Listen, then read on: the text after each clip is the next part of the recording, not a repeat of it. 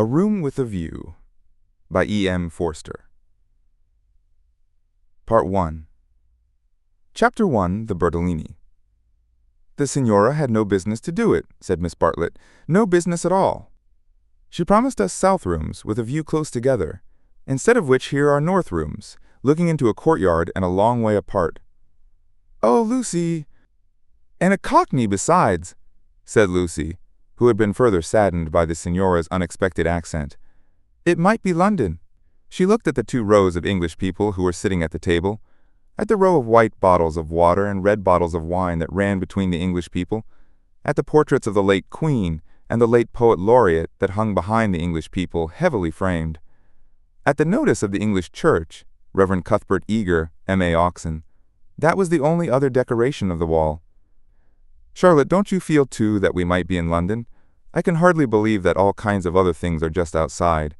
I suppose it is one's being so tired." "This meat has surely been used for soup," said Miss Bartlett, laying down her fork. "I want so to see the Arno. The rooms the Signora promised us in her letter would have looked over the Arno. The Signora had no business to do it at all. Oh, it is a shame." "Any nook does for me," Miss Bartlett continued, "but it does seem hard that you shouldn't have a view." Lucy felt that she had been selfish. "Charlotte, you mustn't spoil me.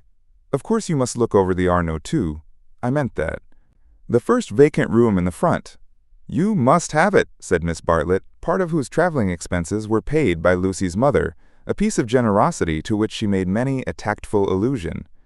"No, no, you must have it." "I insist on it. Your mother would never forgive me, Lucy. She would never forgive me." The ladies' voices grew animated, and, if the sad truth be owned, a little peevish. They were tired, and under the guise of unselfishness they wrangled. Some of their neighbors interchanged glances, and one of them, one of the ill-bred people whom one does meet abroad, leant forward over the table and actually intruded into their argument. He said, "I have a view, I have a view." Miss Bartlett was startled.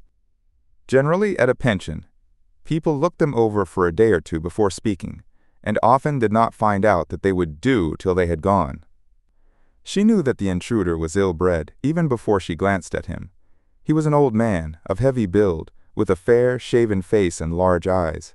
There was something childish in those eyes, though it was not the childishness of senility.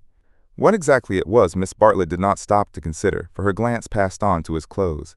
These did not attract her. He was probably trying to become acquainted with them before they got into the swim, so she assumed a dazed expression when he spoke to her, and then said, "A view? Oh, a view. How delightful a view is." "This is my son," said the old man. "His name's George. He has a view too." "Ah," said Miss Bartlett, repressing Lucy, who was about to speak. "What I mean," he continued, "is that you can have our rooms, and we'll have yours. We'll change." The better class of tourist was shocked at this, and sympathized with the newcomers. Miss Bartlett, in reply, opened her mouth as little as possible, and said, "Thank you very much indeed, that is out of the question." "Why?" said the old man, with both fists on the table. "Because it is quite out of the question, thank you." "You see, we don't like to take," began Lucy. Her cousin again repressed her. "But why?" he persisted. "Women like looking at a view. Men don't." And he thumped with his fists like a naughty child, and turned to his son, saying, "George, persuade them."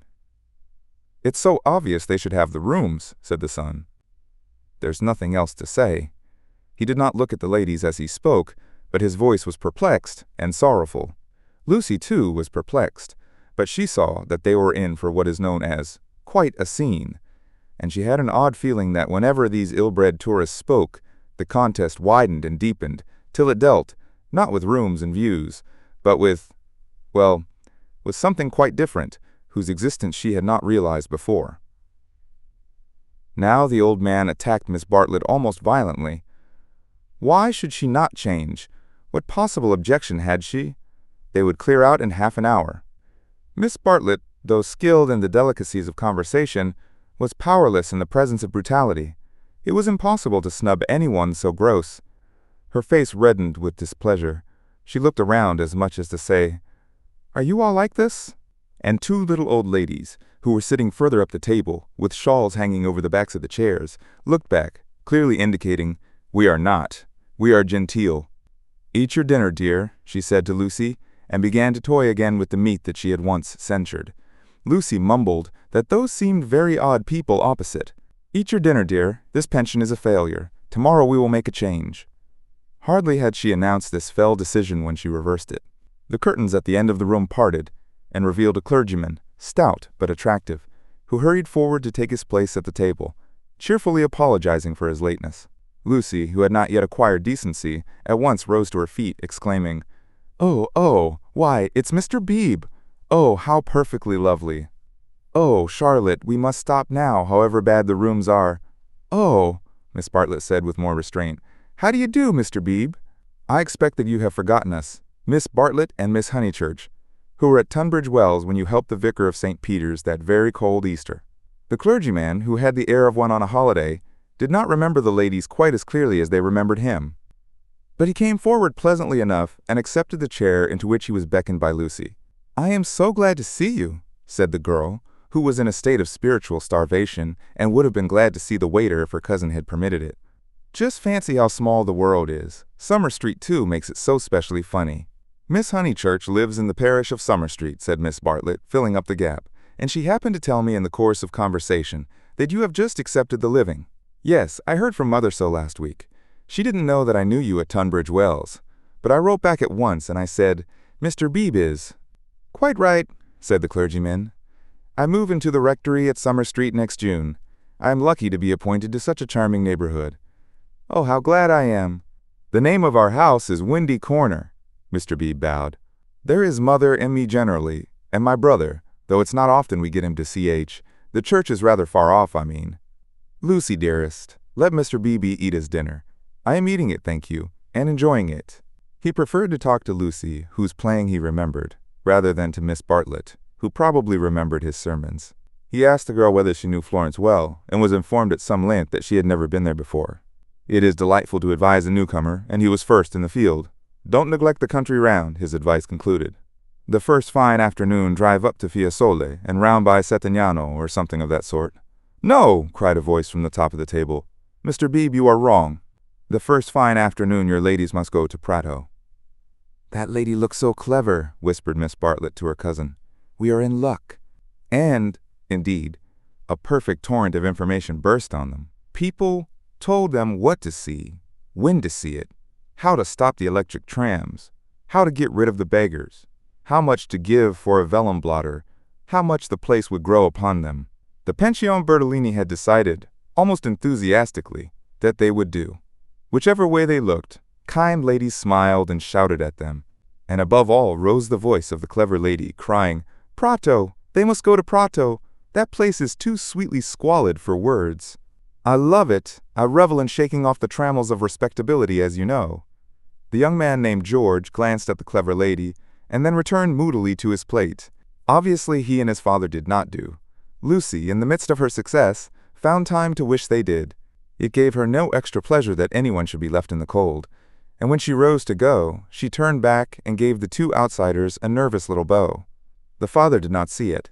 The son acknowledged it, not by another bow, but by raising his eyebrows and smiling. He seemed to be smiling across something. She hastened after her cousin, who had already disappeared through the curtains which smote one in the face, and seemed heavy with more than cloth. Beyond them stood the unreliable Signora, bowing good evening to her guests, and supported by Henry, her little boy, and Victoria, her daughter. It made a curious little scene, this attempt of the Cockney to convey the grace and geniality of the South. And even more curious was the drawing-room, which attempted to rival the solid comfort of a Bloomsbury boarding-house. Was this really Italy? Miss Bartlett was already seated on a tightly stuffed armchair, which had the color and the contours of a tomato. She was talking to Mr. Beebe, and as she spoke, her long, narrow head drove backwards and forwards, slowly, regularly, as though she were demolishing some invisible obstacle. "We are most grateful to you," she was saying. "The first evening means so much. When you arrived, we were in for a peculiarly mauvais quart d'heure." He expressed his regret. "Do you by any chance know the name of an old man who sat opposite us at dinner?" "Emerson. Is he a friend of yours?" "We are friendly, as one is in pensions. Then I will say no more."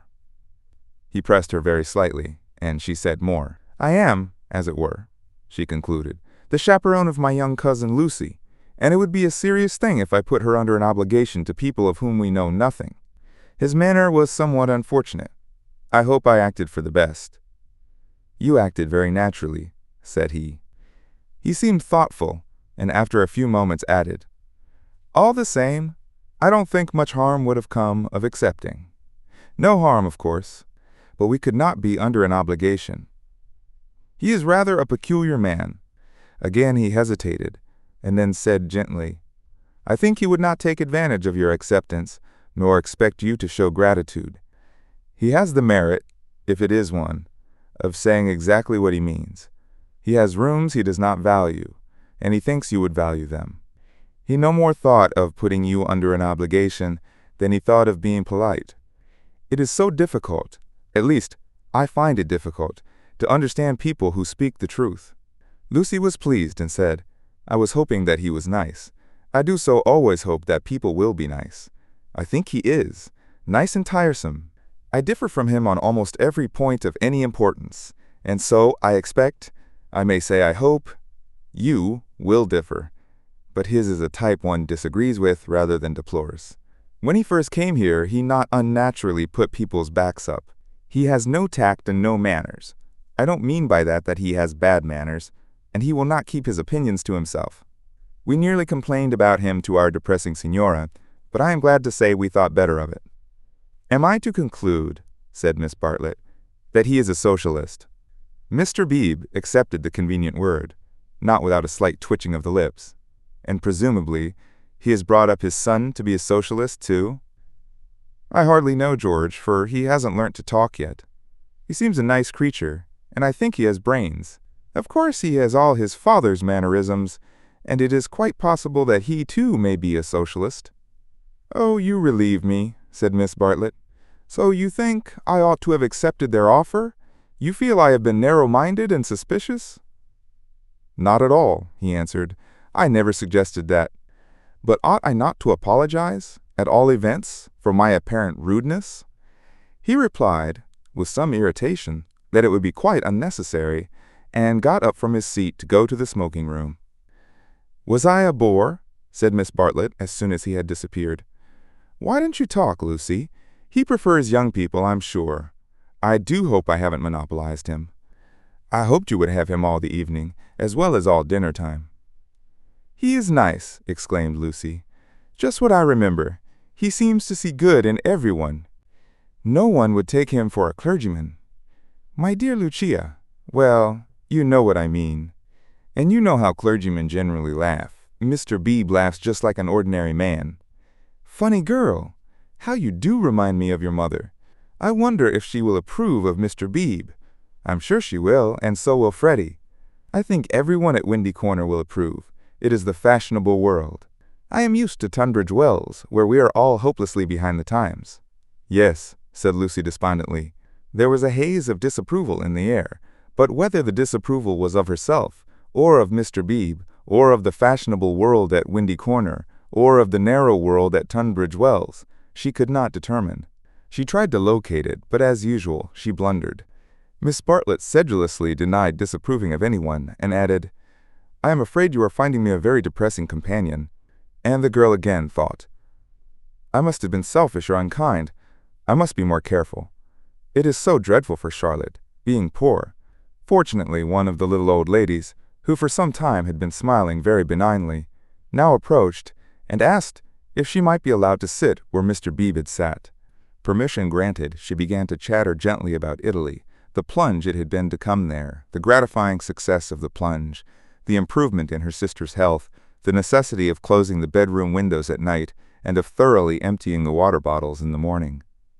She handled her subjects agreeably, and they were, perhaps, more worthy of attention than the high discourse upon Guelphs and Ghibellines which was proceeding tempestuously at the other end of the room.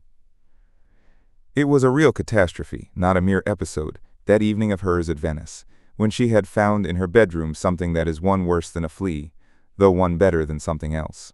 But here you are as safe as in England. Signora Bertolini is so English. "Yet our rooms smell," said poor Lucy, We dread going to bed. Ah, then you look into the court." She sighed. "If only Mr. Emerson was more tactful. We were so sorry for you at dinner." "I think he was meaning to be kind." "Undoubtedly he was," said Miss Bartlett. "Mr. Beebe has just been scolding me for my suspicious nature. Of course, I was holding back on my cousin's account." "Of course," said the little old lady, and they murmured that one could not be too careful with the young girl. Lucy tried to look demure, but could not help feeling a great fool. No one was careful with her at home. Or, at all events, she had not noticed it. "About old Mr. Emerson, I hardly know. No, he is not tactful. Yet, have you ever noticed that there are people who do things which are most indelicate, and yet at the same time, beautiful?" "Beautiful," said Miss Bartlett, puzzled at the word. "Are not beauty and delicacy the same?" "So one would have thought," said the other helplessly. "But things are so difficult, I sometimes think." She proceeded no further into things, for Mr. Beebe reappeared, looking extremely pleasant. "Miss Bartlett," he cried, "it's all right about the rooms, I'm so glad. Mr. Emerson was talking about it in the smoking room, and knowing what I did, I encouraged him to make the offer again. He has let me come and ask you. He would be so pleased." "Oh, Charlotte," cried Lucy to her cousin, "we must have the rooms now. The old man is just as nice and kind as he can be." Miss Bartlett was silent. "I fear," said Mr. Beebe after a pause, "that I have been officious. I must apologize for my interference." Gravely displeased, he turned to go. "Not till then," did Miss Bartlett reply. "My own wishes, dearest Lucy, are unimportant in comparison with yours. It would be hard indeed if I stopped you doing as you liked at Florence, when I am only here through your kindness. If you wish me to turn these gentlemen out of their rooms, I will do it." "Would you then, Mr. Beebe, kindly tell Mr. Emerson that I accept his kind offer, and then conduct him to me, in order that I may thank him personally?" She raised her voice as she spoke. It was heard all over the drawing-room, and silenced the Guelphs and the Ghibellines. The clergyman, inwardly cursing the female sex, bowed, and departed with her message. "Remember, Lucy, I alone am implicated in this. I do not wish the acceptance to come from you. Grant me that, at all events." Mr. Beebe was back, saying rather nervously, "Mr. Emerson is engaged, but here is his son instead." The young man gazed down on the three ladies, who felt seated on the floor, so low were their chairs. "My father," he said, "is in his bath, so you cannot thank him personally. But any message given by you to me will be given by me to him, as soon as he comes out." Miss Bartlett was unequal to the bath. All her barbed civilities came forth wrong, and first. Young Mr. Emerson scored a notable triumph to the delight of Mr. Beebe and to the secret delight of Lucy. "Poor young man," said Miss Bartlett as soon as he had gone. "How angry he is with his father about the rooms. It is all he can do to keep polite." "In half an hour or so your rooms will be ready," said Mr. Beebe. Then, looking rather thoughtfully at the two cousins, he retired to his own rooms to write up his philosophic diary. "Oh, dear," breathed the little old lady, and shuddered as if all the winds of heaven had entered the apartment. "Gentlemen sometimes do not realize." Her voice faded away, but Miss Bartlett seemed to understand, and a conversation developed, in which gentlemen who did not thoroughly realize played a principal part. Lucy, not realizing either, was reduced to literature.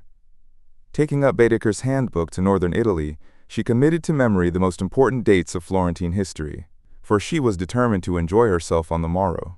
Thus the half-hour crept profitably away, and at last Miss Bartlett rose with a sigh and said, "I think one might venture now. No, Lucy, do not stir. I will superintend the move." "How you do everything," said Lucy. "Naturally, dear, it is my affair. But I would like to help you." "No, dear, Charlotte's energy, and her unselfishness." She had been thus all her life, but really, on this Italian tour, she was surpassing herself. So Lucy felt, or strove to feel. And yet, there was a rebellious spirit in her which wondered whether the acceptance might not have been less delicate and more beautiful. At all events, she entered her own room without any feeling of joy. "I want to explain," said Miss Bartlett, "why it is that I have taken the largest room. Naturally, of course, I should have given it to you, but I happen to know that it belongs to the young man, and I was sure your mother would not like it." Lucy was bewildered. "If you are to accept a favor, It is more suitable you should be under an obligation to his father than to him. I am a woman of the world, in my small way, and I know where things lead to. However, Mr. Beebe is a guarantee of a sort that they will not presume on this." "Mother wouldn't mind, I'm sure," said Lucy, but again had the sense of larger and unsuspected issues. Miss Bartlett only sighed, and enveloped her in a protecting embrace as she wished her good night. It gave Lucy the sensation of a fog, and when she reached her own room, she opened the window and breathed the clean night air, thinking of the kind old man who had enabled her to see the lights dancing in the Arno and the cypresses of San Miniato, and the foothills of the Apennines, black against the rising moon.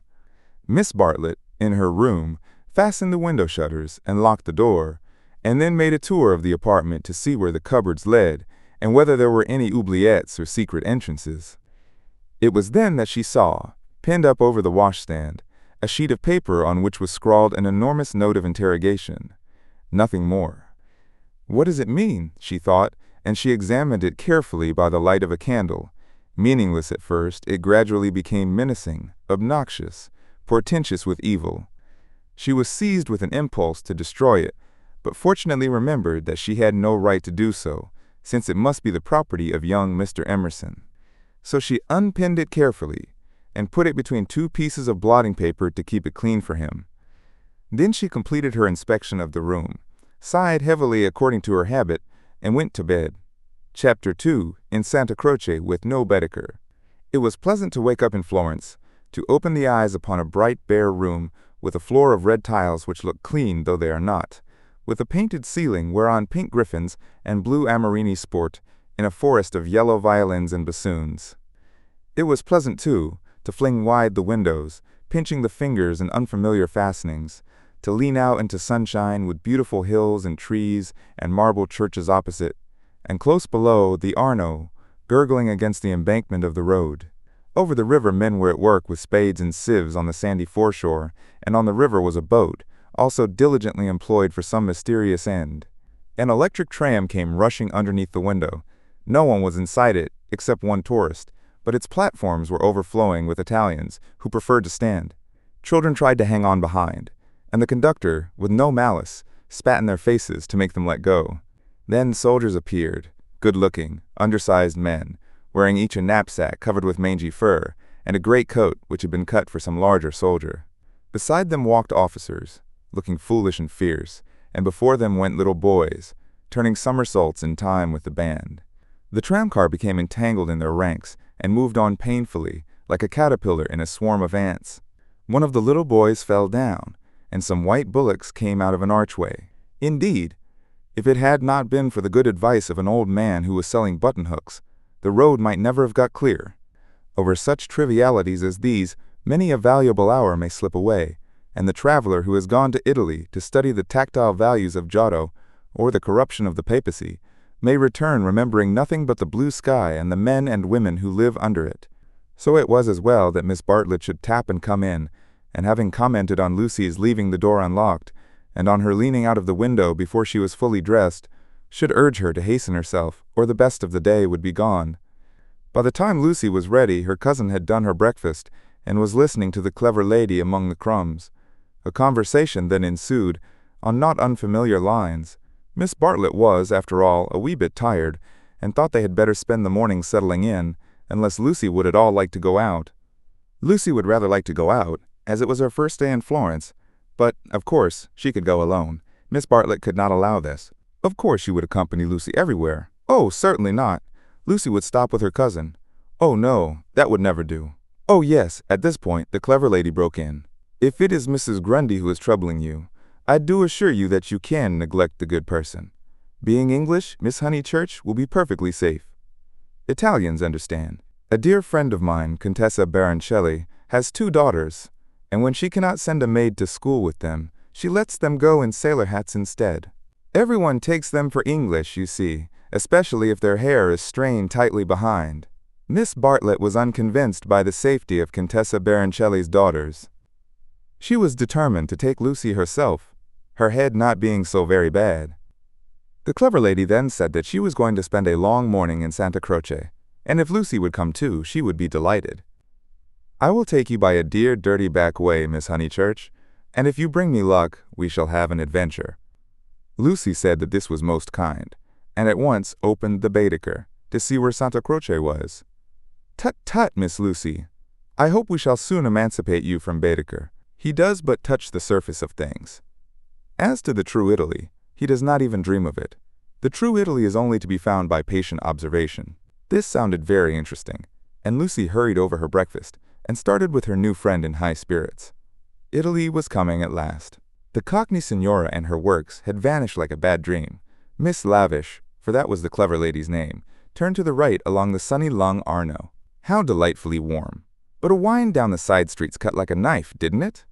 Ponte alle Grazie, particularly interesting, mentioned by Dante. San Miniato, beautiful as well as interesting. The crucifix that kissed a murderer. Miss Honeychurch would remember the story. The men on the river were fishing. Untrue, but then so is most information.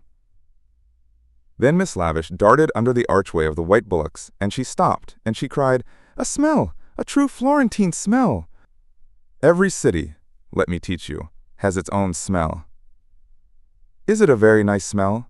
said Lucy, who had inherited from her mother a distaste to dirt. "One doesn't come to Italy for niceness," was the retort. "One comes for life.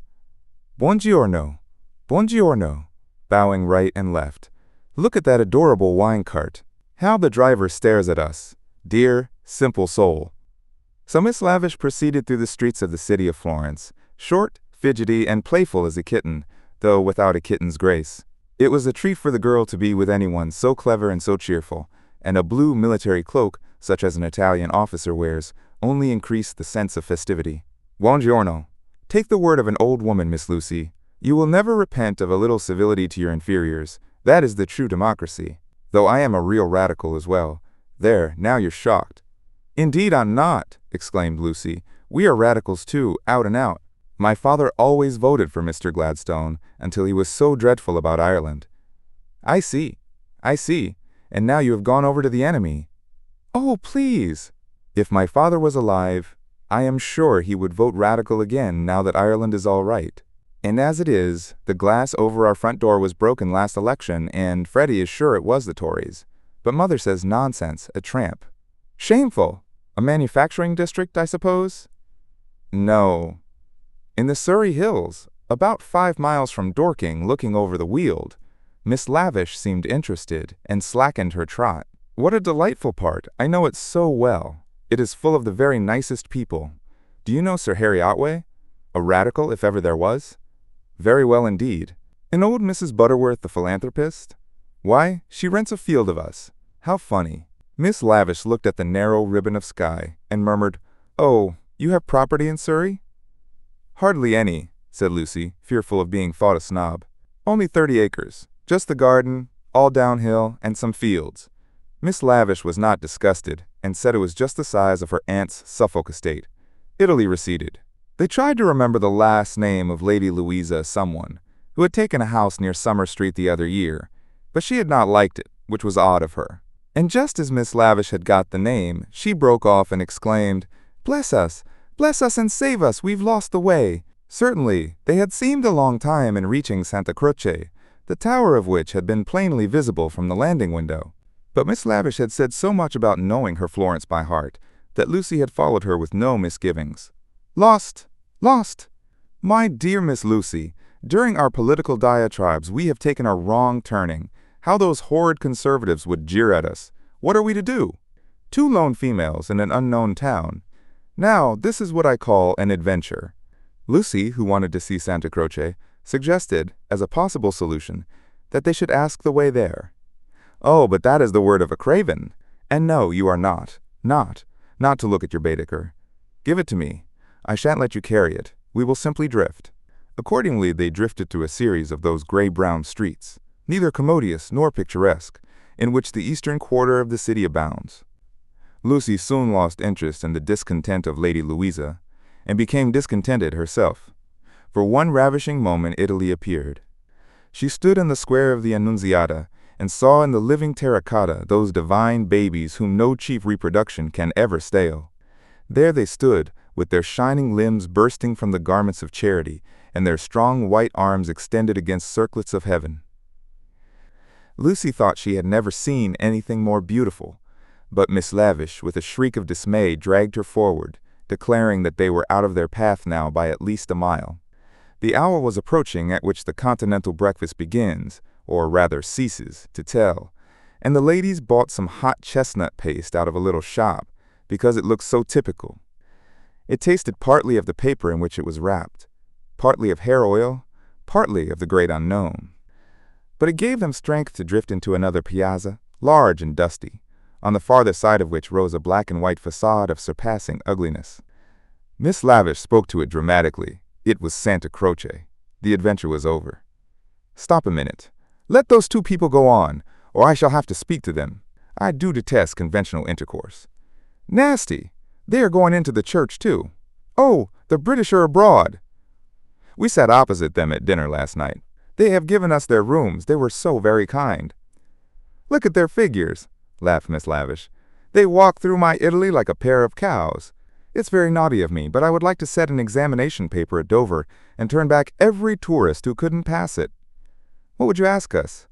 Miss Lavish laid her hand pleasantly on Lucy's arm, as if to suggest that she, at all events, would get full marks. In this exalted mood, they reached the steps of the great church and were about to enter it when Miss Lavish stopped, squeaked, flung up her arms, and cried, "There goes my local color box! I must have a word with him." And in a moment she was away over the piazza, her military cloak flapping in the wind, nor did she slacken speed till she caught up an old man with white whiskers and nipped him playfully upon the arm. Lucy waited for nearly 10 minutes. Then she began to get tired. The beggars worried her, the dust blew in her eyes, and she remembered that a young girl ought not to loiter in public places. She descended slowly into the piazza with the intention of rejoining Miss Lavish, who was really almost too original. But at that moment Miss Lavish and her local color box moved also, and disappeared down a side street, both gesticulating largely. Tears of indignation came to Lucy's eyes, partly because Miss Lavish had jilted her, partly because she had taken her Baedeker. How could she find her way home? How could she find her way about in Santa Croce? Her first morning was ruined, and she might never be in Florence again. A few minutes ago she had been all high spirits, talking as a woman of culture, and half persuading herself that she was full of originality. Now she entered the church depressed and humiliated, not even able to remember whether it was built by the Franciscans or the Dominicans. Of course it must be a wonderful building, but how like a barn, and how very cold. Of course, it contained frescoes by Giotto, in the presence of whose tactile values she was capable of feeling what was proper. But who was to tell her which they were? She walked about disdainfully, unwilling to be enthusiastic over monuments of uncertain authorship or date. There was no one even to tell her which, of all the sepulchral slabs that paved the nave and transepts, was the one that was really beautiful, the one that had been most praised by Mr. Ruskin. Then the pernicious charm of Italy worked on her, and instead of acquiring information, she began to be happy. She puzzled out the Italian notices, the notices that forbade people to introduce dogs into the church, the notice that prayed people, in the interest of health and out of respect to the sacred edifice in which they found themselves, not to spit. She watched the tourists. Their noses were as red as their Baedekers, so cold was Santa Croce. She beheld the horrible fate that overtook 3 papists, 2 he-babies and a she-baby, who began their career by sousing each other with the holy water, and then proceeded to the Machiavelli Memorial, dripping but hallowed. Advancing towards it very slowly and from immense distances, they touched the stone with their fingers, with their handkerchiefs, with their heads, and then retreated. What could this mean? They did it again and again. Then Lucy realized that they had mistaken Machiavelli for some saint, hoping to acquire virtue. Punishment followed quickly. The smallest he-baby stumbled over one of the sepulchral slabs, so much admired by Mr. Ruskin, and entangled his feet in the features of a recumbent bishop. Protestant as she was, Lucy darted forward. She was too late. He fell heavily upon the prelate's upturned toes. "Hateful bishop!" exclaimed the voice of old Mr. Emerson, who had darted forward also. "Hard in life, hard in death. Go out into the sunshine, little boy, and kiss your hand to the sun, for that is where you ought to be. Intolerable bishop!" The child screamed frantically at these words, and at these dreadful people who picked him up, dusted him, rubbed his bruises, and told him not to be superstitious. "Look at him," said Mr. Emerson to Lucy. "Here's a mess. A baby hurt, cold, and frightened, but what else can you expect from a church? The child's legs had become as melting wax. Each time that old Mr. Emerson and Lucy set it erect, it collapsed with a roar. Fortunately, an Italian lady, who ought to have been saying her prayers, came to the rescue. By some mysterious virtue, which mothers alone possess, she stiffened the little boy's backbone and imparted strength to his knees. He stood. Still gibbering with agitation, he walked away. "You are a clever woman," said Mr. Emerson. "You have done more than all the relics in the world. I am not of your creed, but I do believe in those who make their fellow creatures happy. There is no scheme of the universe." He paused for a phrase. "Niente," said the Italian lady, and returned to her prayers. "I'm not sure she understands English," suggested Lucy. In her chastened mood, she no longer despised the Emersons. She was determined to be gracious to them, beautiful rather than delicate, and, if possible, to erase Miss Bartlett's civility by some gracious reference to the pleasant rooms. "That woman understands everything," was Mr. Emerson's reply. "But what are you doing here? Are you doing the church? Are you through with the church?" "No," cried Lucy, remembering her grievance. "I came here with Miss Lavish, who was to explain everything, and just by the door, it is too bad, she simply ran away, and after waiting quite a time, I had to come in by myself." "Why shouldn't you?" said Mr. Emerson. "Yes, why shouldn't you come by yourself?" said the son, addressing the young lady for the first time. "But Miss Lavish has even taken away Baedeker." "Baedeker?" said Mr. Emerson. "I'm glad it's that you minded. It's worth minding. The loss of a Baedeker. That's worth minding." Lucy was puzzled. She was again conscious of some new idea, and was not sure whither it would lead her. "If you've no Baedeker," said the son, "you'd better join us." Was this where the idea would lead? She took refuge in her dignity. "Thank you very much, but I could not think of that. I hope you do not suppose that I came to join on to you. I really came to help with the child, and to thank you for so kindly giving us your rooms last night. I hope that you have not been put to any great inconvenience." "My dear," said the old man gently, "I think that you are repeating what you have heard older people say. You are pretending to be touchy, but you are not really. Stop being so tiresome, and tell me instead what part of the church you want to see. To take you to it will be a real pleasure." Now this was abominably impertinent, and she ought to have been furious. But it is sometimes as difficult to lose one's temper as it is difficult at other times to keep it. Lucy could not get cross. Mr. Emerson was an old man, and surely a girl might humor him. On the other hand, his son was a young man, and she felt that a girl ought to be offended with him, or at all events be offended before him.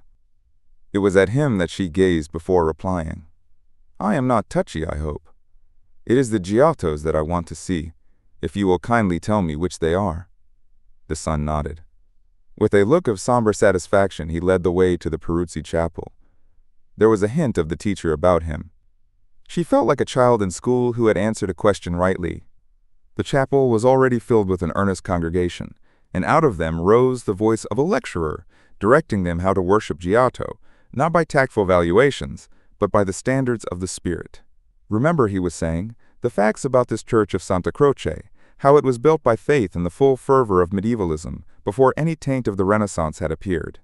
Observe how Giotto in these frescoes, now, unhappily, ruined by restoration, is untroubled by the snares of anatomy and perspective. Could anything be more majestic, more pathetic, beautiful, true? How little, we feel, avails knowledge and technical cleverness against a man who truly feels." "No," exclaimed Mr. Emerson, in much too loud a voice for church. "Remember nothing of the sort. Built by faith indeed. That simply means the workmen weren't paid properly. And as for the frescoes, I see no truth in them. Look at that fat man in blue. He must weigh as much as I do, and he is shooting into the sky like an air balloon." He was referring to the fresco of the Ascension of St. John. Inside, the lecturer's voice faltered, as well it might. The audience shifted uneasily, and so did Lucy. She was sure that she ought not to be with these men, but they had cast a spell over her. They were so serious and so strange that she could not remember how to behave. Now, did this happen, or didn't it? Yes or no? George replied, "It happened like this, if it happened at all. I would rather go up to heaven by myself than be pushed by cherubs, and if I got there, I should like my friends to lean out of it, just as they do here. You will never go up, said his father. You and I, dear boy, will lie at peace in the earth that bore us, and our names will disappear as surely as our work survives. Some of the people can only see the empty grave, not the saint, whoever he is, going up. It did happen like that, if it happened at all. Pardon me, said a frigid voice. The chapel is somewhat small for 2 parties. We will incommode you no longer. The lecturer was a clergyman, and his audience must be also his flock, for they held prayer books as well as guidebooks in their hands. They filed out of the chapel in silence. Amongst them were the 2 little old ladies of the pension Bertolini, Miss Teresa and Miss Catherine Allen. Stop, cried Mr. Emerson. There's plenty of room for us all. Stop. The procession disappeared without a word. Soon the lecturer could be heard in the next chapel, describing the life of St. Francis. George, I do believe that clergyman is the Brixton curate. George went into the next chapel and returned, saying, Perhaps he is. I don't remember. Then I had better speak to him and remind him who I am. It's that Mr. Eager. Why did he go? Did we talk too loud? How vexatious. I shall go and say we are sorry. Hadn't I better? Then perhaps he will come back. He will not come back, said George. But Mr. Emerson, contrite and unhappy, hurried away to apologize to the Reverend Cuthbert Eager. Lucy, apparently absorbed in a lunette, could hear the lecture again interrupted. The anxious, aggressive voice of the old man, the curt, injured replies of his opponent. The son, who took every little contretemps as if it were a tragedy, was listening also. My father has that effect on nearly everyone, he informed her. He will try to be kind. I hope we all try, said she, smiling nervously, because we think it improves our characters. But he is kind to people because he loves them, and they find him out, and are offended or frightened. How silly of them, said Lucy, though in her heart she sympathized. I think that a kind action done tactfully. Tact! He threw up his head in disdain. Apparently, she had given the wrong answer. She watched the singular creature pace up and down the chapel. For a young man, his face was rugged, and, until the shadows fell upon it, hard. Enshadowed, it sprang into tenderness. She saw him once again at Rome on the ceiling of the Sistine Chapel, carrying a burden of acorns. Healthy and muscular, he yet gave her the feeling of grayness, of tragedy that might only find solution in the night. The feeling soon passed. It was unlike her to have entertained anything so subtle. Born of silence and of unknown emotion, it passed when Mr. Emerson returned, and she could re-enter the world of rapid talk, which was alone familiar to her. Were you snubbed? Asked his son tranquilly. But we have spoilt the pleasure of I don't know how many people. They won't come back. Full of innate sympathy, quickness to perceive good in others, vision of the brotherhood of man. Scraps of the lecture on St. Francis came floating round the partition wall. Don't let us spoil yours, he continued to Lucy. Have you looked at those saints? Yes, said Lucy, they are lovely. Do you know which is the tombstone that is praised in Ruskin? He did not know, and suggested that they should try to guess it. George, rather to her relief, refused to move, and she and the old man wandered not unpleasantly about Santa Croce, which, though it is like a barn, has harvested many beautiful things inside its walls. There were also beggars to avoid, and guides to dodge round the pillars, and an old lady with her dog, and here and there a priest modestly edging to his mass through the groups of tourists. But Mr. Emerson was only half interested. He watched the lecturer, whose success he believed he had impaired, and then he anxiously watched his son. Why will he look at that fresco, he said uneasily. I saw nothing in it. I like Giotto, she replied. It is so wonderful what they say about his tactile values. Though I like things like the Della Robbia babies better. So you ought. A baby is worth a dozen saints, and my baby's worth the whole of paradise, and as far as I can see, he lives in hell. Lucy again felt that this did not do. In hell, he repeated, he's unhappy. Oh dear, said Lucy, how can he be unhappy when he is strong and alive? What more is one to give him? And think how he has been brought up, free from all the superstition and ignorance that lead men to hate one another in the name of God. With such an education as that, I thought he was bound to grow up happy. She was no theologian, but she felt that here was a very foolish old man, as well as a very irreligious one. She also felt that her mother might not like her talking to that kind of person, and that Charlotte would object most strongly. "What are we to do with him?" he asked.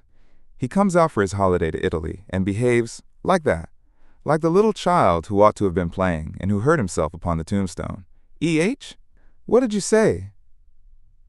Lucy had made no suggestion. Suddenly he said, "Now don't be stupid over this.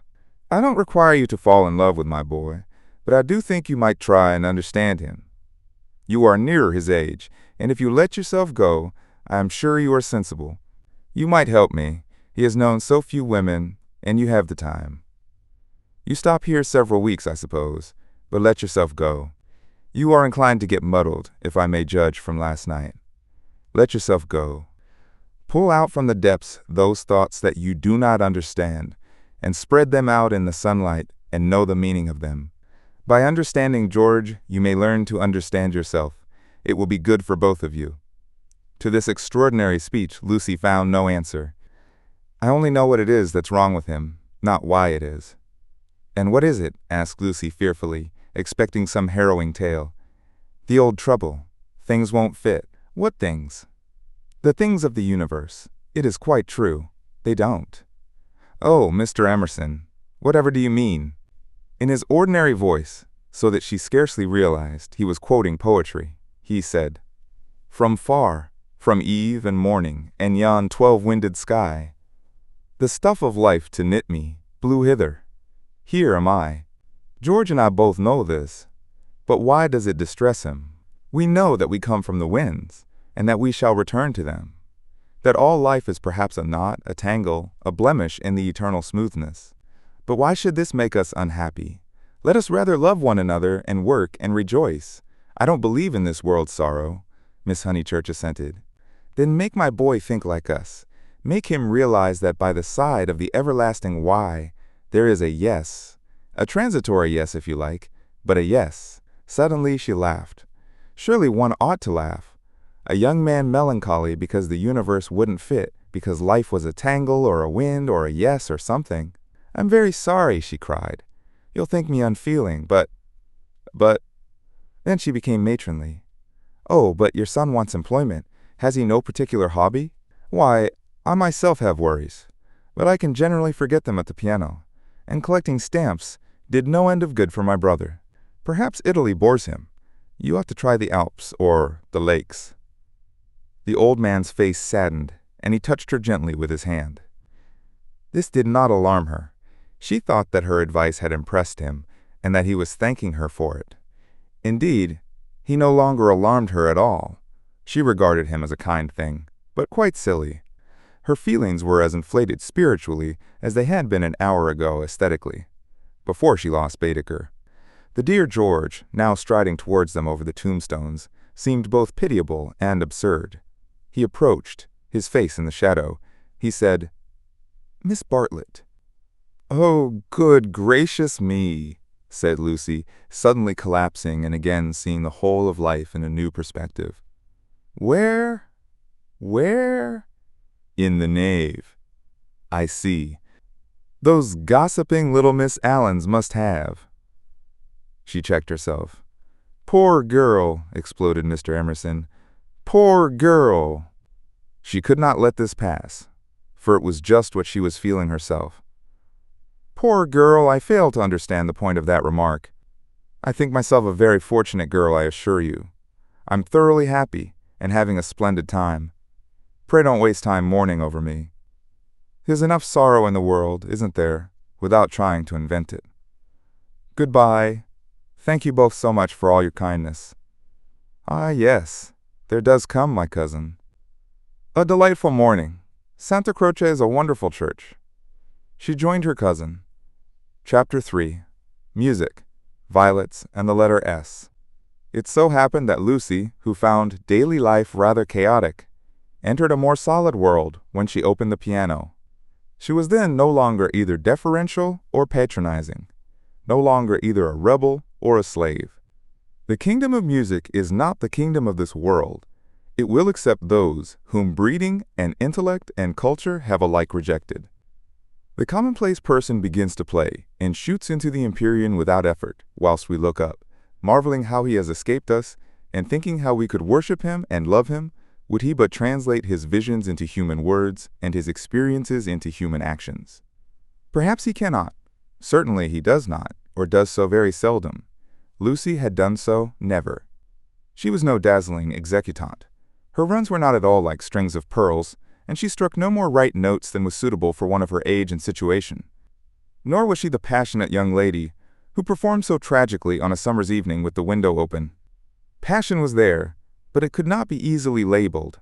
It slipped between love and hatred and jealousy and all the furniture of the pictorial style. And she was tragical only in the sense that she was great, for she loved to play on the side of victory. Victory of what and over what?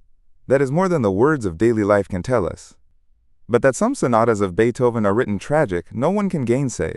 Yet they can triumph or despair as the player decides, and Lucy had decided that they should triumph. A very wet afternoon at the Bertolini permitted her to do the thing she really liked, and after lunch she opened the little draped piano. A few people lingered round and praised her playing, but finding that she made no reply, dispersed to their rooms to write up their diaries or to sleep. She took no notice of Mr. Emerson looking for his son, nor of Miss Bartlett looking for Miss Lavish, nor of Miss Lavish looking for her cigarette case. Like every true performer, she was intoxicated by the mere feel of the notes. They were fingers caressing her own, and by touch, not by sound alone, did she come to her desire. Mr. Beebe, sitting unnoticed in the window, pondered this illogical element in Miss Honeychurch, and recalled the occasion at Tunbridge Wells when he had discovered it. It was at one of those entertainments where the upper classes entertained the lower. The seats were filled with a respectful audience, and the ladies and gentlemen of the parish, under the auspices of their vicar, sang or recited or imitated the drawing of a champagne cork.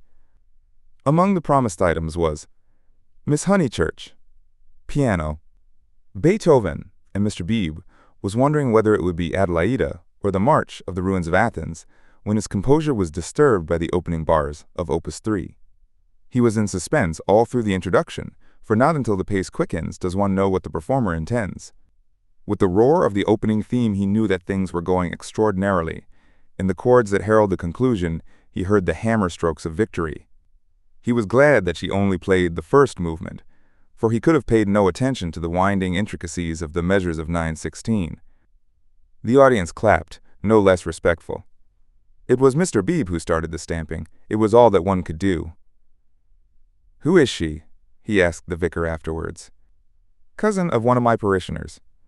I do not consider her choice of a piece happy. Beethoven is so usually simple and direct in his appeal that it is sheer perversity to choose a thing like that, which, if anything, disturbs. Introduce me." "She will be delighted. She and Miss Bartlett are full of the praises of your sermon." "My sermon!" cried Mr. Beebe. "Why ever did she listen to it?" When he was introduced, he understood why, for Miss Honeychurch, disjoined from her music stool, was only a young lady with a quantity of dark hair and a very pretty, pale, undeveloped face. She loved going to concerts, she loved stopping with her cousin, she loved iced coffee and meringues. He did not doubt that she loved his sermon also. But before he left Tunbridge Wells, he made a remark to the vicar, which he now made to Lucy herself, when she closed the little piano and moved dreamily towards him. "If Miss Honeychurch ever takes to live as she plays, it will be very exciting both for us and for her." Lucy at once re-entered daily life. "Oh, what a funny thing. Someone said just the same to Mother, and she said she trusted I should never live a duet. Doesn't Mrs. Honeychurch like music? She doesn't mind it. But she doesn't like one to get excited over anything. She thinks I am silly about it. She thinks I can't make out. Once, I said that I like my own playing better than anyone's. She has never got over it. Of course, I didn't mean that I played well. I only meant—" "Of course," said he, wondering why she bothered to explain. "Music," said Lucy, as if attempting some generality. She could not complete it, and looked out absently upon Italy in the wet. The whole life of the South was disorganized, and the most graceful nation in Europe had turned into formless lumps of clothes. The street and the river were dirty yellow, the bridge was dirty gray, and the hills were dirty purple. Somewhere in their folds were concealed Miss Lavish and Miss Bartlett, who had chosen this afternoon to visit the Torre del Gallo. "What about music?" said Mr. Beebe. "Poor Charlotte will be sopped," was Lucy's reply. The expedition was typical of Miss Bartlett, who would return cold, tired, hungry, and angelic, with a ruined skirt, a pulpy Baedeker, and a tickling cough in her throat.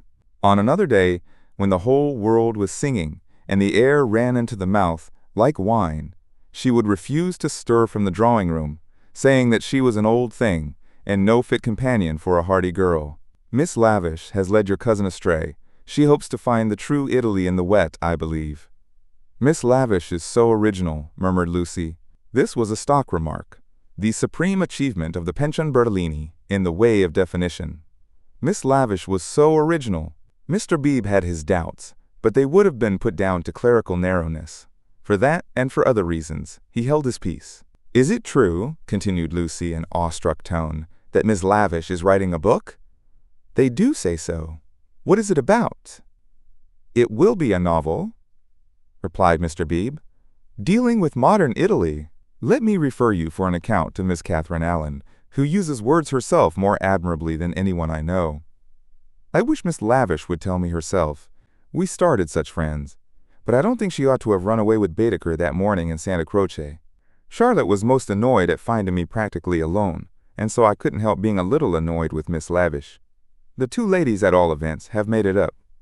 He was interested in the sudden friendship between women so apparently dissimilar as Miss Bartlett and Miss Lavish. They were always in each other's company, with Lucy a slighted third. Miss Lavish he believed he understood, but Miss Bartlett might reveal unknown depths of strangeness, though not perhaps of meaning. Was Italy deflecting her from the path of prim chaperone which he had assigned to her at Tunbridge Wells? All his life he had loved to study maiden ladies. They were his specialty, and his profession had provided him with ample opportunities for the work. Girls like Lucy were charming to look at, but Mr. Beebe was, from rather profound reasons, somewhat chilly in his attitude towards the other sex, and preferred to be interested rather than enthralled. Lucy, for the third time, said that poor Charlotte would be sopped. The Arno was rising in flood, washing away the traces of the little carts upon the foreshore, but in the southwest there had appeared a dull haze of yellow, which might mean better weather if it did not mean worse. She opened the window to inspect, and a cold blast entered the room, drawing a plaintive cry from Miss Catherine Allen, who entered at the same moment by the door. "Oh, dear Miss Honeychurch, you will catch a chill, and Mr. Beebe here besides. Who would suppose this is Italy? There's my sister actually nursing the hot water can. No comforts or proper provisions."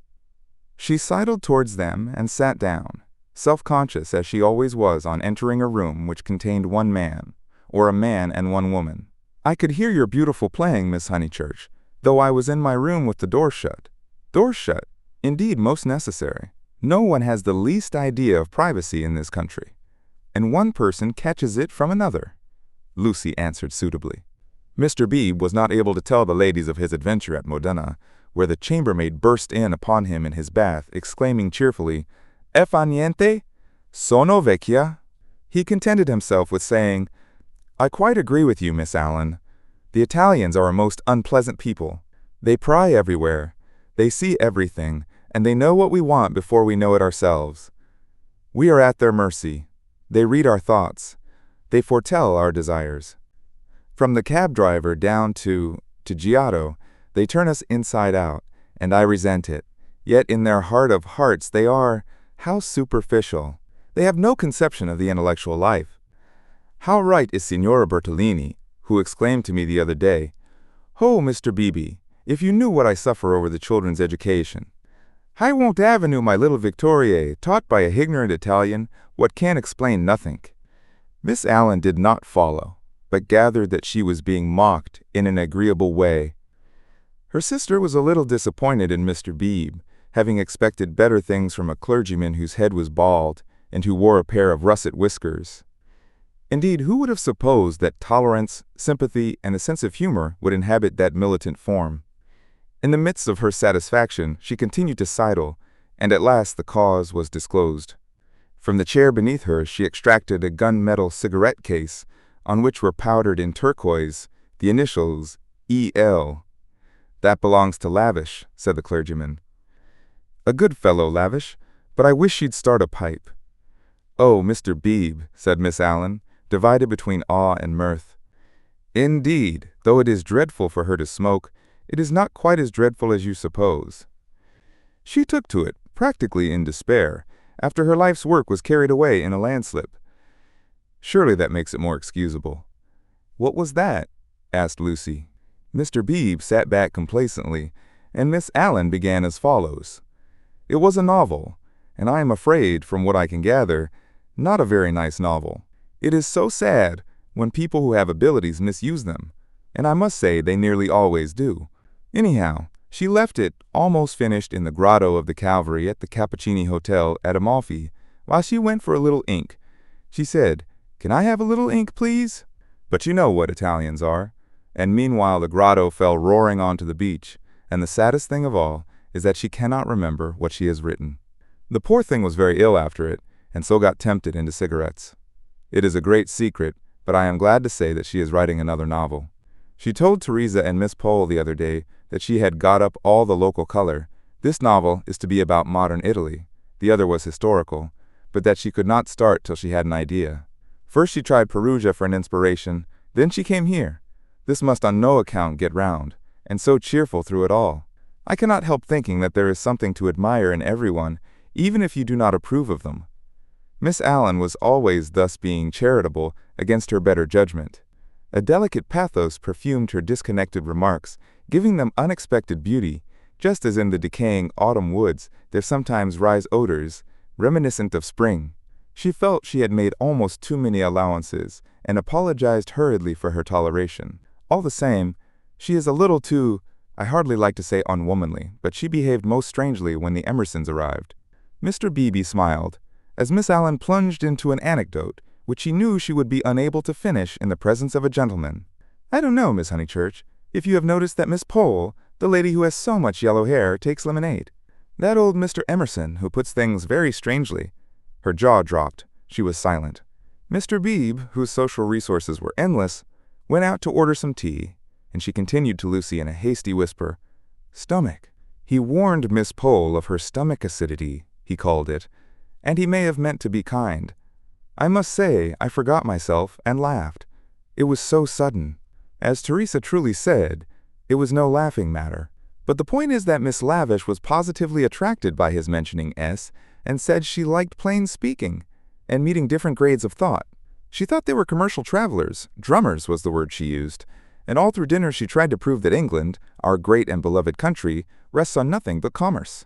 Teresa was very much annoyed, and left the table before the cheese, saying as she did so, "There, Miss Lavish, is one who can confute you better than I," and pointed to that beautiful picture of Lord Tennyson. Then Miss Lavish said, "Tut, the early Victorians. Just imagine, tut, the early Victorians." My sister had gone, and I felt bound to speak. I said, "Miss Lavish, I am an early Victorian. At least, that is to say, I will hear no breath of censure against our dear Queen." It was horrible speaking. I reminded her how the Queen had been to Ireland when she did not want to go, and I must say she was dumbfounded, and made no reply. But unluckily, Mr. Emerson overheard this part, and called in his deep voice, "Quite so, quite so. I honor the woman for her Irish visit." The woman. I tell things so badly. But you see what a tangle we were in by this time, all on account of S having been mentioned in the first place. But that was not all. After dinner, Miss Lavish actually came up and said, "Miss Allen, I am going into the smoking room to talk to those two nice men. Come too." Needless to say, I refused such an unsuitable invitation, and she had the impertinence to tell me that it would broaden my ideas, and said that she had 4 brothers, all university men, except one who was in the army, who always made a point of talking to commercial travelers. "Let me finish the story," said Mr. Beebe, who had returned. "Miss Lavish tried Miss Pole, myself, everyone, and finally said, 'I shall go alone.' She went. At the end of 5 minutes she returned unobtrusively with a green baize board, and began playing Patience. "Whatever happened?" cried Lucy. "No one knows. No one will ever know. Miss Lavish will never dare to tell, and Mr. Emerson does not think it worth telling." "Mr. Beebe, old Mr. Emerson, is he nice or not nice? I do so want to know." Mr. Beebe laughed and suggested that she should settle the question for herself. "No, but it is so difficult. Sometimes he is so silly, and then I do not mind him. Miss Allen, what do you think? Is he nice?" The little old lady shook her head and sighed disapprovingly. Mr. Beebe, whom the conversation amused, stirred her up by saying, "I consider that you are bound to class him as nice, Miss Allen, after that business of the violets. Violets? Oh dear, who told you about the violets? How do things get round? A pension is a bad place for gossips. No, I cannot forget how they behaved at Mr. Eager's lecture at Santa Croce. Oh, poor Miss Honeychurch. It really was too bad. No, I have quite changed.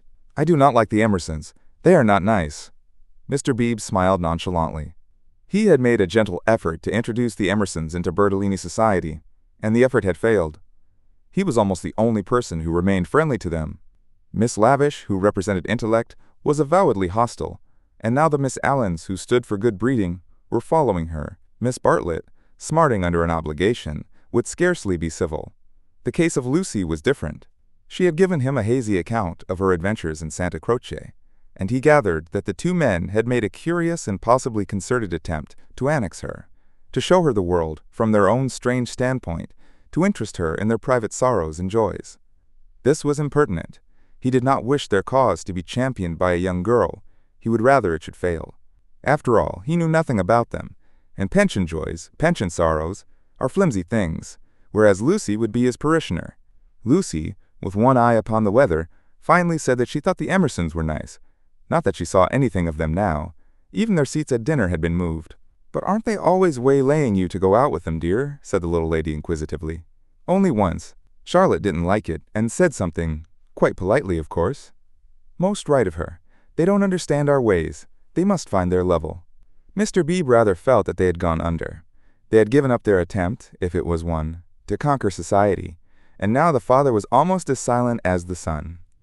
He wondered whether he would not plan a pleasant day for these folk before they left. Some expedition, perhaps, with Lucy well chaperoned to be nice to them. It was one of Mr. Beebe's chief pleasures to provide people with happy memories. Evening approached while they chatted. The air became brighter. The colors on the trees and hills were purified, and the Arno lost its muddy solidity and began to twinkle. There were a few streaks of bluish-green among the clouds, a few patches of watery light upon the earth, and then the dripping facade of San Miniato shone brilliantly in the declining sun. "Too late to go out," said Miss Allen in a voice of relief. "All the galleries are shut." "I think I shall go out," said Lucy. "I want to go round the town in a circular tram, on the platform by the driver." Her two companions looked grave. Mr. Beebe, who felt responsible for her in the absence of Miss Bartlett, ventured to say, "I wish we could. Unluckily, I have letters. If you do want to go out alone, won't you be better on your feet?"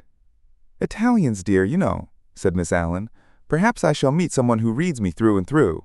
But they still looked disapproval, and she so far conceded to Mr. Beebe as to say that she would only go for a little walk and keep to the street frequented by tourists.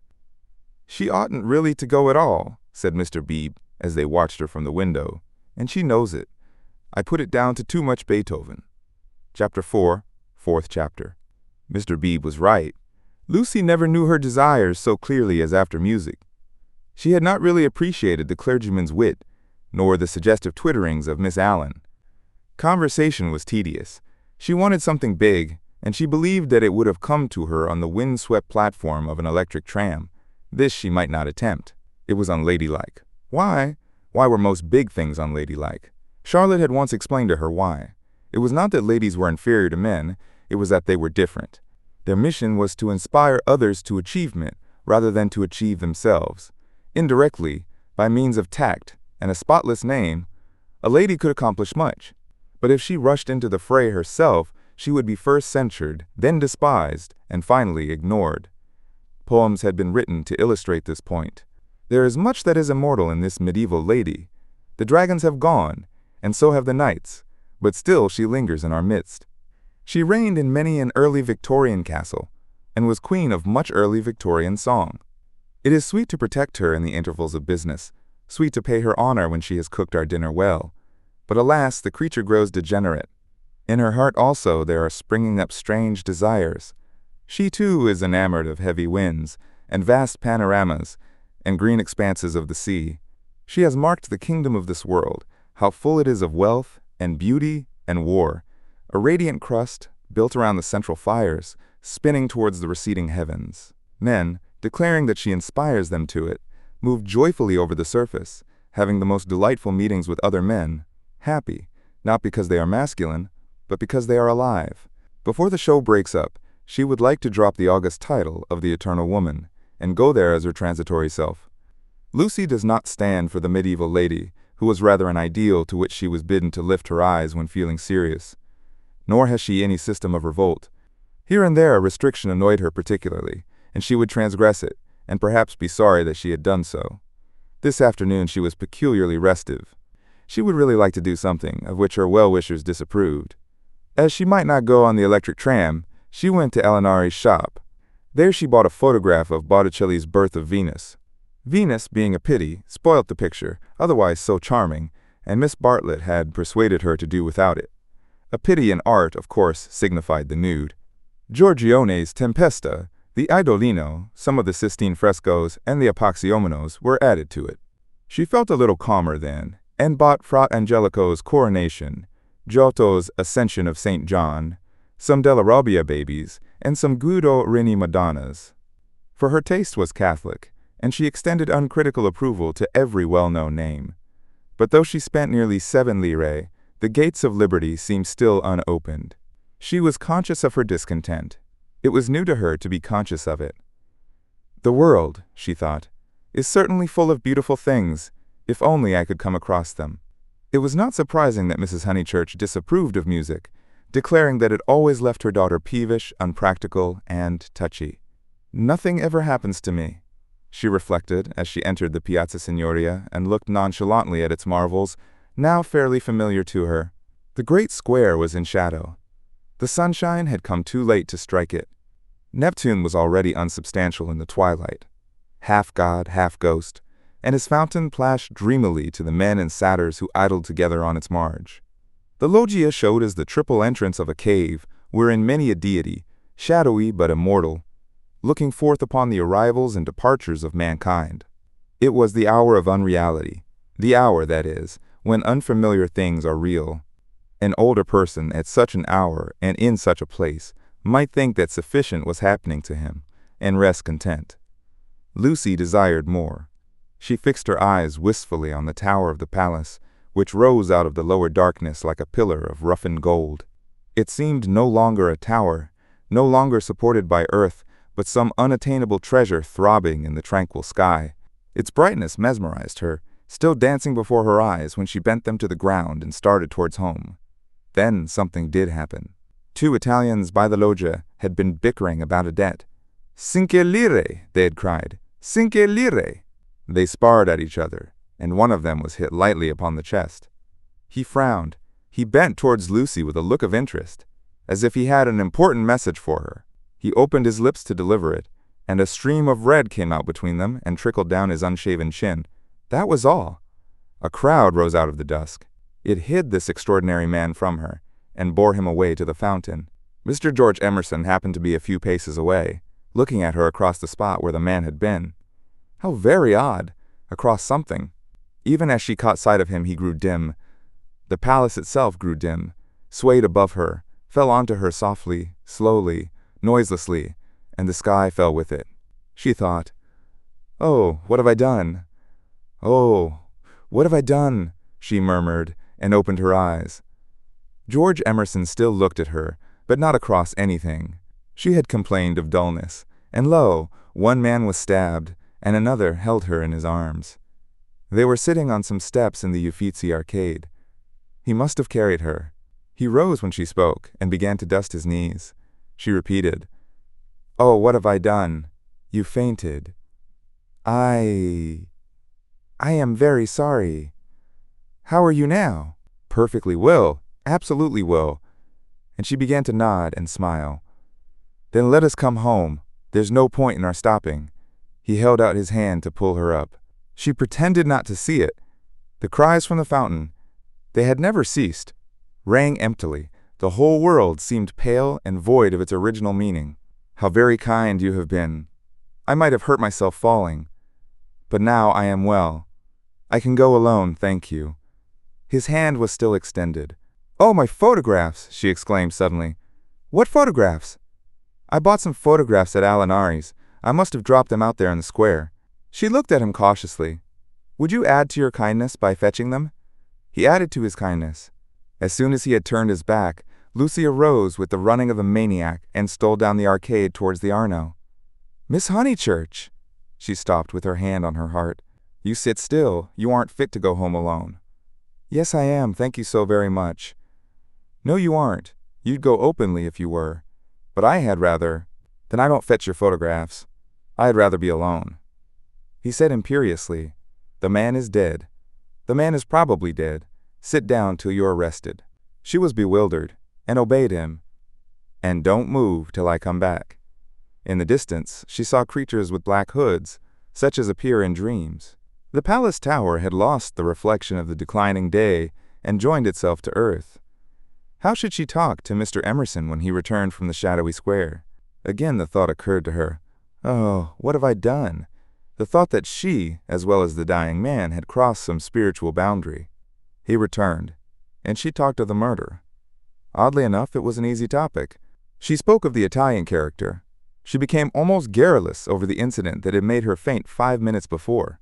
Being strong physically, she soon overcame the horror of blood. She rose without his assistance, and though wings seemed to flutter inside her, she walked firmly enough towards the Arno.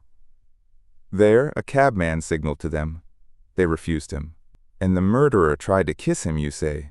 How very odd Italians are, and gave himself up to the police. Mr. Beebe was saying that Italians know everything, but I think they are rather childish. When my cousin and I were at the Pitti yesterday— What was that? He had thrown something into the stream. What did you throw in? Things I didn't want, he said crossly. Mr. Emerson. Well? Where are the photographs? He was silent. I believe it was my photographs that you threw away. I didn't know what to do with them, he cried, and his voice was that of an anxious boy. Her heart warmed towards him for the first time.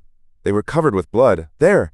I'm glad I've told you. And all the time we were making conversation, I was wondering what to do with them. He pointed downstream.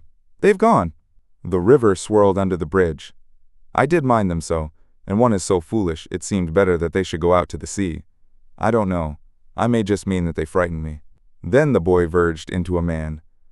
For something tremendous has happened. I must face it without getting muddled. It isn't exactly that a man has died. Something warned Lucy that she must stop him. It has happened, he repeated, and I mean to find out what it is. Mr. Emerson. He turned towards her frowning, as if she had disturbed him in some abstract quest. I want to ask you something before we go in. They were close to their pension. She stopped and leant her elbows against the parapet of the embankment. He did likewise. There is at times a magic in identity of position. It is one of the things that have suggested to us eternal comradeship. She moved her elbows before saying, I have behaved ridiculously. He was following his own thoughts. I was never so much ashamed of myself in my life. I cannot think what came over me. I nearly fainted myself, he said, but she felt that her attitude repelled him. Well, I owe you 1,000 apologies. Oh, all right. And this is the real point. You know how silly people are gossiping? Ladies especially. I am afraid. You understand what I mean? I'm afraid I don't. I mean, would you not mention it to anyone, my foolish behavior? Your behavior. Oh, yes, all right. Thank you so much.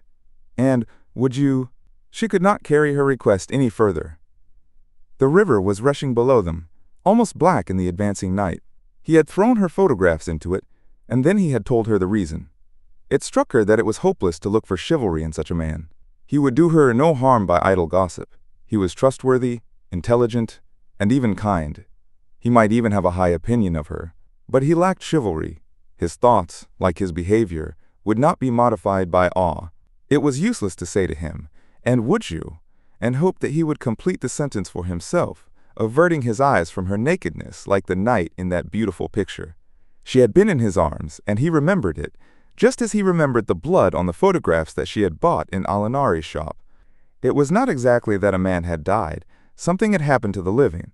They had come to a situation where character tells, and where childhood enters upon the branching paths of youth. Well, thank you so much, she repeated. How quickly these accidents do happen, and then one returns to the old life. I don't. Anxiety moved her to question him. His answer was puzzling. I shall probably want to live. But why, Mr. Emerson? What do you mean? I shall want to live, I say. Leaning her elbows on the parapet, she contemplated the river Arno, whose roar was suggesting some unexpected melody to her ears. Chapter 5. Possibilities of a Pleasant Outing. It was a family saying that you never knew which way Charlotte Bartlett would turn. She was perfectly pleasant and sensible over Lucy's adventure, found the abridged account of it quite adequate, and paid suitable tribute to the courtesy of Mr. George Emerson. She and Miss Lavish had had an adventure also. They had been stopped at the Dazio coming back, and the young officials there, who seemed impudent and désoevrés, had tried to search their reticules for provisions. It might have been most unpleasant. Fortunately, Miss Lavish was a match for anyone. For good or for evil, Lucy was left to face her problem alone. None of her friends had seen her, either in the piazza or, later on, by the embankment. Mr. Beebe, indeed, noticing her startled eyes at dinner-time, had again passed to himself the remark of, "Too much Beethoven." But he only supposed that she was ready for an adventure, not that she had encountered it. This solitude oppressed her. She was accustomed to have her thoughts confirmed by others, or, at all events, contradicted. It was too dreadful not to know whether she was thinking right or wrong. At breakfast next morning she took decisive action. There were two plans between which she had to choose. Mr. Beebe was walking up to the Torre del Gallo with the Emersons and some American ladies. Would Miss Bartlett and Miss Honeychurch join the party? Charlotte declined for herself. She had been there in the rain the previous afternoon. But she thought it an admirable idea for Lucy, who hated shopping, changing money, fetching letters, and other irksome duties, all of which Miss Bartlett must accomplish this morning, and could easily accomplish alone. "No, Charlotte," cried the girl, with real warmth. "It's very kind of Mr. Beebe, but I am certainly coming with you. I had much rather." "Very well, dear," said Miss Bartlett, with a faint flush of pleasure that called forth a deep flush of shame on the cheeks of Lucy. How abominably she behaved to Charlotte now as always! But now she should alter. All morning she would be really nice to her. She slipped her arm into her cousin's, and they started off along the Lung Arno.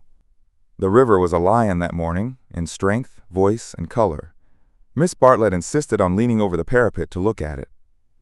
She then made her usual remark, which was, "How I do wish Freddie and your mother could see this too." Lucy fidgeted. It was tiresome of Charlotte to have stopped exactly where she did. "Look, Lucia! Oh, you are watching for the Torre del Gallo party. I feared you would repent you of your choice." Serious as the choice had been, Lucy did not repent. Yesterday had been a muddle, queer and odd, the kind of thing one could not write down easily on paper, but she had a feeling that Charlotte and her shopping were preferable to George Emerson and the summit of the Torre del Gallo. Since she could not unravel the tangle, she must take care not to re-enter it. She could protest sincerely against Miss Bartlett's insinuations, but though she had avoided the chief actor, the scenery unfortunately remained. Charlotte, with the complacency of fate, led her from the river to the Piazza Signoria. She could not have believed that stones, a loggia, a fountain, a palace tower, would have such significance. For a moment she understood the nature of ghosts. The exact site of the murder was occupied, not by a ghost, but by Miss Lavish, who had the morning newspaper in her hand. She hailed them briskly. The dreadful catastrophe of the previous day had given her an idea which she thought would work up into a book. "Oh, let me congratulate you," said Miss Bartlett. "After your despair of yesterday, what a fortunate thing." "Aha, Miss Honeychurch, come you here I am in luck. Now, you are to tell me absolutely everything that you saw from the beginning." Lucy poked at the ground with her parasol. "But perhaps you would rather not?" "I'm sorry. If you could manage without it, I think I would rather not." The elder ladies exchanged glances, not of disapproval. It is suitable that a girl should feel deeply. "It is I who am sorry," said Miss Lavish. "We, literary hacks, are shameless creatures. I believe there's no secret of the human heart into which we wouldn't pry." She marched cheerfully to the fountain and back, and did a few calculations in realism. Then she said that she had been in the piazza since 8 o'clock collecting material. A good deal of it was unsuitable, but of course one always had to adapt. The two men had quarreled over a 5-franc note. For the 5-franc note she should substitute a young lady, which would raise the tone of the tragedy, and at the same time furnish an excellent plot. "What is the heroine's name?" asked Miss Bartlett. "Leonora," said Miss Lavish. "Her own name was Eleanor. I do hope she's nice." That desideratum would not be omitted. "And what is the plot?" "Love, murder, abduction, revenge," was the plot. But it all came while the fountain plashed to the satyrs in the morning sun. I hope you will excuse me for boring on like this, Miss Lavish concluded. It is so tempting to talk to really sympathetic people. Of course, this is the barest outline. There will be a deal of local coloring, descriptions of Florence and the neighborhood, and I shall also introduce some humorous characters. And let me give you all fair warning. I intend to be unmerciful to the British tourist. "Oh, you wicked woman," cried Miss Bartlett. "I am sure you are thinking of the Emersons." Miss Lavish gave a Machiavellian smile. "I confess that in Italy my sympathies are not with my own countrymen. It is the neglected Italians who attract me, and whose lives I am going to paint so far as I can. For, I repeat and I insist, and I have always held most strongly, that a tragedy such as yesterday's is not the less tragic because it happened in humble life." There was a fitting silence when Miss Lavish had concluded. Then the cousins wished success to her labors, and walked slowly away across the square. "She is my idea of a really clever woman," said Miss Bartlett. "That last remark struck me as so particularly true. It should be a most pathetic novel." Lucy assented. At present, her great aim was not to get put into it. Her perceptions this morning were curiously keen, and she believed that Miss Lavish had her on trial for an ingenue. "She is emancipated, but only in the very best sense of the word," continued Miss Bartlett slowly. "None but the superficial would be shocked at her. We had a long talk yesterday. She believes in justice and truth and human interest. She told me also that she has a high opinion of the destiny of woman. Mr. Eager. Well, how nice. What a pleasant surprise." "Ah, not for me," said the chaplain blandly, "for I have been watching you and Miss Honeychurch for quite a little time.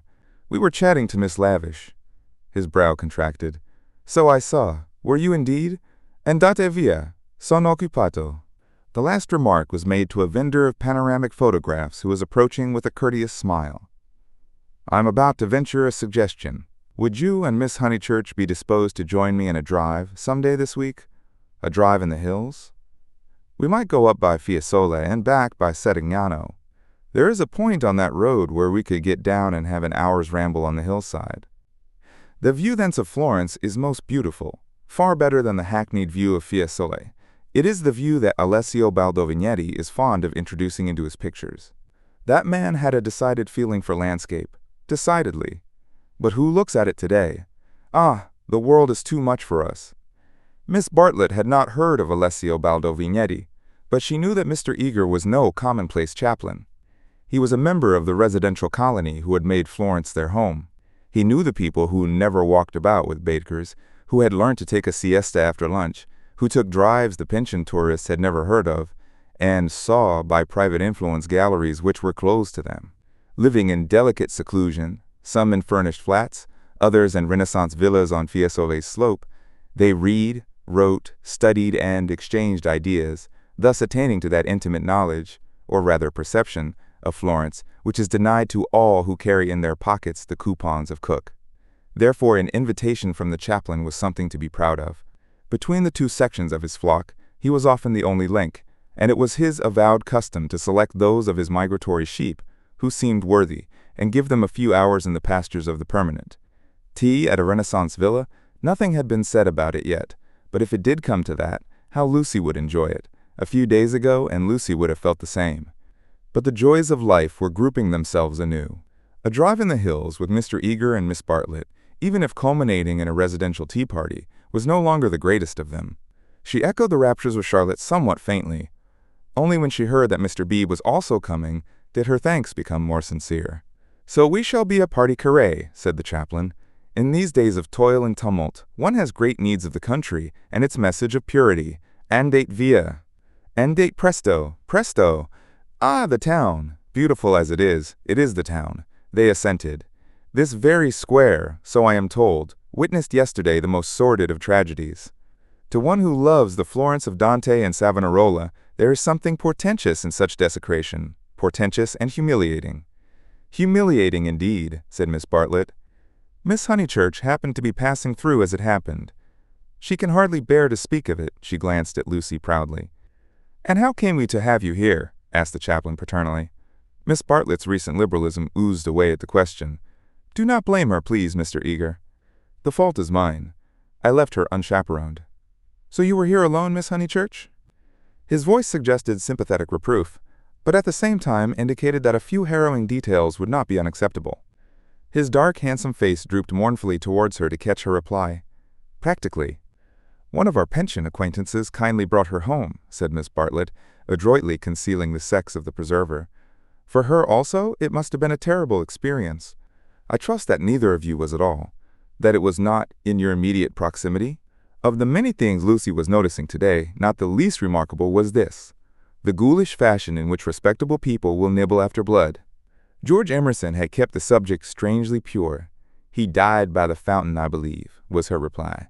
"And you and your friend were over at the loggia. That must have saved you much. You have not, of course, seen the disgraceful illustrations which the gutter press. This man is a public nuisance. He knows that I am a resident perfectly well, and yet he goes on worrying me to buy his vulgar views." Surely the vendor of photographs was in league with Lucy in the eternal league of Italy with youth. He had suddenly extended his book before Miss Bartlett and Mr. Eager, binding their hands together by a long glossy ribbon of churches, pictures, and views. "This is too much," cried the chaplain, striking petulantly at one of Fra Angelico's angels. She tore. A shrill cry rose from the vendor. The book, it seemed, was more valuable than one would have supposed. "Willingly would I purchase," began Miss Bartlett.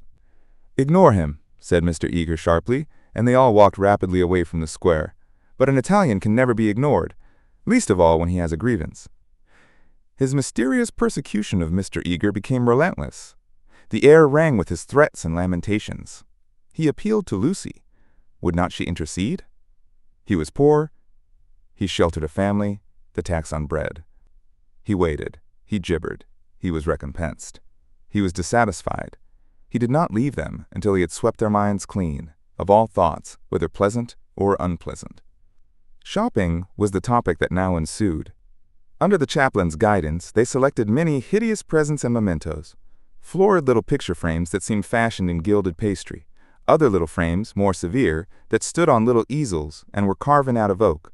A blotting book of vellum, a Dante of the same material, cheap mosaic brooches which the maids, next Christmas, would never tell from real, pins, pots, heraldic saucers, brown art photographs, Eros and Psyche in alabaster, St. Peter to match, all of which would have cost less, and this successful morning left no pleasant impressions on Lucy.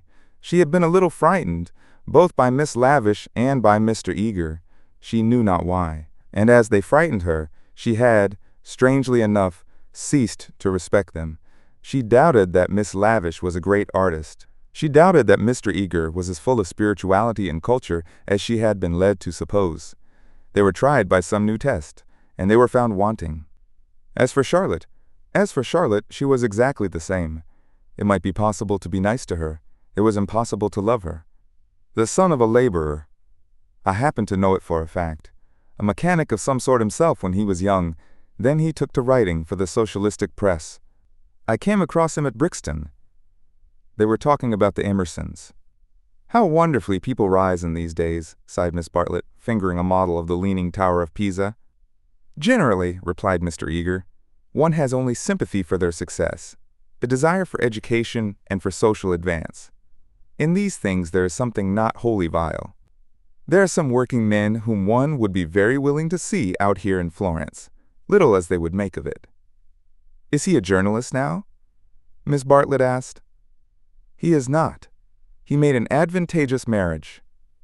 He uttered this remark with a voice full of meaning and ended with a sigh. Oh, so he has a wife. Dead, Miss Bartlett. Dead. I wonder. Yes, I wonder how he has the effrontery to look me in the face, to dare to claim acquaintance with me. He was in my London parish long ago. The other day in Santa Croce, when he was with Miss Honeychurch, I snubbed him. Let him beware that he does not get more than a snub. What? Cried Lucy, flushing. Exposure, hissed Mr. Eager. He tried to change the subject, but in scoring a dramatic point, he had interested his audience more than he had intended. Miss Bartlett was full of very natural curiosity. Lucy, though she wished never to see the Emersons again, was not disposed to condemn them on a single word. Do you mean, she asked, that he is an irreligious man? We know that already.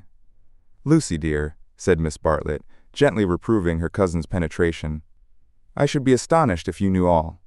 The boy, an innocent child at the time, I will exclude. God knows what his education and his inherited qualities may have made him."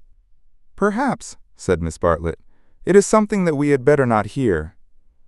"To speak plainly," said Mr. Eager, "it is. I will say no more." For the first time, Lucy's rebellious thoughts swept out in words. "For the first time in her life, you have said very little."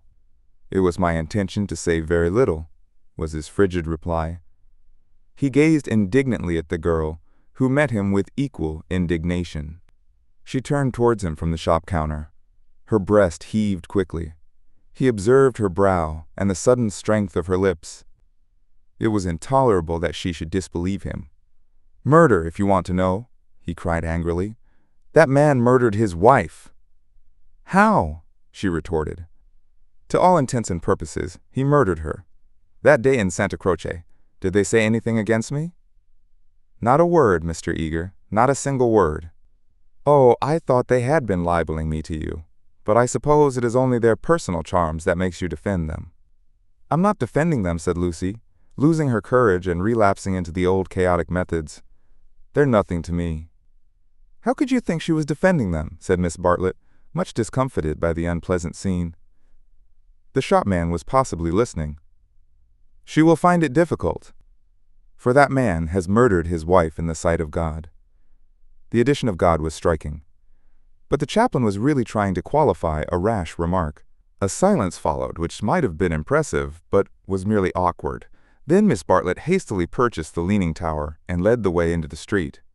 "I must be going," said he, shutting his eyes and taking out his watch. Miss Bartlett thanked him for his kindness, and spoke with enthusiasm of the approaching drive. "Drive?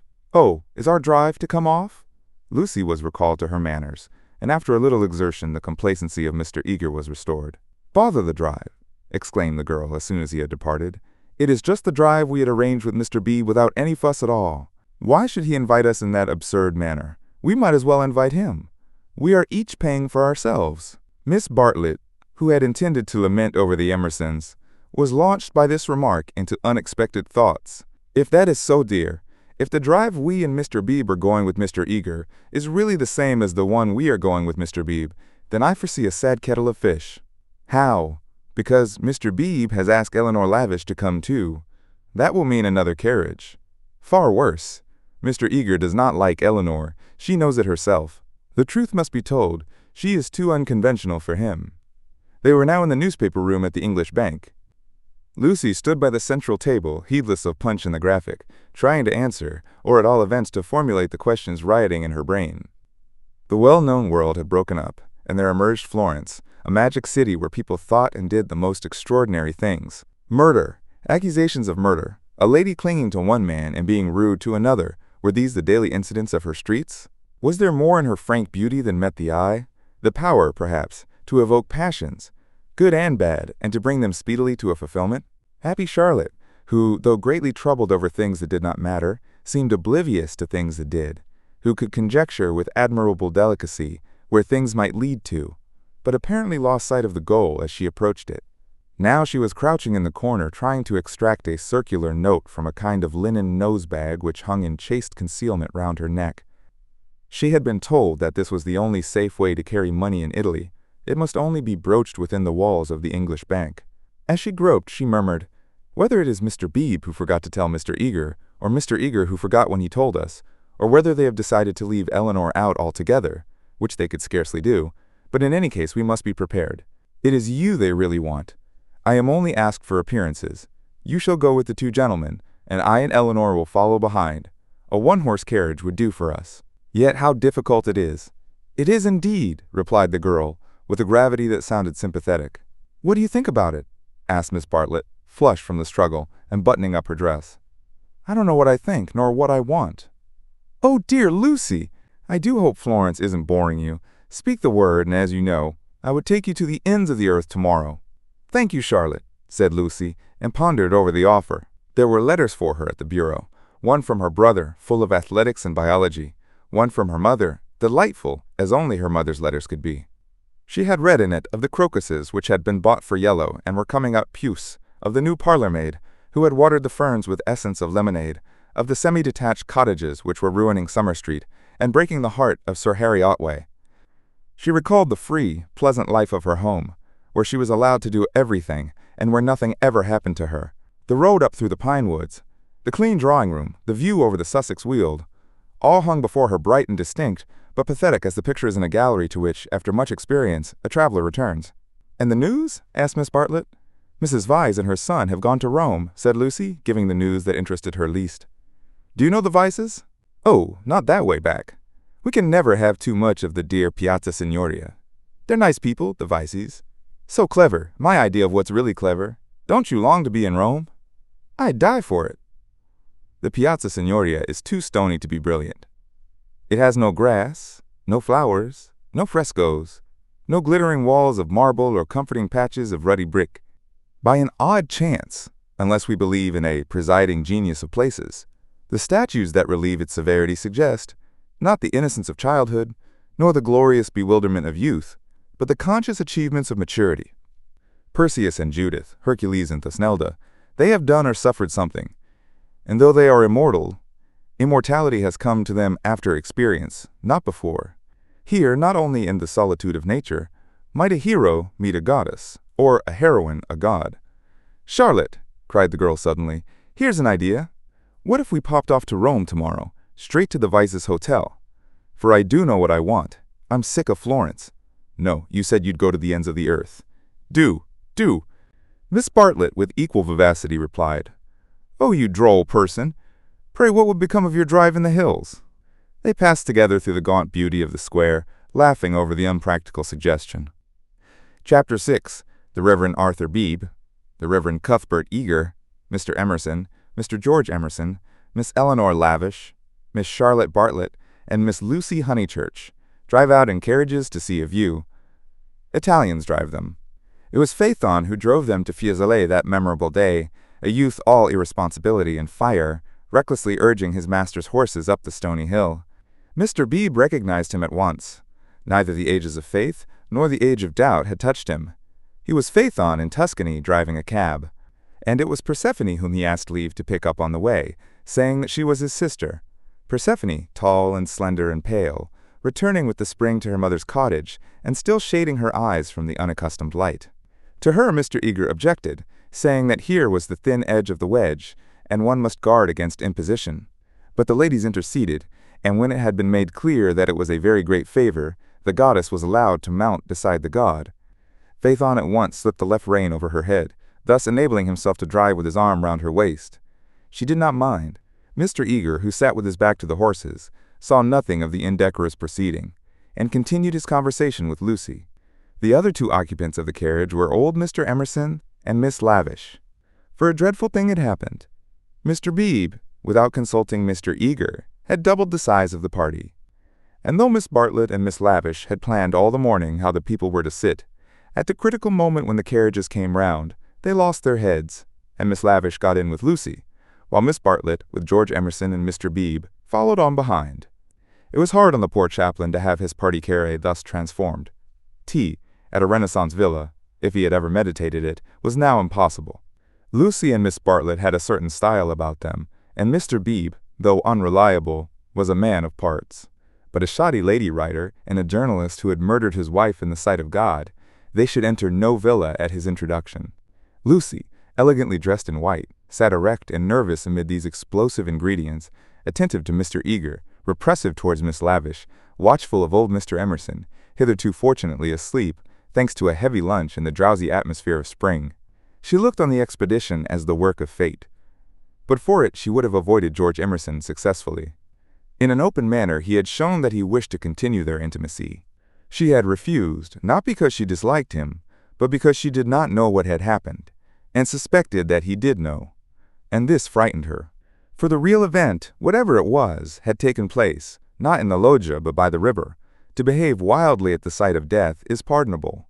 But to discuss it afterwards, to pass from discussion into silence, and through silence into sympathy, that is an error, not of a startled emotion, but of the whole fabric.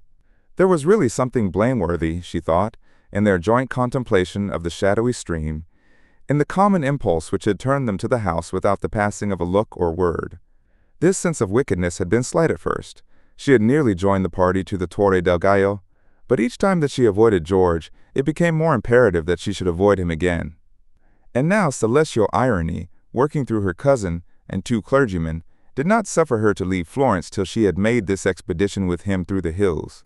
Meanwhile, Mr. Eager held her in civil converse. Their little tiff was over. "So, Miss Honeychurch, you are traveling? As a student of art?" "Oh, dear me, no. Oh, no." "Perhaps as a student of human nature," interposed Miss Lavish. "Like myself?" "Oh, no. I am here as a tourist." "Oh, indeed," said Mr. Eager. "Are you indeed? If you will not think me rude, we residents sometimes pity you poor tourists not a little, handed about like a parcel of goods from Venice to Florence, from Florence to Rome, living herded together in pensions or hotels, quite unconscious of anything that is outside Baedeker, their one anxiety to get done or through and go on somewhere else. The result is, they mix up towns, rivers, palaces in one inextricable whirl. You know the American girl in Punch who says, "Say, Papa, what did we see at Rome?" And the father replies, "Why, guess Rome was the place where we saw the yaller dog. There's traveling for you. Ha ha ha." "I quite agree," said Miss Lavish, who had several times tried to interrupt his mordant wit. The narrowness and superficiality of the Anglo-Saxon tourist is nothing less than a menace. "Quite so. Now, the English colony at Florence, Miss Honeychurch, and it is of considerable size, though of course not all equally. A few are here for trade, for example. But the greater part are students. Lady Helen Laverstock is at present busy over Fra Angelico. I mention her name because we are passing her villa on the left. No, you can only see it if you stand. No, do not stand. You will fall. She is very proud of that thick hedge. Inside, perfect seclusion. One might have gone back 600 years. Some critics believe that her garden was the scene of the Decameron, which lends it an additional interest, does it not?" "It does indeed," cried Miss Lavish. "Tell me, where do they place the scene of that wonderful 7th day?" But Mr. Eager proceeded to tell Miss Honeychurch that on the right lived Mr. Someone Something, an American of the best type, so rare, and that the somebody else's were farther down the hill. Doubtless you know her monographs in the series of medieval byways. He is working at Gemistus Pletho. Sometimes as I take tea in their beautiful grounds, I hear, over the wall, the electric tram squealing up the new road with its loads of hot, dusty, unintelligent tourists who are going to do Fiesole in an hour in order that they may say they have been there, and I think how little they think what lies so near them. During this speech the 2 figures on the box were sporting with each other disgracefully. Lucy had a spasm of envy. Granted that they wished to misbehave, it was pleasant for them to be able to do so. They were probably the only people enjoying the expedition. The carriage swept with agonizing jolts up through the Piazza of Fiesole and into the Settignano Road. "Piano, piano," said Mr. Eager, elegantly waving his hand over his head. "Via bene, signore, via bene, via bene," crooned the driver, and whipped his horses up again. Now Mr. Eager and Miss Lavish began to talk against each other on the subject of Alessio Baldovignetti. Was he a cause of the Renaissance, or was he one of its manifestations? The other carriage was left behind. As the pace increased to a gallop, the large, slumbering form of Mr. Emerson was thrown against the chaplain with the regularity of a machine. "Piano, piano," said he, with a martyred look at Lucy. An extra lurch made him turn angrily in his seat. Phaethon, who for some time had been endeavoring to kiss Persephone, had just succeeded. A little scene ensued, which, as Miss Bartlett said afterwards, was most unpleasant. The horses were stopped. The lovers were ordered to disentangle themselves. The boy was to lose his pourboire. The girl was immediately to get down. "She is my sister," said he, turning round on them with piteous eyes. Mr. Eager took the trouble to tell him that he was a liar. Phaethon hung down his head, not at the matter of the accusation, but at its manner. At this point, Mr. Emerson, whom the shock of stopping had awoke, declared that the lovers must on no account be separated, and patted them on the back to signify his approval. And Miss Lavish, though unwilling to ally him, felt bound to support the cause of Bohemianism. Most certainly I would let them be, she cried. But I dare say I shall receive scant support. I have always flown in the face of the conventions all my life. This is what I call an adventure. We must not submit, said Mr. Eager. I knew he was trying it on. He is treating us as if we were a party of Cook's tourists. Surely no, said Miss Lavish, her ardor visibly decreasing. The other carriage had drawn up behind, and sensible Mr. Beebe called out that after this warning the couple would be sure to behave themselves properly. Leave them alone, Mr. Emerson begged the chaplain, of whom he stood in no awe. Do we find happiness so often that we should turn it off the box when it happens to sit there? To be driven by lovers, a king might envy us, and if we part them, it's more like sacrilege than anything I know. Here the voice of Miss Bartlett was heard saying that a crowd had begun to collect. Mr. Eager, who suffered from an over-fluent tongue rather than a resolute will, was determined to make himself heard. He addressed the driver again. Italian in the mouth of Italians is a deep-voiced stream, with unexpected cataracts and boulders to preserve it from monotony. In Mr. Eager's mouth it resembled nothing so much as an acid whistling fountain which played ever higher and quicker and more shrilly, till abruptly it was turned off with a click.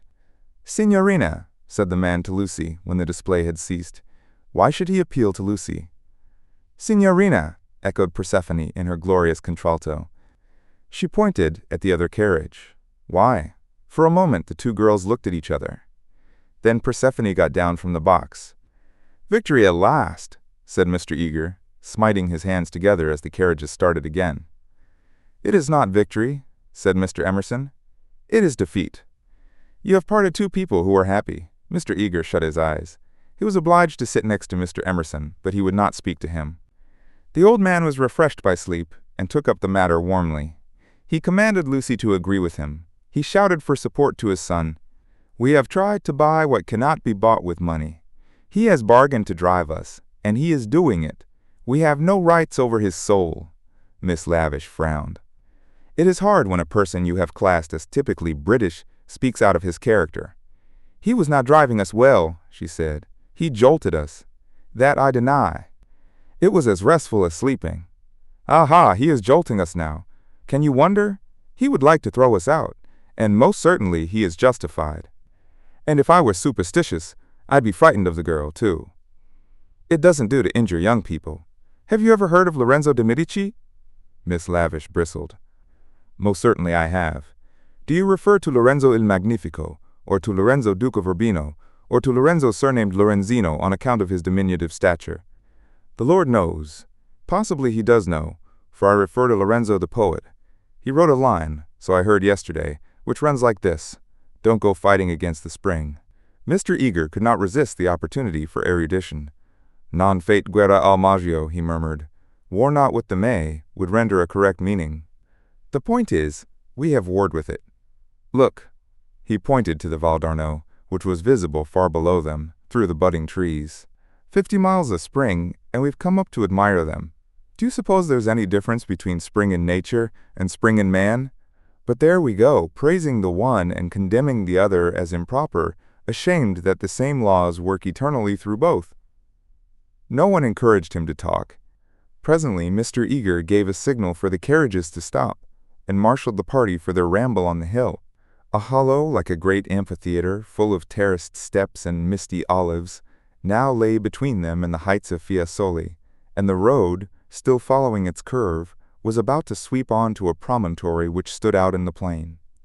It was this promontory, uncultivated, wet, covered with bushes and occasional trees, which had caught the fancy of Alessio Baldovinetti nearly 500 years before. He had ascended it, that diligent and rather obscure master, possibly with an eye to business, possibly for the joy of ascending. Standing there, he had seen that view of the Val d'Arno and distant Florence, which he afterwards had introduced not very effectively into his work. But where exactly had he stood? That was the question which Mr. Eager hoped to solve now. And Miss Lavish, whose nature was attracted by anything problematical, had become equally enthusiastic. But it is not easy to carry the pictures of Alessio Baldovinetti in your head, even if you have remembered to look at them before starting. And the haze in the valley increased the difficulty of the quest. The party sprang about from tuft to tuft of grass, their anxiety to keep together being only equaled by their desire to go different directions. Finally, they split into groups. Lucy clung to Miss Bartlett and Miss Lavish. The Emersons returned to hold laborious converse with the drivers, while the two clergymen, who were expected to have topics in common, were left to each other. The two elder ladies soon threw off the mask. In the audible whisper that was now so familiar to Lucy, they began to discuss, not Alessio Baldovignetti, but the drive. Miss Bartlett had asked Mr. George Emerson what his profession was, and he had answered, the railway. She was very sorry that she had asked him. She had no idea that it would be such a dreadful answer, or she would not have asked him. Mr. Beebe had turned the conversation so cleverly, and she hoped that the young man was not very much hurt at her asking him. "The railway!" gasped Miss Lavish. "Oh, but I shall die." Of course it was the railway. She could not control her mirth. He is the image of a porter on the Southeastern. "Eleanor, be quiet," plucking at her vivacious companion. "Hush, they'll hear the Emersons." "I can't stop. Let me go my wicked way. A porter." "Eleanor." "I'm sure it's all right," put in Lucy. "The Emersons won't hear, and they wouldn't mind if they did." Miss Lavish did not seem pleased at this. "Miss Honeychurch listening," she said rather crossly. "Poof! Woof! You naughty girl! Go away." "Oh, Lucy, you ought to be with Mr. Eager, I'm sure." "I can't find them now, and I don't want to either." "Mr. Eager will be offended. It is your party." "Please, I'd rather stop here with you." "No, I agree," said Miss Lavish. "It's like a school feast. The boys have got separated from the girls. Miss Lucy, you are to go. We wish to converse on high topics unsuited for your ear." The girl was stubborn. As her time at Florence drew to its close, she was only at ease amongst those to whom she felt indifferent. Such a one was Miss Lavish, and such for the moment was Charlotte. She wished she had not called attention to herself. They were both annoyed at her remark and seemed determined to get rid of her. "How tired one gets," said Miss Bartlett. "Oh, I do wish Freddie and your mother could be here." Unselfishness with Miss Bartlett had entirely usurped the functions of enthusiasm. Lucy did not look at the view either. She would not enjoy anything till she was safe at Rome. "Then sit you down," said Miss Lavish. "Observe my foresight." With many a smile she produced two of those mackintosh squares that protect the frame of the tourist from damp grass or cold marble steps. She sat on one. Who was to sit on the other? "Lucy." "Without a moment's doubt, Lucy. The ground will do for me. Really, I have not had rheumatism for years. If I do feel it coming on, I shall stand. Imagine your mother's feelings if I let you sit in the wet in your white linen." She sat down heavily where the ground looked particularly moist. "Here we are, all settled delightfully. Even if my dress is thinner, it will not show so much, being brown. Sit down, dear. You are too unselfish. You don't assert yourself enough." She cleared her throat. "Now don't be alarmed. This isn't a cold. It's the tiniest cough, and I have had it 3 days. It's nothing to do with sitting here at all." There was only one way of treating the situation. At the end of 5 minutes, Lucy departed in search of Mr. Beebe and Mr. Eager, vanquished by the mackintosh square. She addressed herself to the drivers, who were sprawling in the carriages, perfuming the cushions with cigars. The miscreant, a bony young man scorched black by the sun, rose to greet her with the courtesy of a host and the assurance of a relative. "Dove," said Lucy, after much anxious thought. His face lit up. Of course he knew where. Not so far either. His arms swept 3/4 of the horizon. He should just think he did know where. He pressed his fingertips to his forehead and then pushed them towards her, as if oozing with visible extract of knowledge. More seemed necessary. What was the Italian for clergyman? "Dove buoni uomini?" said she at last. "Good." Scarcely the adjective for those noble beings. He showed her his cigar. "Uno più piccolo," was her next remark, implying, "Has the cigar been given to you by Mr. Beebe, the smaller of the two good men?" She was correct, as usual. He tied the horse to a tree, kicked it to make it stay quiet, dusted the carriage, arranged his hair, remolded his hat, encouraged his mustache, and in rather less than a quarter of a minute was ready to conduct her. Italians are born knowing the way. It would seem that the whole earth lay before them, not as a map, but as a chessboard, whereon they continually behold the changing pieces, as well as the squares. Anyone can find places, but the finding of people is a gift from God. He only stopped once, to pick her some great blue violets. She thanked him with real pleasure. In the company of this common man, the world was beautiful and direct. For the first time she felt the influence of spring. His arm swept the horizon gracefully.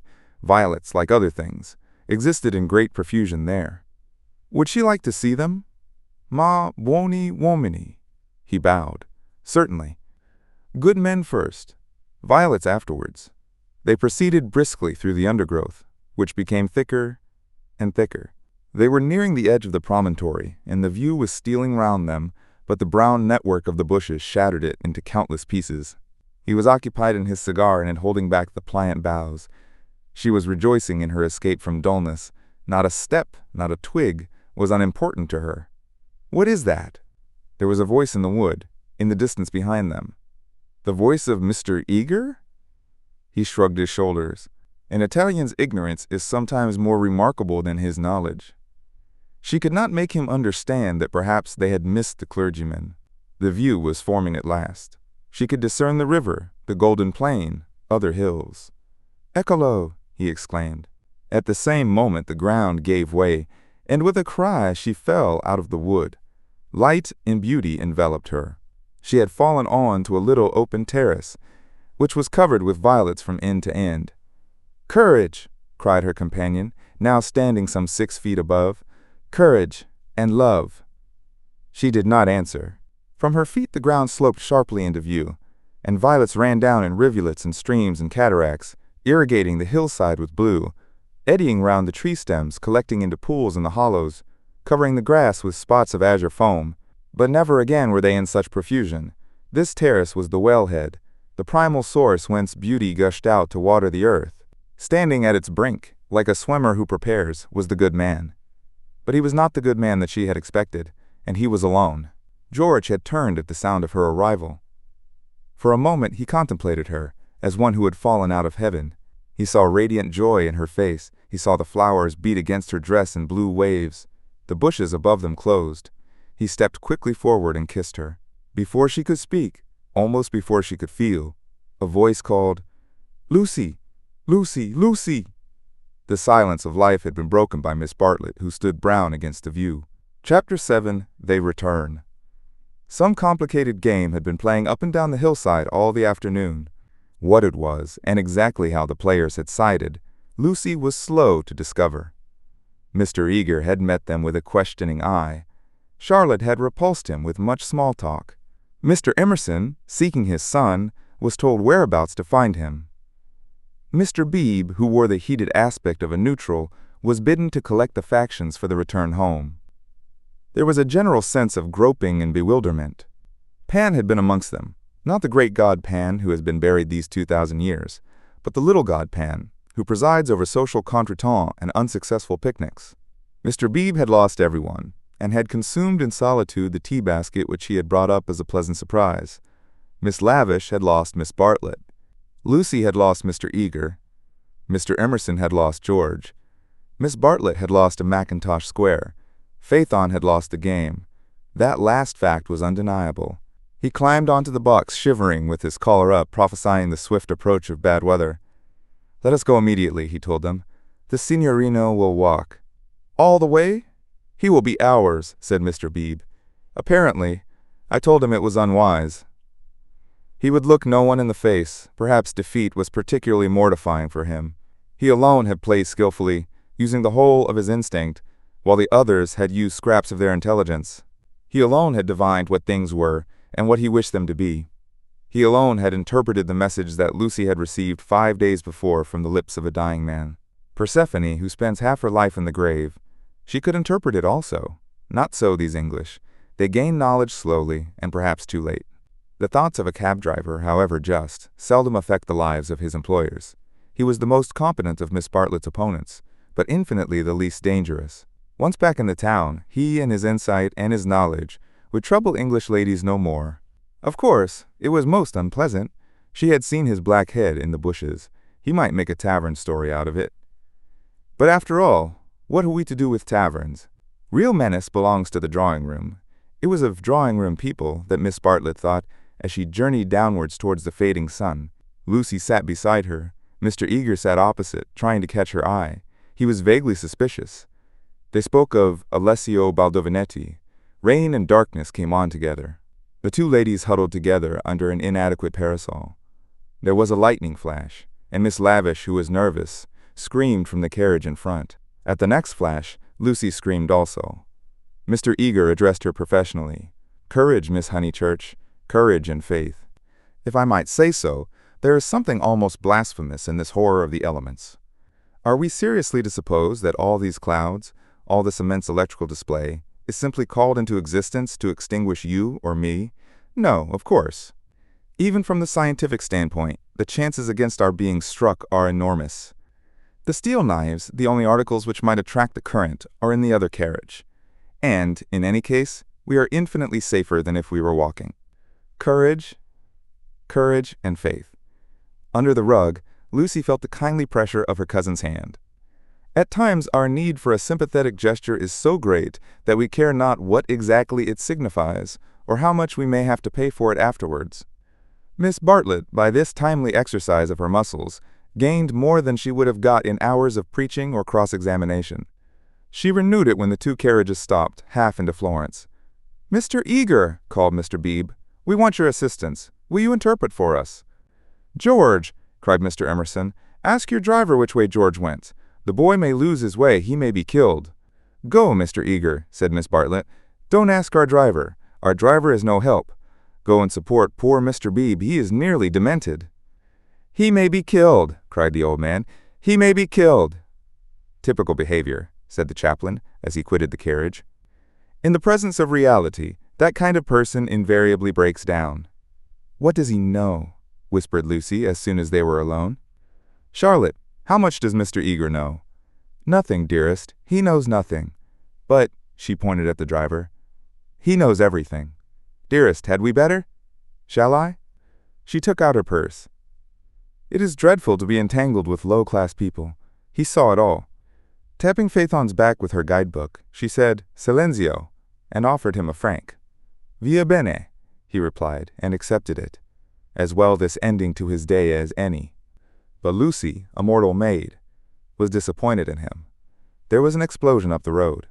The storm had struck the overhead wire of the tram line, and one of the great supports had fallen. If they had not stopped, perhaps they might have been hurt.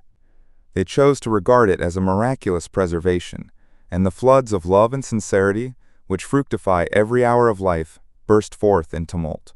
They descended from the carriages, they embraced each other. It was as joyful to be forgiven past unworthinesses as to forgive them. For a moment they realized vast possibilities of good.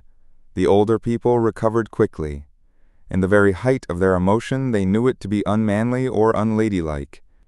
Miss Lavish calculated that, even if they had continued, they would not have been caught in the accident.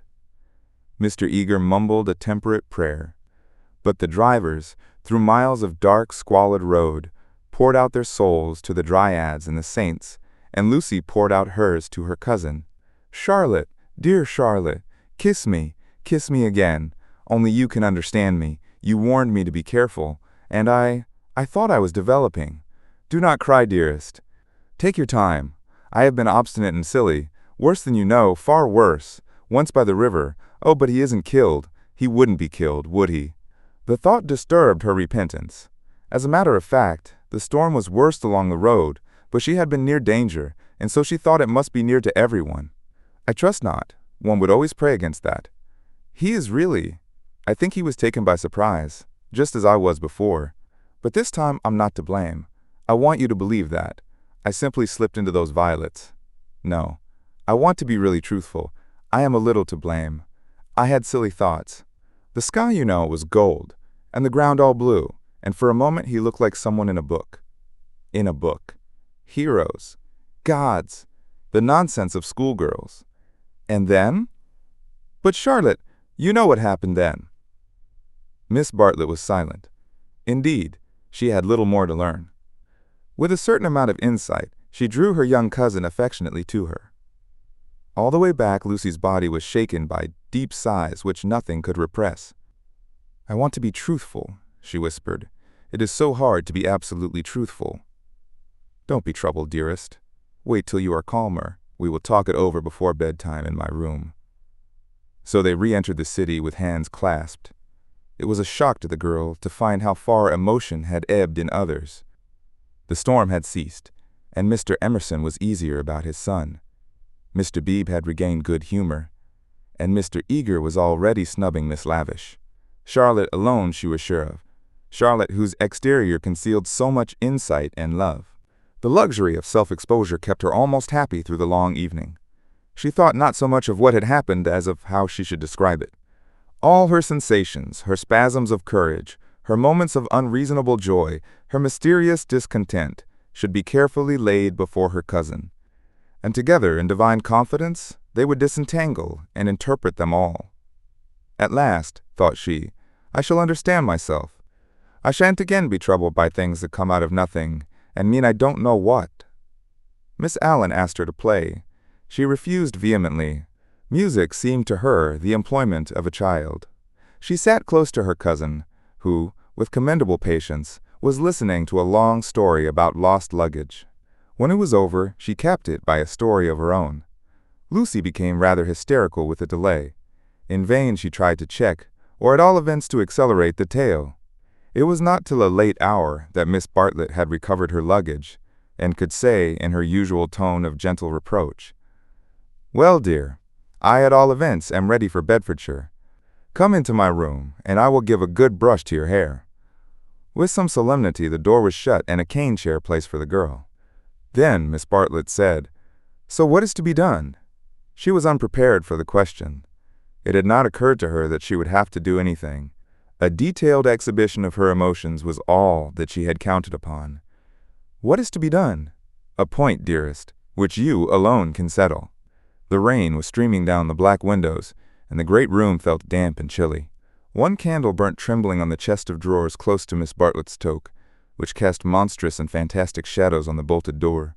A tram roared by in the dark, and Lucy felt unaccountably sad, though she had long since dried her eyes. She lifted them to the ceiling, where the griffins and bassoons were colorless and vague, the very ghosts of joy. "It has been raining for nearly 4 hours," she said at last. Miss Bartlett ignored the remark. "How do you propose to silence him?" "The driver?" "My dear girl, no, Mr. George Emerson." Lucy began to pace up and down the room. "I don't understand," she said at last. She understood very well, but she no longer wished to be absolutely truthful. "How are you going to stop him talking about it?" "I have a feeling that talk is a thing he will never do. I, too, intend to judge him charitably. But unfortunately, I have met the type before. They seldom keep their exploits to themselves." "Exploits?" cried Lucy, wincing under the horrible plural. "My poor dear, did you suppose that this was his first? Come here and listen to me. I am only gathering it from his own remarks. Do you remember that day at lunch when he argued with Miss Allen that liking one person is an extra reason for liking another?" "Yes," said Lucy, whom at the time the argument had pleased. "Well, I am no prude. There is no need to call him a wicked young man, but obviously he is thoroughly unrefined. Let us put it down to his deplorable antecedents and education if you wish. But we are no farther on with our question. What do you propose to do?" An idea rushed across Lucy's brain, which, had she thought of it sooner and made it part of her, might have proved victorious. "I propose to speak to him," said she. Miss Bartlett uttered a cry of genuine alarm. "You see, Charlotte, your kindness. I shall never forget it. But, as you said, it is my affair, mine and his." "And you are going to implore him, to beg him to keep silence?" "Certainly not. There would be no difficulty. Whatever you ask him he answers yes or no. Then it is over. I have been frightened of him, but now I am not one little bit. But we fear him for you, dear. You are so young and inexperienced. You have lived among such nice people that you cannot realize what men can be, how they can take a brutal pleasure in insulting a woman whom her sex does not protect and rally round. This afternoon, for example, if I had not arrived, what would have happened?" "I can't think," said Lucy gravely. Something in her voice made Miss Bartlett repeat her question, intoning it more vigorously. "What would have happened if I hadn't arrived?" "I can't think," said Lucy again. When he insulted you, how would you have replied? I hadn't time to think. You came. Yes, but won't you tell me now what you would have done? I should have. She checked herself and broke the sentence off. She went up to the dripping window and strained her eyes into the darkness. She could not think what she would have done. Come away from the window, dear, said Miss Bartlett. You will be seen from the road. Lucy obeyed. She was in her cousin's power. She could not modulate out the key of self-abasement in which she had started.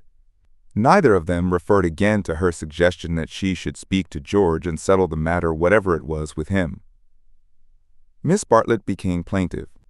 Oh, for a real man. We are only 2 women, you and I. Mr. Beebe is hopeless. There is Mr. Eager, but you do not trust him. Oh, for your brother. He is young, but I know that his sister's insult would rouse in him a very lion. Thank God, chivalry is not yet dead. There are still left some men who can reverence woman. As she spoke, she pulled off her rings, of which she wore several, and ranged them upon the pincushion. Then she blew into her gloves and said, It will be a push to catch the morning train, but we must try. What train? The train to Rome. She looked at her gloves critically. The girl received the announcement as easily as it had been given. When does the train to Rome go? At 8. Signora Bertolini would be upset. We must face that, said Miss Bartlett, not liking to say that she had given notice already. She will make us pay for a whole week's pension. I expect she will. However, we shall be much more comfortable at the Vices Hotel. Isn't afternoon tea given there for nothing? Yes, but they pay extra for wine. After this remark, she remained motionless and silent. To her tired eyes, Charlotte throbbed and swelled like a ghostly figure in a dream. They began to sort their clothes for packing, for there was no time to lose if they were to catch the train to Rome. Lucy, when admonished, began to move to and fro between the rooms, more conscious of the discomforts of packing by candlelight than of a subtler ill. Charlotte, who was practical without ability, knelt by the side of an empty trunk, vainly endeavoring to pave it with books of varying thickness and size. She gave 2 or 3 sighs, for the stooping posture hurt her back, and, for all her diplomacy, she felt that she was growing old. The girl heard her as she entered the room, and was seized with one of those emotional impulses to which she could never attribute a cause. She only felt that the candle would burn better, the packing go easier, the world be happier, if she could give and receive some human love. The impulse had come before today, but never so strongly. She knelt down by her cousin's side and took her in her arms. Miss Bartlett returned the embrace with tenderness and warmth. But she was not a stupid woman, and she knew perfectly well that Lucy did not love her, but needed her to love. For it was in ominous tones that she said, after a long pause, Dearest Lucy, how will you ever forgive me? Lucy was on her guard at once, knowing by bitter experience what forgiving Miss Bartlett meant. Her emotion relaxed. She modified her embrace a little, and she said, Charlotte, dear, what do you mean? As if I have anything to forgive. You have a great deal, and I have a very great deal to forgive myself, too. I know well how much I vex you at every turn. But no. Miss Bartlett assumed her favorite role, that of the prematurely aged martyr. Ah, but yes, I feel that our tour together is hardly the success I had hoped. I might have known it would not do. You want someone younger and stronger and more in sympathy with you. I am too uninteresting and old-fashioned, only fit to pack and unpack your things. Please, my only consolation was that you found people more to your taste and were often able to leave me at home. I had my own poor ideas of what a lady ought to do, but I hope I did not inflict them on you more than was necessary. You had your own way about these rooms, at all events. You mustn't say these things, said Lucy softly. She still clung to the hope that she and Charlotte loved each other, heart and soul. They continued to pack in silence. I have been a failure, said Miss Bartlett, as she struggled with the straps of Lucy's trunk instead of strapping her own. Failed to make you happy, failed in my duty to your mother. She has been so generous to me. I shall never face her again after this disaster. But Mother will understand. It is not your fault, this trouble, and it isn't a disaster either. It is my fault, it is a disaster. She will never forgive me, and rightly. For instance, what right had I to make friends with Miss Lavish? Every right. When I was here for your sake? If I have vexed you, it is equally true that I have neglected you. Your mother will see this as clearly as I do when you tell her." Lucy, from a cowardly wish to improve the situation, said, "Why need Mother hear of it? Will you tell her everything?" "I suppose I do generally. I dare not break your confidence. There is something sacred in it. Unless you feel that it is a thing you could not tell her. The girl would not be degraded to this. Naturally, I should have told her, but in case she should blame you in any way, I promise I will not. I am very willing not to. I will never speak of it either to her or to anyone." Her promise brought the long-drawn interview to a sudden close. Miss Bartlett pecked her smartly on both cheeks, wished her good night, and sent her to her own room. For a moment, the original trouble was in the background. George would seem to have behaved like a cad throughout. Perhaps that was the view which one would take eventually. At present, she neither acquitted nor condemned him. She did not pass judgment. At the moment when she was about to judge him, her cousin's voice had intervened, and ever since, it was Miss Bartlett who had dominated. Miss Bartlett who, even now, could be heard sighing into a crack in the partition wall. Miss Bartlett, who had really been neither pliable, nor humble, nor inconsistent. She had worked like a great artist. For a time, indeed for years, she had been meaningless, but at the end there was presented to the girl the complete picture of a cheerless, loveless world, in which the young rush to destruction until they learn better. A shame-faced world of precautions and barriers which may avert evil, but which do not seem to bring good, if we may judge from those who have used them most. Lucy was suffering from the most grievous wrong which this world has yet discovered. Diplomatic advantage had been taken of her sincerity, of her craving for sympathy and love. Such a wrong is not easily forgotten. Never again did she expose herself without due consideration and precaution against rebuff, and such a wrong may react disastrously upon the soul. The doorbell rang, and she started to the shutters. Before she reached them, she hesitated, turned, and blew out the candle. Thus it was that, though she saw someone standing in the wet below, he, though he looked up, did not see her. To reach his room, he had to go by hers. She was still dressed. It struck her that she might slip into the passage and just say that she would be gone before he was up, and that their extraordinary intercourse was over. Whether she would have dared to do this was never proved. At the critical moment, Miss Bartlett opened her own door, and her voice said, "I wish one word with you in the drawing-room, Mr. Emerson, please." Soon their footsteps returned, and Miss Bartlett said, "Good night, Mr. Emerson." His heavy, tired breathing was the only reply. The chaperone had done her work. Lucy cried aloud, "It isn't true. It can't all be true. I want not to be muddled. I want to grow older quickly." Miss Bartlett tapped on the wall. "Go to bed at once, dear. You need all the rest you can get." In the morning they left for Rome. Part 2. Chapter 8, Medieval. The drawing-room curtains at Windy Corner had been pulled to meet, for the carpet was new and deserved protection from the August sun. They were heavy curtains, reaching almost to the ground, and the light that filtered through them was subdued and varied. A poet, none was present, might have quoted, "Life like a dome of many-colored glass," or might have compared the curtains to sluice gates, lowered against the intolerable tides of heaven. Without was poured a sea of radiance. Within, the glory, though visible, was tempered to the capacities of man. Two pleasant people sat in the room. One, a boy of 19, was studying a small manual of anatomy and peering occasionally at a bone which lay upon the piano. From time to time he bounced in his chair and puffed and groaned, for the day was hot and the print small, and the human frame fearfully made, and his mother, who was writing a letter, did continually read out to him what she had written. And continually did she rise from her seat and part the curtains so that a rivulet of light fell across the carpet, and make the remark that they were still there.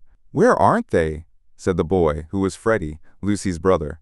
"I tell you I'm getting fairly sick." "For goodness sake, go out of my drawing-room then," cried Mrs. Honeychurch, who hoped to cure her children of slang by taking it literally. Freddie did not move or reply.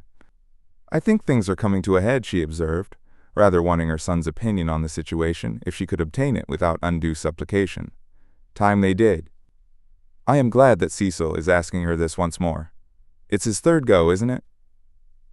"Freddie, I do call the way you talk unkind. I didn't mean to be unkind."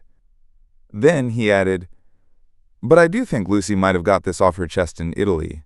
I don't know how girls manage things, but she can't have said no properly before, or she wouldn't have to say it again now." over the whole thing. I can't explain. I do feel so uncomfortable. Do you indeed, dear? How interesting. I feel. Never mind. He returned to his work. Just listen to what I have written to Mrs. Vyse. I said, Dear Mrs. Vyse. Yes, Mother, you told me. A jolly good letter. I said, Dear Mrs. Vyse, Cecil has just asked my permission about it, and I should be delighted if Lucy wishes it. But she stopped reading. I was rather amused at Cecil asking my permission at all. He has always gone in for unconventionality, and parents nowhere, and so forth. When it comes to the point, he can't get on without me. Nor me. You? Freddie nodded. What do you mean? He asked me for my permission also. She exclaimed, How very odd of him. Why so? Asked the son and heir. Why shouldn't my permission be asked? What do you know about Lucy, or girls, or anything? Whatever did you say? I said to Cecil, Take her or leave her. It's no business of mine. What a helpful answer. But her own answer, though more normal in its wording, had been to the same effect. The bother is this, began Freddie. Then he took up his work again, too shy to say what the bother was. Mrs. Honeychurch went back to the window. Freddie, you must come. There they still are. I don't see you ought to go peeping like that. Peeping like that? Can't I look out of my own window? But she returned to the writing table, observing as she passed her son. Still page 322? Freddie snorted and turned over 2 leaves. For a brief space they were silent. Close by, beyond the curtains, the gentle murmur of a long conversation had never ceased. The bother is this. I have put my foot in it with Cecil most awfully. He gave a nervous gulp. Not content with permission, which I did give. That is to say, I said, I don't mind. Well, not content with that, he wanted to know whether I wasn't off my head with joy. He practically put it like this. Wasn't it a splendid thing for Lucy, and for Windy Corner generally if he married her? And he would have an answer. He said it would strengthen his hand. I hope you gave a careful answer, dear. I answered no, said the boy, grinding his teeth. There. Fly into a stew. I can't help it. Had to say it. I had to say no. He ought never to have asked me. Ridiculous child, cried his mother.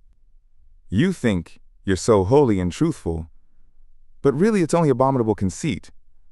Do you suppose that a man like Cecil would take the slightest notice of anything you say? I hope he boxed your ears. How dare you say no? Oh, do keep quiet, mother. I had to say no when I couldn't say yes. I tried to laugh as if I didn't mean what I said, and, as Cecil laughed too and went away, it may be all right. But I feel my foot's in it. Oh, do keep quiet, though, and let a man do some work. No, said Mrs. Honeychurch, with the air of one who has considered the subject, I shall not keep quiet. You know all that has passed between them in Rome. You know why he is down here, and yet you deliberately insult him, and try to turn him out of my house. Not a bit, he pleaded. I only let out I didn't like him. I don't hate him, but I don't like him. What I mind is that he'll tell Lucy. He glanced at the curtains dismally. Well, I like him, said Mrs. Honeychurch. I know his mother. He's good. He's clever. He's rich. He's well connected. Oh, you needn't kick the piano. He's well connected. I'll say it again if you like. He's well connected. She paused, as if rehearsing her eulogy, but her face remained dissatisfied. She added, and he has beautiful manners. I liked him till just now. I suppose it's having him spoiling Lucy's first week at home, and it's also something that Mr. Beebe said, not knowing. Mr. Beebe? Said his mother, trying to conceal her interest. I don't see how Mr. Beebe comes in. You know Mr. Beebe's funny way, when you never quite know what he means. He said, Mr. Vyse is an ideal bachelor. I was very cute. I asked him what he meant. He said, oh, he's like me, better detached. I couldn't make him say any more, but it set me thinking. Since Cecil has come after Lucy, he hasn't been so pleasant. At least, I can't explain. You never can, dear. But I can. You are jealous of Cecil because he may stop Lucy knitting you silk ties. The explanation seemed plausible, and Freddie tried to accept it. But at the back of his brain there lurked a dim mistrust. Cecil praised one too much for being athletic. Was that it? Cecil made one talk in one's own way. This tired one. Was that it? And Cecil was the kind of fellow who would never wear another fellow's cap. Unaware of his own profundity, Freddie checked himself. He must be jealous, or he would not dislike a man for such foolish reasons. "Will this do?" called his mother. "Dear Mrs. Vyse, Cecil has just asked my permission about it, and I should be delighted if Lucy wishes it." Then I put in at the top, "and I have told Lucy so." I must write the letter out again, "and I have told Lucy so, but Lucy seems very uncertain, and in these days young people must decide for themselves." I said that because I didn't want Mrs. Vyse to think us old-fashioned. She goes in for lectures and improving her mind, and all the time a thick layer of flue under the beds and the maid's dirty thumb marks where you turn on the electric light. She keeps that flat abominably. Suppose Lucy marries Cecil. Would she live in a flat or in the country? Don't interrupt so foolishly. Where was I? Oh yes, young people must decide for themselves. I know that Lucy likes your son because she tells me everything, and she wrote to me from Rome when he asked her first. No, I'll cross that last bit out. It looks patronizing. I'll stop at because she tells me everything, or shall I cross that out too? Cross it out too, said Freddie. Mrs. Honeychurch left it in. Then the whole thing runs. Dear Mrs. Vyse, Cecil has just asked my permission about it, and I should be delighted if Lucy wishes it, and I have told Lucy so. But Lucy seems very uncertain, and in these days young people must decide for themselves. I know that Lucy likes your son, because she tells me everything, but I do not know. Look out! Cried Freddie. The curtains parted. Cecil's first movement was one of irritation. He couldn't bear the Honeychurch habit of sitting in the dark to save the furniture. Instinctively he gave the curtains a twitch, and sent them swinging down their poles. Light entered. There was revealed a terrace, such as is owned by many villas, with trees each side of it, and on it a little rustic seat, and 2 flower beds. But it was transfigured by the view beyond, for Windy Corner was built on the range that overlooks the Sussex Weald. Lucy, who was in the little seat, seemed on the edge of a green magic carpet, which hovered in the air above the tremulous world. Cecil entered. Appearing thus late in the story, Cecil must be at once described.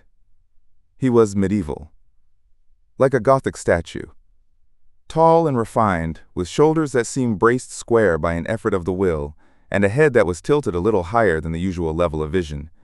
He resembled those fastidious saints who guard the portals of a French cathedral. Well-educated, well-endowed, and not deficient physically, he remained in the grip of a certain devil, whom the modern world knows as self-consciousness, and whom the medieval, with dimmer vision, worshipped as asceticism. A Gothic statue implies celibacy, just as a Greek statue implies fruition, and perhaps this was what Mr. Bede meant. And Freddie, who ignored history and art, perhaps meant the same when he failed to imagine Cecil wearing another fellow's cap. Mrs. Honeychurch left her letter on the writing table and moved towards her young acquaintance. "Oh, Cecil!" she exclaimed. "Oh, Cecil, do tell me!" "I promessi sposi," said he. They stared at him anxiously. "She has accepted me," he said, and the sound of the thing in English made him flush and smile with pleasure, and look more human. "I am so glad," said Mrs. Honeychurch, while Freddie proffered a hand that was yellow with chemicals. They wished that they also knew Italian, for our phrases of approval and of amazement are so connected with little occasions that we fear to use them on great ones. We are obliged to become vaguely poetic, or to take refuge in scriptural reminiscences. "Welcome as one of the family," said Mrs. Honeychurch, waving her hand at the furniture. "This is indeed a joyous day. I feel sure that you will make our dear Lucy happy." "I hope so," replied the young man, shifting his eyes to the ceiling. "We mothers," simpered Mrs. Honeychurch, and then realized that she was affected, sentimental, bombastic, all the things she hated most. Why could she not be Freddie, who stood stiff in the middle of the room, looking very cross and almost handsome? "I say, Lucy," called Cecil, for conversation seemed to flag. Lucy rose from the seat. She moved across the lawn and smiled in at them, just as if she was going to ask them to play tennis. Then she saw her brother's face. Her lips parted, and she took him in her arms. He said, "Steady on!" "Not a kiss for me?" asked her mother. Lucy kissed her also. "Would you take them into the garden and tell Mrs. Honeychurch all about it?" Cecil suggested. "And I'd stop here and tell my mother." "We go with Lucy?" said Freddie, as if taking orders. "Yes, you go with Lucy." They passed into the sunlight. Cecil watched them cross the terrace and descend out of sight by the steps. They would descend. He knew their ways. Past the shrubbery, and past the tennis lawn and the dahlia bed, until they reached the kitchen garden. And there, in the presence of the potatoes and the peas, the great event would be discussed. Smiling indulgently, he lit a cigarette and rehearsed the events that had led to such a happy conclusion. He had known Lucy for several years, but only as a commonplace girl who happened to be musical. He could still remember his depression that afternoon at Rome, when she and her terrible cousin fell on him out of the blue and demanded to be taken to St. Peter's. That day she had seemed a typical tourist, shrill, crude, and gaunt with travel. But Italy worked some marvel in her. It gave her light and, which he held more precious, it gave her shadow. Soon he detected in her a wonderful reticence. She was like a woman of Leonardo da Vinci's, whom we love not so much for herself, as for the things that she will not tell us. The things are assuredly not of this life. No woman of Leonardo's could have anything so vulgar as a story. She did develop most wonderfully day by day. So it happened that from patronizing civility he had slowly passed, if not to passion, at least to a profound uneasiness. Already at Rome he had hinted to her that they might be suitable for each other. It had touched him greatly that she had not broken away at the suggestion. Her refusal had been clear and gentle. After it, as the horrid phrase went, she had been exactly the same to him as before. 3 months later, on the margin of Italy, among the flower-clad Alps, he had asked her again in bald, traditional language. She reminded him of a Leonardo more than ever. Her sunburnt features were shadowed by fantastic rock. At his words, she had turned and stood between him and the light, with immeasurable plains behind her. He walked home with her unashamed, feeling not at all like a rejected suitor. The things that really mattered were unshaken. So now he had asked her once more, and, clear and gentle as ever, she had accepted him, giving no coy reasons for her delay, but simply saying that she loved him and would do her best to make him happy. His mother, too, would be pleased. She had counseled the step. He must write her a long account. Glancing at his hand, in case any of Freddie's chemicals had come off on it, he moved to the writing table. There he saw, "Dear Mrs. Vyse," followed by many erasures. He recoiled without reading any more, and after a little hesitation, sat down elsewhere, and penciled a note on his knee. Then he lit another cigarette, which did not seem quite as divine as the first, and considered what might be done to make Windy Corner drawing room more distinctive. With that outlook, it should have been a successful room, but the trail of Tottenham Court Road was upon it. He could almost visualize the motor vans of Messrs. Shoolbred and Messrs. Maple arriving at the door and depositing this chair, those varnished bookcases, that writing table. The table recalled Mrs. Honeychurch's letter. He did not want to read that letter. His temptations never lay in that direction, but he worried about it nonetheless. It was his own fault that she was discussing him with his mother. He had wanted her support in his third attempt to win Lucy. He wanted to feel that others, no matter who they were, agreed with him, and so he had asked their permission. Mrs. Honeychurch had been civil but obtuse in essentials, while as for Freddie, he is only a boy, he reflected. I represent all that he despises. Why should he want me for a brother-in-law? The Honeychurches were a worthy family, but he began to realize that Lucy was of another clay, and perhaps, he did not put it very definitely, he ought to introduce her into more congenial circles as soon as possible. "Mr. Beebe," said the maid, and the new rector of Summer Street was shown in. He had at once started on friendly relations, owing to Lucy's praise of him in her letters from Florence. Cecil greeted him rather critically. "I've come for tea, Mr. Vyse. Do you suppose that I shall get it?" "I should say so. Food is the thing one does get here. Don't sit in that chair. Young Honeychurch has left a bone in it." "Phooey." "I know," said Cecil. "I know. I can't think why Mrs. Honeychurch allows it." For Cecil considered the bone and the Maples' furniture separately. He did not realize that, taken together, they kindled the room into the life that he desired. "I've come for tea and for gossip. Isn't this news?" News. I don't understand you, said Cecil. News.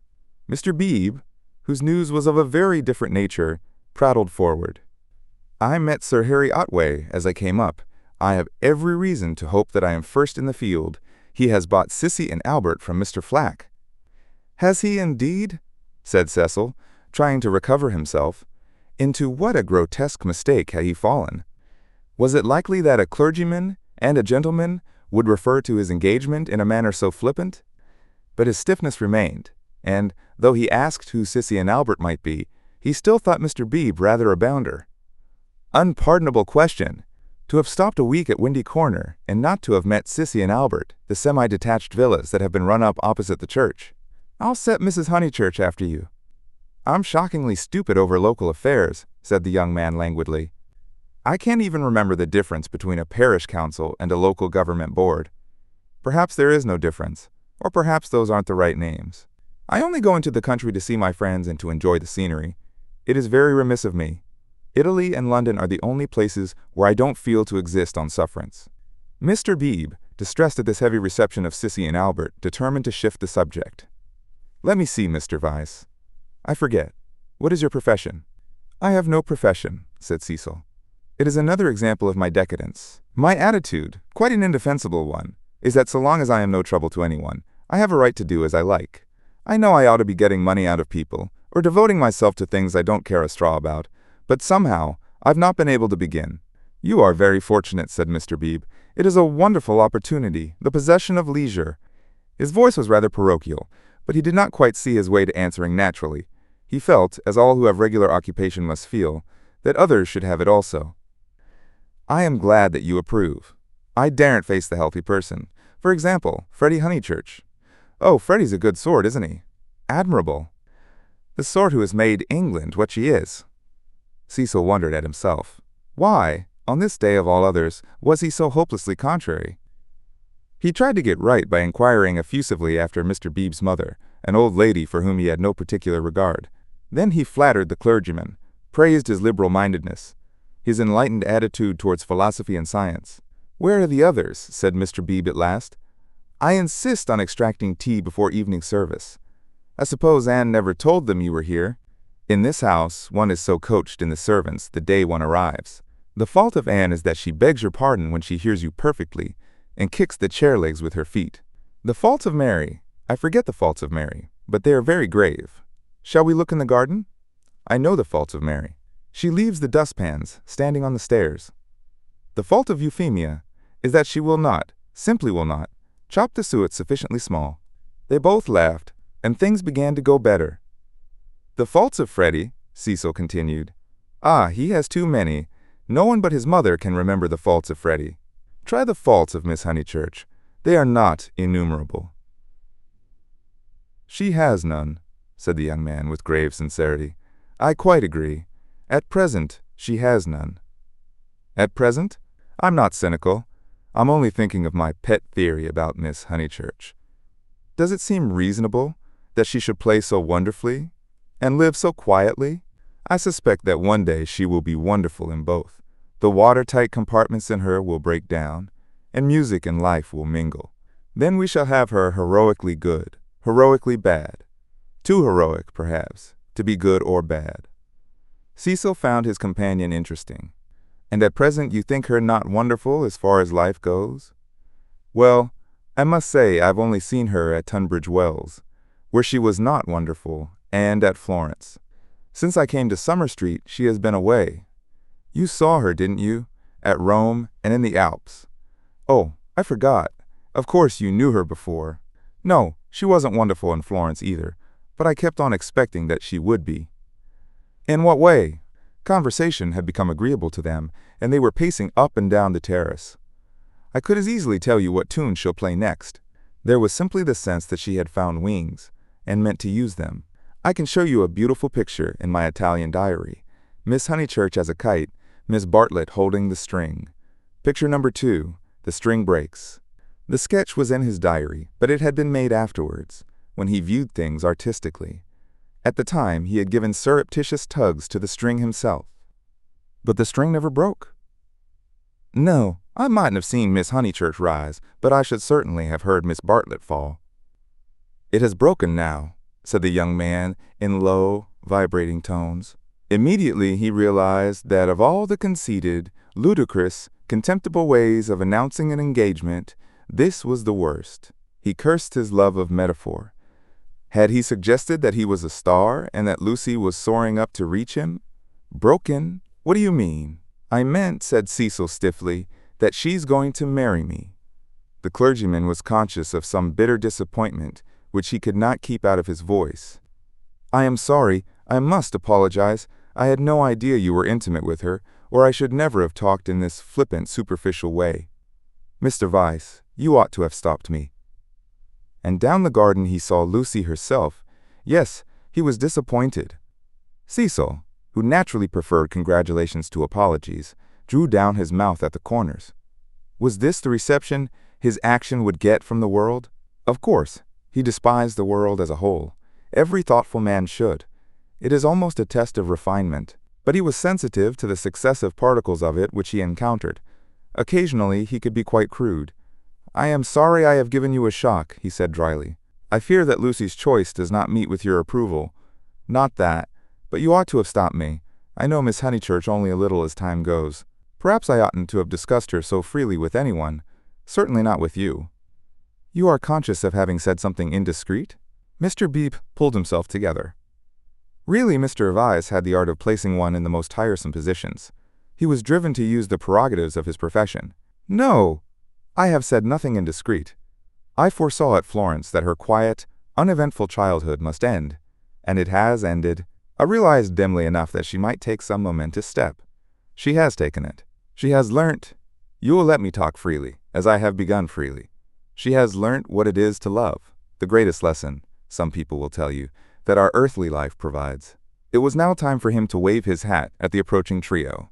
He did not omit to do so. She has learnt through you, and if his voice was still clerical, it was now also sincere.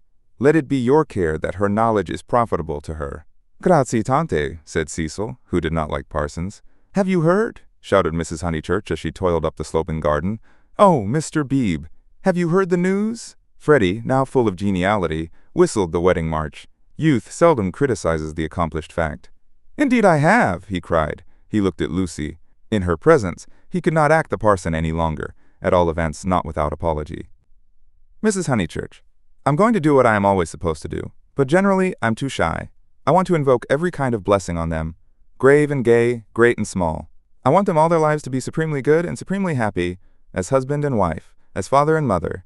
And now I want my tea. You only asked for it just in time, the lady retorted. How dare you be serious at Windy Corner? He took his tone from her. There was no more heavy beneficence, no more attempts to dignify the situation with poetry or the scriptures. None of them dared or was able to be serious any more. An engagement is so potent a thing that sooner or later it reduces all who speak of it to this state of cheerful awe.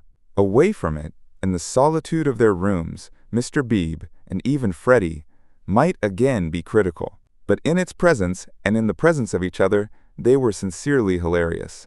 It has a strange power, for it compels not only the lips, but the very heart. The chief parallel to compare one great thing with another is the power over us of a temple of some alien creed. Standing outside, we deride or oppose it, or at the most feel sentimental. Inside, though the saints and gods are not ours, we become true believers, in case any true believer should be present. So it was that after the gropings and the misgivings of the afternoon, they pulled themselves together and settled down to a very pleasant tea party.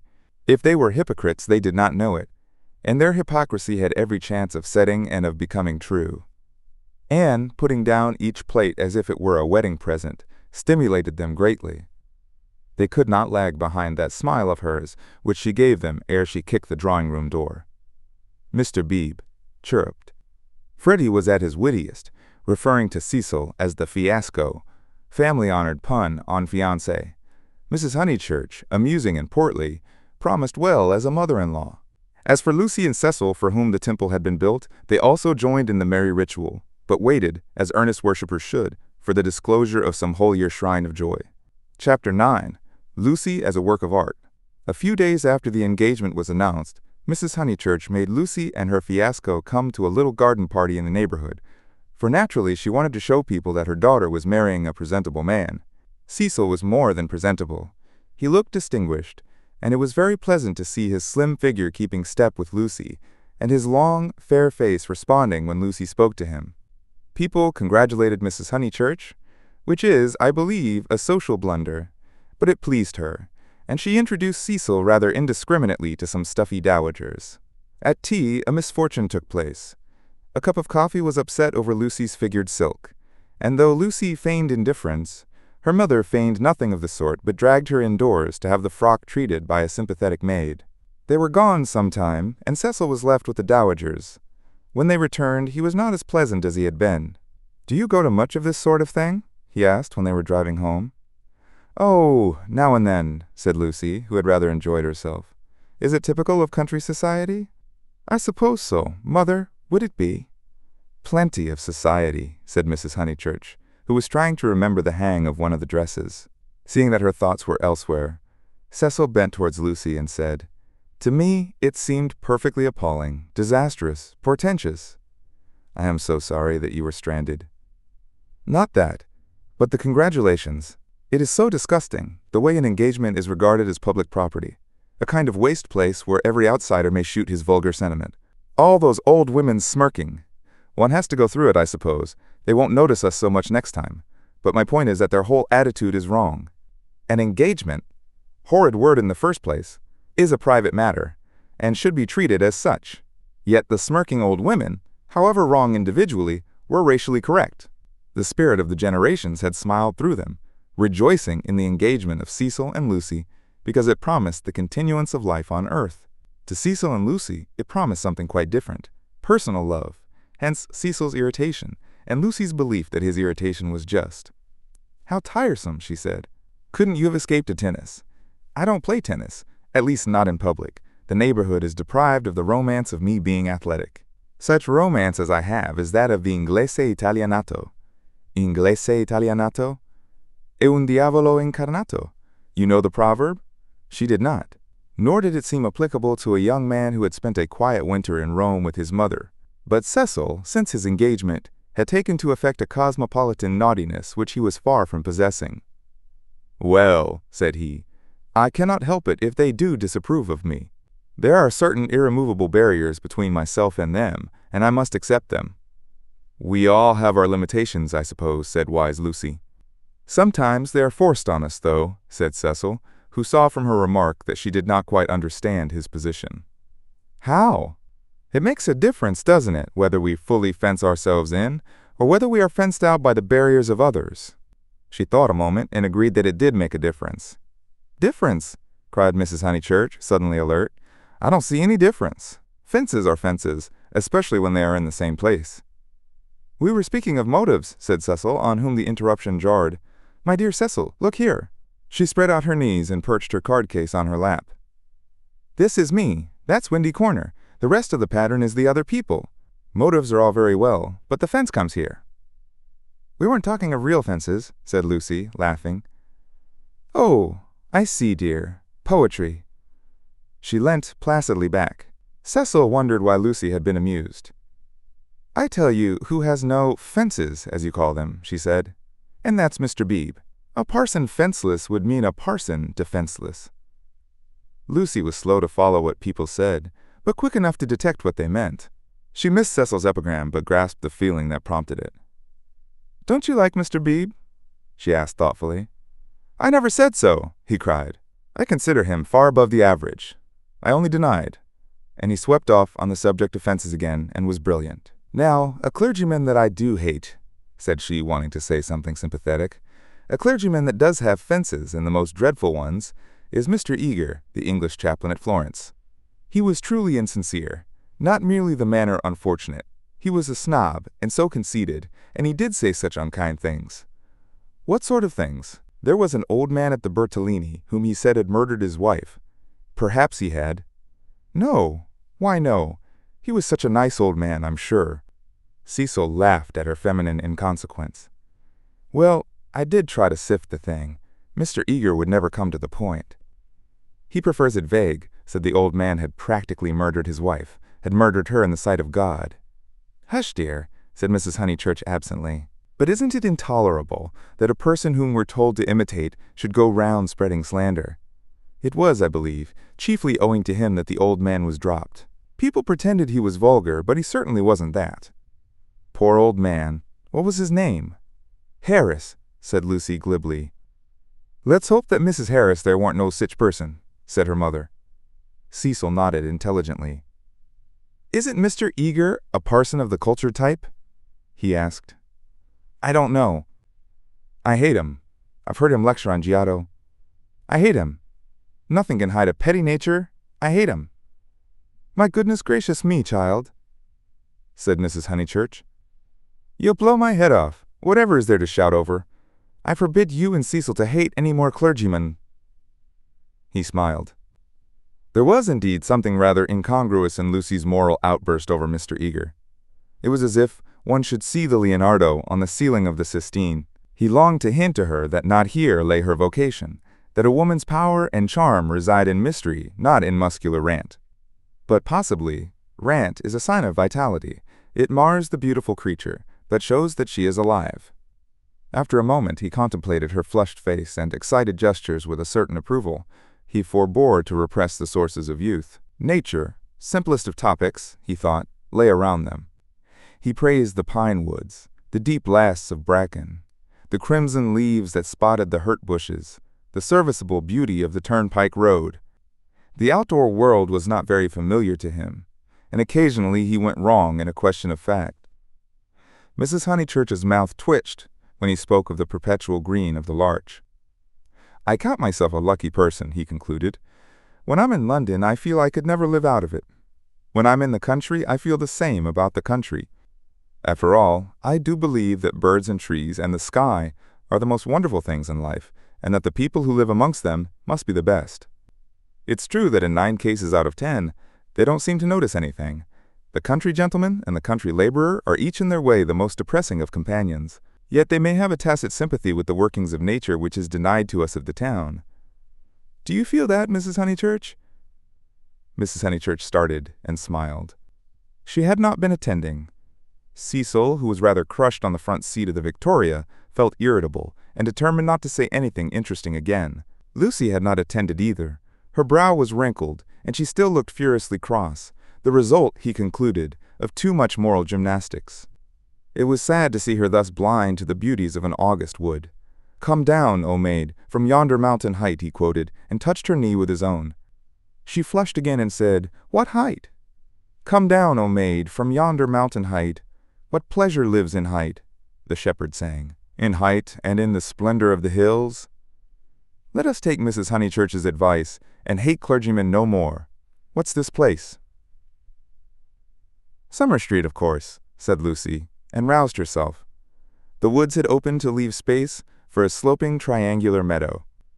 Pretty cottages lined it on 2 sides, and the upper and third side was occupied by a new stone church, expensively simple, a charming shingled spire. Mr. Beebe's house was near the church. In height, it scarcely exceeded the cottages. Some great mansions were at hand, but they were hidden in the trees. The scene suggested a Swiss Alp rather than the shrine and center of a leisured world, and was marred only by 2 ugly little villas, the villas that had competed with Cecil's engagement, having been acquired by Sir Harry Otway the very afternoon that Lucy had been acquired by Cecil. Sissy was the name of one of these villas, Albert of the other. These titles were not only picked out in shaded Gothic on the garden gates, but appeared a second time on the porches, where they followed the semicircular curve of the entrance arch in block capitals. Albert was inhabited. His tortured garden was bright with geraniums and lobelias and polished shells. His little windows were chastely swathed in Nottingham lace. Sissy was to let. 3 notice boards, belonging to Dorking agents, lolled on her fence and announced the not surprising fact. Her paths were already weedy. Her pocket handkerchief of a lawn was yellow with dandelions. The place is ruined, said the ladies mechanically.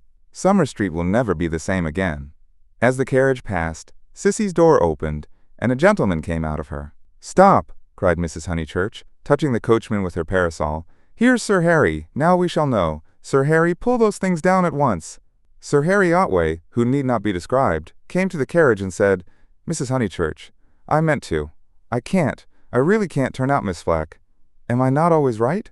She ought to have gone before the contract was signed. Does she still live rent-free, as she did in her nephew's time? But what can I do?" He lowered his voice. "An old lady, so very vulgar, and almost bedridden."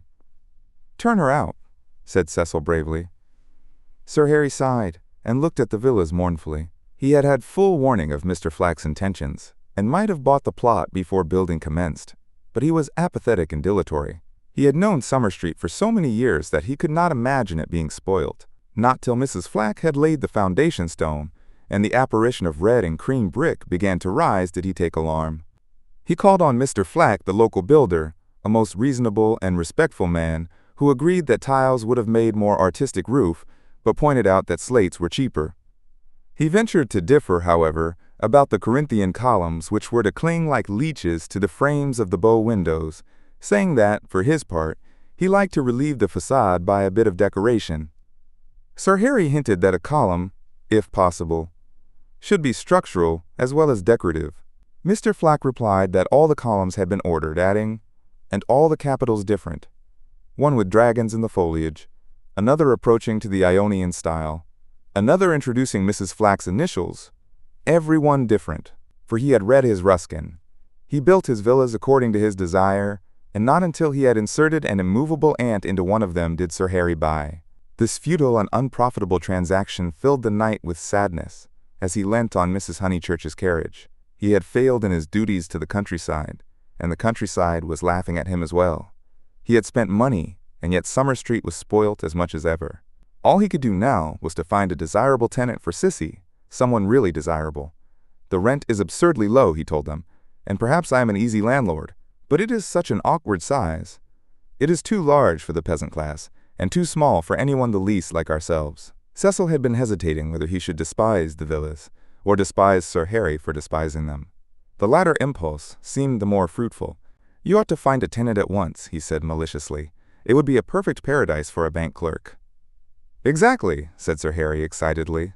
"That is exactly what I fear, Mr. Vyse. It will attract the wrong type of people. The train service has improved, a fatal improvement to my mind. And what are 5 miles from a station in these days of bicycles?" "Rather a strenuous clerk it would be," said Lucy. Cecil, who had his full share of medieval mischievousness, replied that the physique of the lower middle classes was improving at a most appalling rate. She saw that he was laughing at their harmless neighbor, and roused herself to stop him. "Sir Harry," she exclaimed, "I have an idea. How would you like spinsters?" "My dear Lucy, it would be splendid." "Do you know any such?" "Yes, I met them abroad." "Gentlewomen?" he asked tentatively. "Yes, indeed, and at the present moment homeless. I heard from them last week. Miss Teresa and Miss Catherine Allen. I'm really not joking. They are quite the right people. Mr. Beebe knows them too. May I tell them to write to you?" "Indeed you may," he cried. "Here we are with the difficulty solved already. How delightful it is. Extra facilities. Please tell them they shall have extra facilities, for I shall have no agent's fees. Oh, the agents! The appalling people they have sent me. One woman, when I wrote a tactful letter, asking her to explain her social position to me, replied that she would pay the rent in advance, as if one cares about that. And several references I took up were most unsatisfactory. People swindlers, or not respectable. And oh, the deceit. I have seen a good deal of the seamy side this last week. The deceit of the most promising people. My dear Lucy, the deceit." She nodded. "My advice," put in Mrs. Honeychurch, "is to have nothing to do with Lucy and her decayed gentlewomen at all. I know the type. Preserve me from people who have seen better days, and bring heirlooms with them that make the house smell stuffy. It's a sad thing, but I'd far rather let to someone who is going up in the world than to someone who has come down." "I think I follow you," said Sir Harry, "but it is, as you say, a very sad thing." "The Misses Allen aren't that," cried Lucy. "Yes, they are," said Cecil. "I haven't met them, but I should say they were a highly unsuitable addition to the neighborhood." "Don't listen to him, Sir Harry. He's tiresome." "It's I who am tiresome," he replied. "I oughtn't to come with my troubles to young people." But really, I am so worried, and Lady Otway will only say that I cannot be too careful, which is quite true, but no real help. Then, may I write to my Mrs. Allen? Please. But his eye wavered when Mrs. Honeychurch exclaimed, Beware! They are certain to have canaries. Sir Harry, beware of canaries. They spit the seed out through the bars of the cages, and then the mice come. Beware of women altogether, only let to a man. Really, he murmured gallantly, though he saw the wisdom of her remark. Men don't gossip over teacups. If they get drunk, there's an end of them. They lie down comfortably and sleep it off. If they're vulgar, they somehow keep it to themselves. It doesn't spread so. Give me a man. Of course, provided he's clean. Sir Harry blushed. Neither he nor Cecil enjoyed these open compliments to their sex. Even the exclusion of the dirty did not leave them much distinction. He suggested that Mrs. Honeychurch, if she had time, should descend from the carriage and inspect Sissy for herself. She was delighted. Nature had intended her to be poor and to live in such a house. Domestic arrangements always attracted her, especially when they were on a small scale. Cecil pulled Lucy back as she followed her mother. Mrs. Honeychurch, he said, what if we two walk home and leave you? Certainly, was her cordial reply. Sir Harry likewise seemed almost too glad to get rid of them.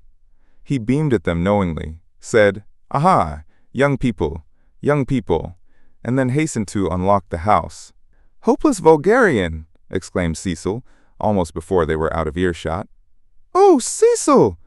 I can't help it. It would be wrong not to loathe that man. He isn't clever, but really he is nice.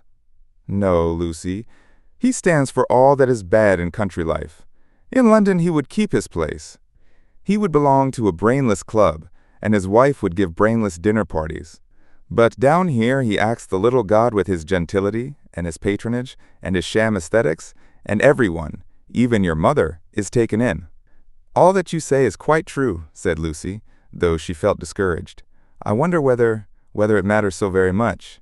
It matters supremely. Sir Harry is the essence of that garden party. Oh, goodness, how cross I feel. How I do hope he'll get some vulgar tenant in that villa. Some woman so really vulgar that he'll notice it. Gentle folks. Ugh, with his bald head and retreating chin. But let's forget him. This Lucy was glad enough to do. If Cecil disliked Sir Harry Otway and Mr. Beebe, what guarantee was there that the people who really mattered to her would escape? For instance, Freddie. Freddie was neither clever, nor subtle, nor beautiful, and what prevented Cecil from saying, any minute, it would be wrong not to loathe Freddie? And what would she reply? Further than Freddie she did not go, but he gave her anxiety enough. She could only assure herself that Cecil had known Freddie some time, and that they had always got on pleasantly, except, perhaps, during the last few days, which was an accident, perhaps. Which way shall we go? She asked him. Nature, simplest of topics, she thought, was around them. Summer Street lay deep in the woods, and she had stopped where a footpath diverged from the high road. Are there two ways? Perhaps the road is more sensible, as we're got up smart. I'd rather go through the wood, said Cecil, with that subdued irritation that she had noticed in him all the afternoon. Why is it, Lucy, that you always say the road? Do you know that you have never once been with me in the fields or the woods since we were engaged? Haven't I? The wood, then, said Lucy, startled at his queerness, but pretty sure that he would explain later. It was not his habit to leave her in doubt as to his meaning. She led the way into the whispering pines, and sure enough he did explain before they had gone a dozen yards. I had got an idea, I dare say wrongly, that you feel more at home with me in a room. A room? She echoed, hopelessly bewildered. Yes, or, at the most, in a garden or on a road. Never in the real country like this. Oh, Cecil, whatever do you mean? I have never felt anything of the sort. You talk as if I was a kind of poetess sort of person. I don't know that you aren't. I connect you with a view, a certain type of view. Why shouldn't you connect me with a room? She reflected a moment, and then said, laughing, Do you know that you're right? I do. I must be a poetess after all. When I think of you, it's always as in a room. How funny. To her surprise, he seemed annoyed. A drawing room, pray? With no view? Yes, with no view, I fancy. Why not? I'd rather, he said reproachfully, that you connected me with the open air. She said again, "Oh, Cecil, whatever do you mean?" As no explanation was forthcoming, she shook off the subject as too difficult for a girl, and led him further into the wood, pausing every now and then at some particularly beautiful or familiar combination of the trees. She had known the wood between Summer Street and Windy Corner ever since she could walk alone. She had played at losing Freddie in it, when Freddie was a purple-faced baby, and though she had been to Italy, it had lost none of its charm. Presently, they came to a little clearing among the pines, another tiny green alp, solitary this time, and holding in its bosom a shallow pool. She exclaimed, "The Sacred Lake! Why do you call it that?" "I can't remember why. I suppose it comes out of some book. It's only a puddle now, but you see that stream going through it? Well, a good deal of water comes down after heavy rains, and can't get away at once, and the pool becomes quite large and beautiful. Then Freddie used to bathe there. He is very fond of it." "And you?" He meant, "Are you fond of it?" But she answered dreamily, "I bathed here too till I was found out. Then there was a row. At another time he might have been shocked, for he had depths of prudishness within him. But now?" With his momentary cult of the fresh air, he was delighted at her admirable simplicity. He looked at her as she stood by the pool's edge. She was got up smart, as she phrased it, and she reminded him of some brilliant flower that has no leaves of its own, but blooms abruptly out of a world of green. "Who found you out?" "Charlotte," she murmured. "She was stopping with us. Charlotte, Charlotte. Poor girl." She smiled gravely. A certain scheme, from which hitherto he had shrunk, now appeared practical. "Lucy!" "Yes, I suppose we ought to be going," was her reply. "Lucy, I want to ask something of you that I have never asked before." At the serious note in his voice, she stepped frankly and kindly towards him. "What, Cecil?" "Hitherto never. Not even that day on the lawn when you agreed to marry me." He became self-conscious and kept glancing round to see if they were observed. His courage had gone. "Yes? Up to now I have never kissed you." She was as scarlet as if he had put the thing most indelicately. "No, more you have," she stammered. "Then I ask you, may I now?" "Of course, you may, Cecil. You might before. I can't run at you, you know." At that supreme moment he was conscious of nothing but absurdities. Her reply was inadequate. She gave such a business-like lift to her veil. As he approached her, he found time to wish that he could recoil.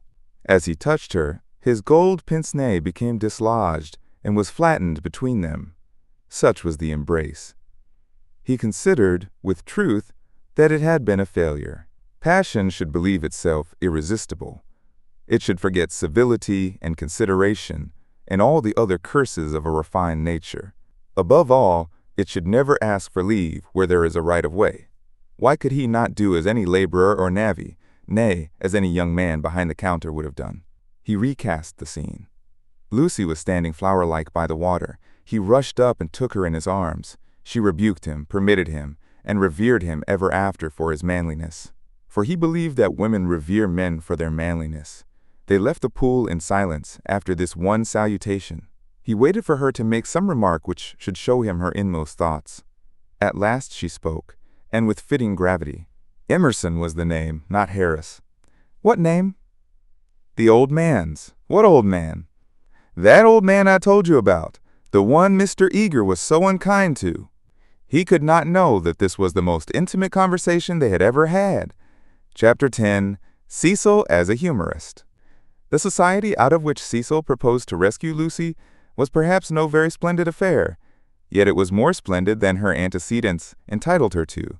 Her father, a prosperous local solicitor, had built Windy Corner as a speculation at the time the district was opening up, and falling in love with his own creation, had ended by living there himself. Soon after his marriage, the social atmosphere began to alter. Other houses were built on the brow of that steep southern slope, and others, again among the pine trees behind, and northward on the chalk barrier of the downs. Most of these houses were larger than Windy Corner, and were filled by people who came, not from the district, but from London, and who mistook the Honeychurches for the remnants of an indigenous aristocracy. He was inclined to be frightened, but his wife accepted the situation without either pride or humility. "I cannot think what people are doing," she would say, "but it is extremely fortunate for the children." She called everywhere. Her calls were returned with enthusiasm, and by the time people found out that she was not exactly of their milieu, they liked her, and it did not seem to matter. When Mr. Honeychurch died, He had the satisfaction, which few honest solicitors despise, of leaving his family rooted in the best society obtainable. The best obtainable. Certainly many of the immigrants were rather dull, and Lucy realized this more vividly since her return from Italy. Hitherto she had accepted their ideals without questioning, their kindly affluence, their inexplosive religion, their dislike of paper bags, orange peel, and broken bottles. A radical, out and out, she learnt to speak with horror of suburbia. Life, so far as she troubled to conceive it, was a circle of rich, pleasant people, with identical interests and identical foes. In this circle, one thought, married, and died. Outside it were poverty and vulgarity forever trying to enter, just as the London fog tries to enter the pine woods pouring through the gaps in the northern hills. But in Italy, where anyone who chooses may warm himself in equality as in the sun, this conception of life vanished. Her senses expanded. She felt that there was no one whom she might not get to like, that social barriers were irremovable, doubtless, but not particularly high. You jump over them just as you jump into a peasant's olive yard in the Apennines, and he is glad to see you. She returned with new eyes. So did Cecil. But Italy had quickened Cecil, not to tolerance, but to irritation. He saw that the local society was narrow, but instead of saying, "Does that very much matter?" he rebelled, and tried to substitute for it the society he called broad. He did not realize that Lucy had consecrated her environment by the thousand little civilities that create a tenderness in time, and that though her eyes saw its defects, her heart refused to despise it entirely. Nor did he realize a more important point, that if she was too great for this society, she was too great for all society, and had reached the stage where personal intercourse would alone satisfy her. A rebel she was, but not of the kind he understood. A rebel who desired not a wider dwelling room, but equality beside the man she loved. For Italy was offering her the most priceless of all possessions, her own soul. Playing bumble puppy with Minnie Beebe, niece to the rector, and aged 13, an ancient and most honorable game, which consists in striking tennis balls high into the air, so that they fall over the net and immoderately bounce. Some hit Mrs. Honeychurch, others are lost. The sentence is confused, but the better illustrates Lucy's state of mind, for she was trying to talk to Mr. Beebe at the same time. Oh, it has been such a nuisance. First he, then they, no one knowing what they wanted, and everyone so tiresome. But they really are coming now, said Mr. Beebe. I wrote to Miss Teresa a few days ago. She was wondering how often the butcher called, and my reply of once a month must have impressed her favorably. They are coming. I heard from them this morning. I shall hate those Miss Allens, Mrs. Honeychurch cried. Just because they're old and silly, one's expected to say, how sweet. I hate their ifing and butting and anding. And poor Lucy, serve her right, worn to a shadow.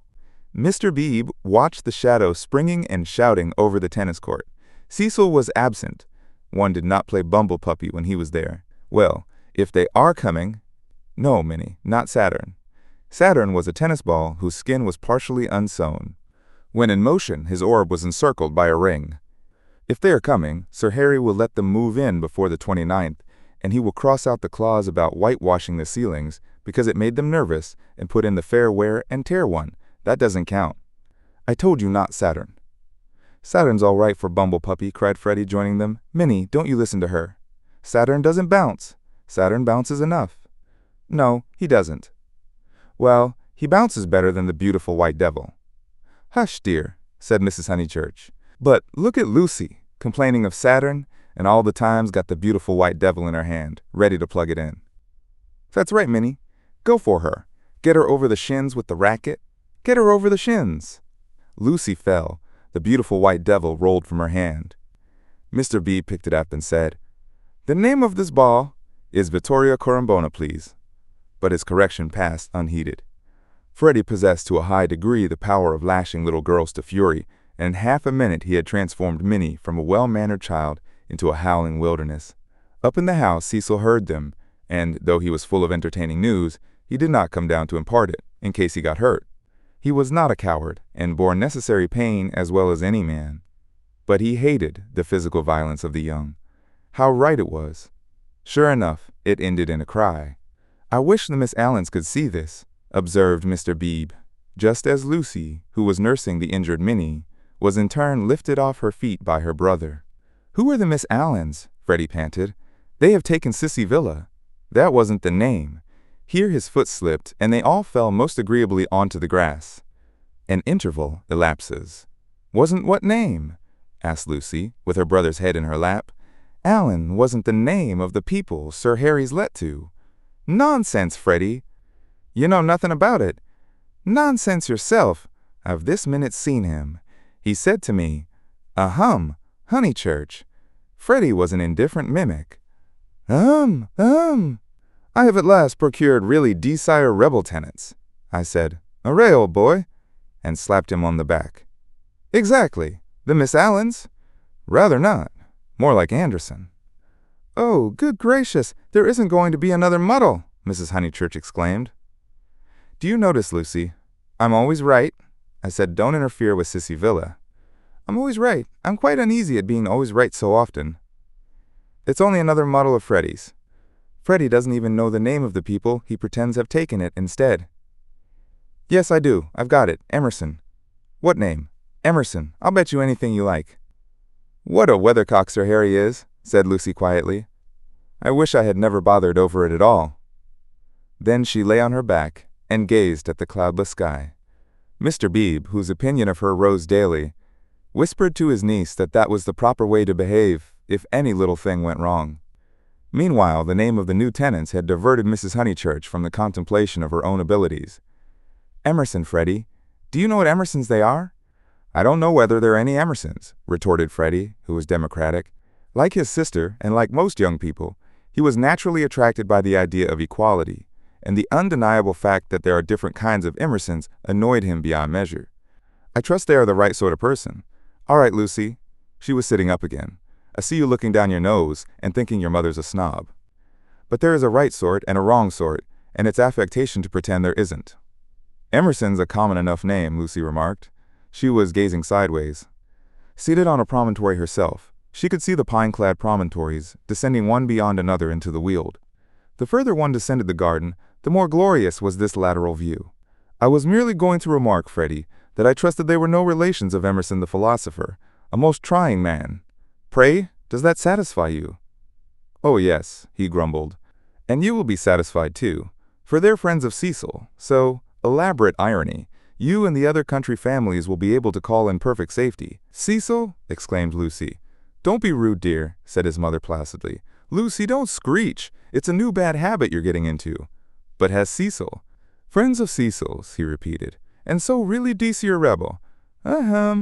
Honeychurch, I have just telegraphed to them." She got up from the grass.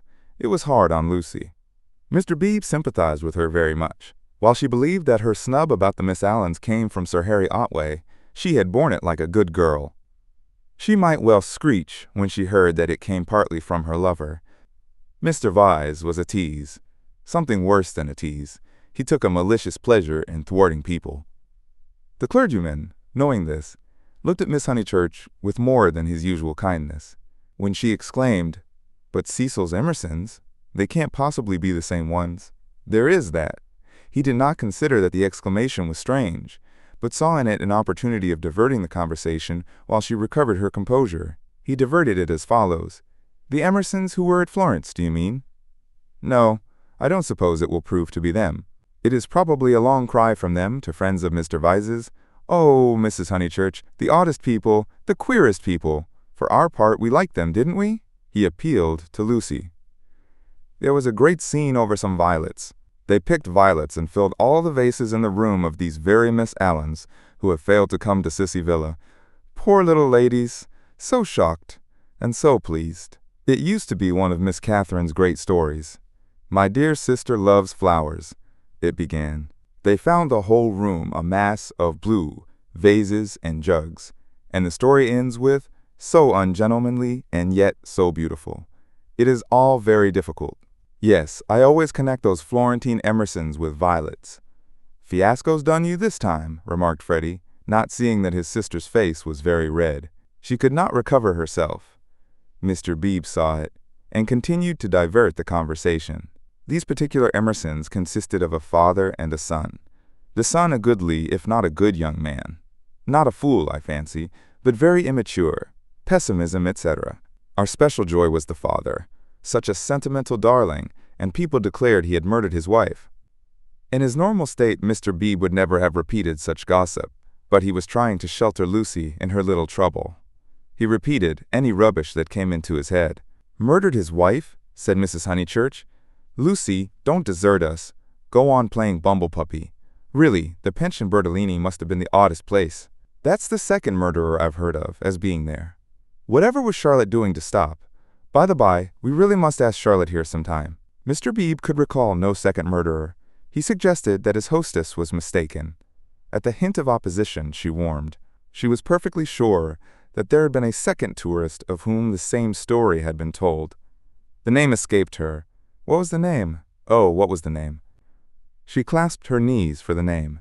Something in Thackeray. She struck her matronly forehead. Lucy asked her brother whether Cecil was in. "Oh, don't go," he cried and tried to catch her by the ankles. "I must go," she said gravely. "Don't be silly. You always overdo it when you play." As she left them, her mother's shout of "Harris!" shivered the tranquil air, and reminded her that she had told a lie and had never put it right. Such a senseless lie, too, yet it shattered her nerves and made her connect these Emersons, friends of Cecil's, with a pair of nondescript tourists. Hitherto, truth had come to her naturally. She saw that for the future she must be more vigilant and be absolutely truthful. Well, at all events, she must not tell lies. She hurried up the garden, still flushed with shame. A word from Cecil would soothe her, she was sure. "Cecil!" "Hello!" he called, and leaned out of the smoking-room window. He seemed in high spirits. "I was hoping you'd come. I heard you all bear gardening, but there's better fun up here.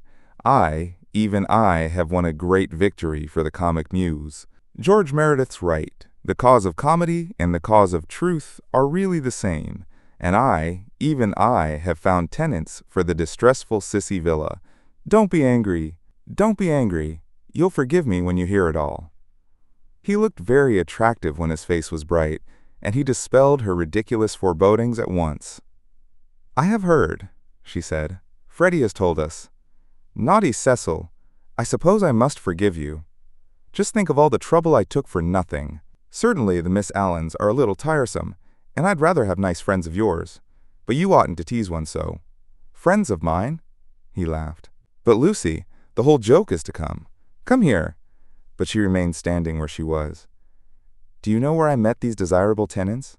In the National Gallery, when I was up to see my mother last week." "What an odd place to meet people," she said nervously. "I don't quite understand." "In the Umbrian room. Absolute strangers. They were admiring Luca Signorelli, of course, quite stupidly. However, we got talking, and they refreshed me not a little. They had been to Italy." "But Cecil," proceeded hilariously, "in the course of conversation, they said that they wanted a country cottage, the father to live there, the son to run down for weekends. I thought, what a chance of scoring off Sir Harry. And I took their address and a London reference, found they weren't actual blackguards, it was great sport, and wrote to him, making out. Cecil, no, it's not fair. I've probably met them before." He bore her down. "Perfectly fair. Anything is fair that punishes a snob. That old man will do the neighborhood a world of good. Sir Harry is too disgusting with his decayed gentlewomen. I meant to read him a lesson sometime. No, Lucy, the classes ought to mix, and before long you'll agree with me. There ought to be intermarriage, all sorts of things. I believe in democracy." "No, you don't," she snapped. "You don't know what the word means." He stared at her, and felt again that she had failed to be Leonardesque.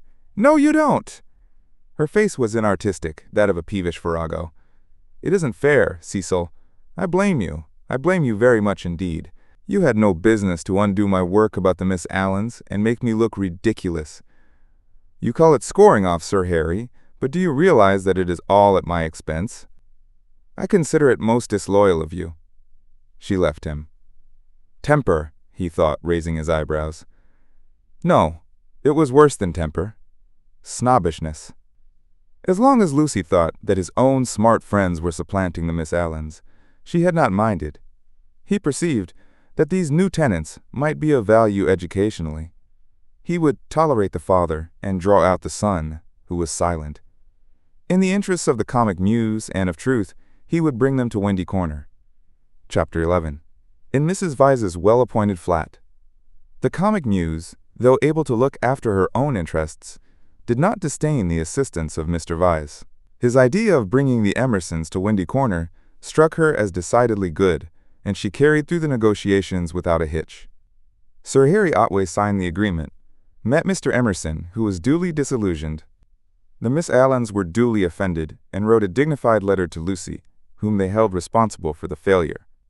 Mr. B planned pleasant moments for the newcomers, and told Mrs. Honeychurch that Freddie must call on them as soon as they arrived. Indeed, so ample was the muse's equipment that she permitted Mr. Harris, never a very robust criminal, to droop his head, to be forgotten, and to die. Lucy, to descend from bright heaven to earth, whereon there are shadows because there are hills. Lucy was at first plunged into despair, but settled after a little thought that it did not matter the very least. Now that she was engaged, the Emersons would scarcely insult her and were welcome into the neighborhood. And Cecil was welcome to bring whom he would into the neighborhood. Therefore, Cecil was welcome to bring the Emersons into the neighborhood. But as I say, this took a little thinking, and, so illogical are girls, the event remained rather greater and rather more dreadful than it should have done. She was glad that a visit to Mrs. Vyse now fell due. The tenants moved into Sissy Villa while she was safe in the London flat. "Cecil, Cecil, darling," she whispered the evening she arrived, and crept into his arms. Cecil, too, became demonstrative. He saw that the needful fire had been kindled in Lucy. At last she longed for attention, as a woman should, and looked up to him because he was a man. "So you do love me, little thing," he murmured. "Oh, Cecil, I do, I do. I don't know what I should do without you." Several days passed. Then she had a letter from Miss Bartlett.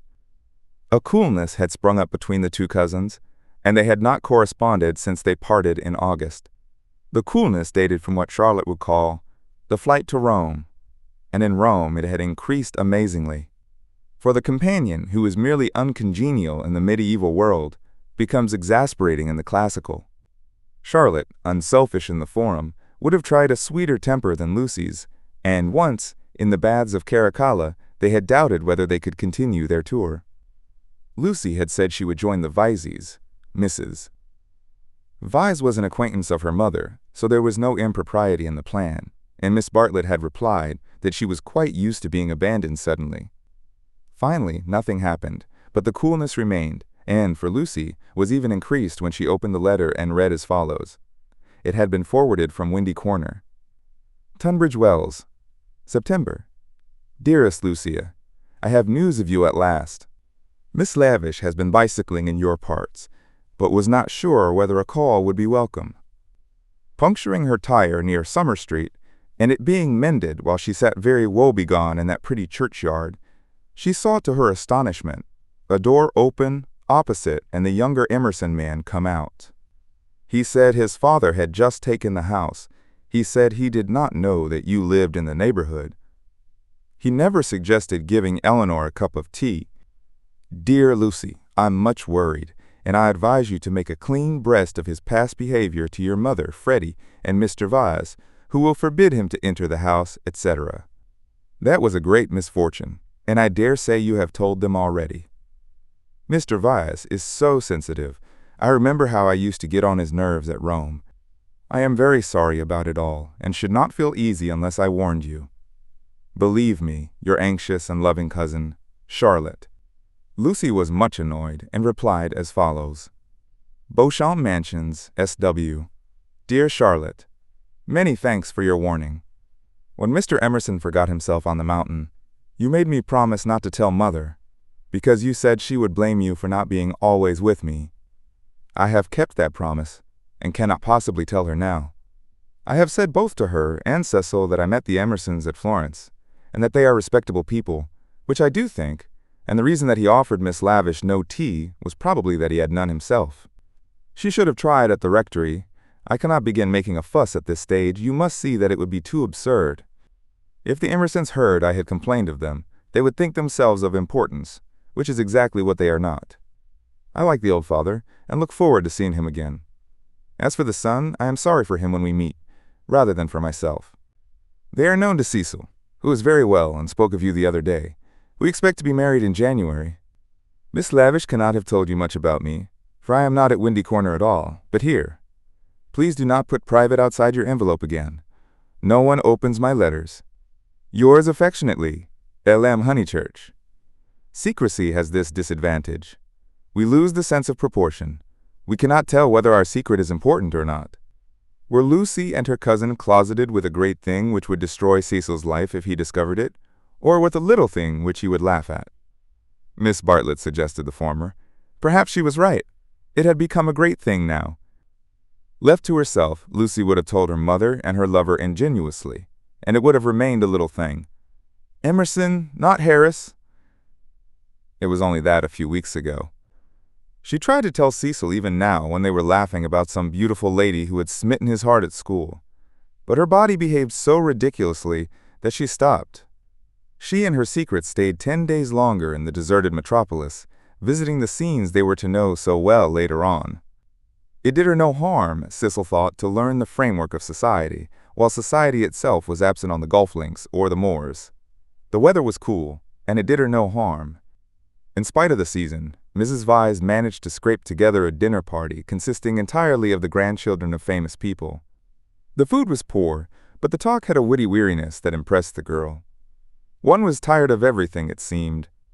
One launched into enthusiasms only to collapse gracefully and pick oneself up amid sympathetic laughter.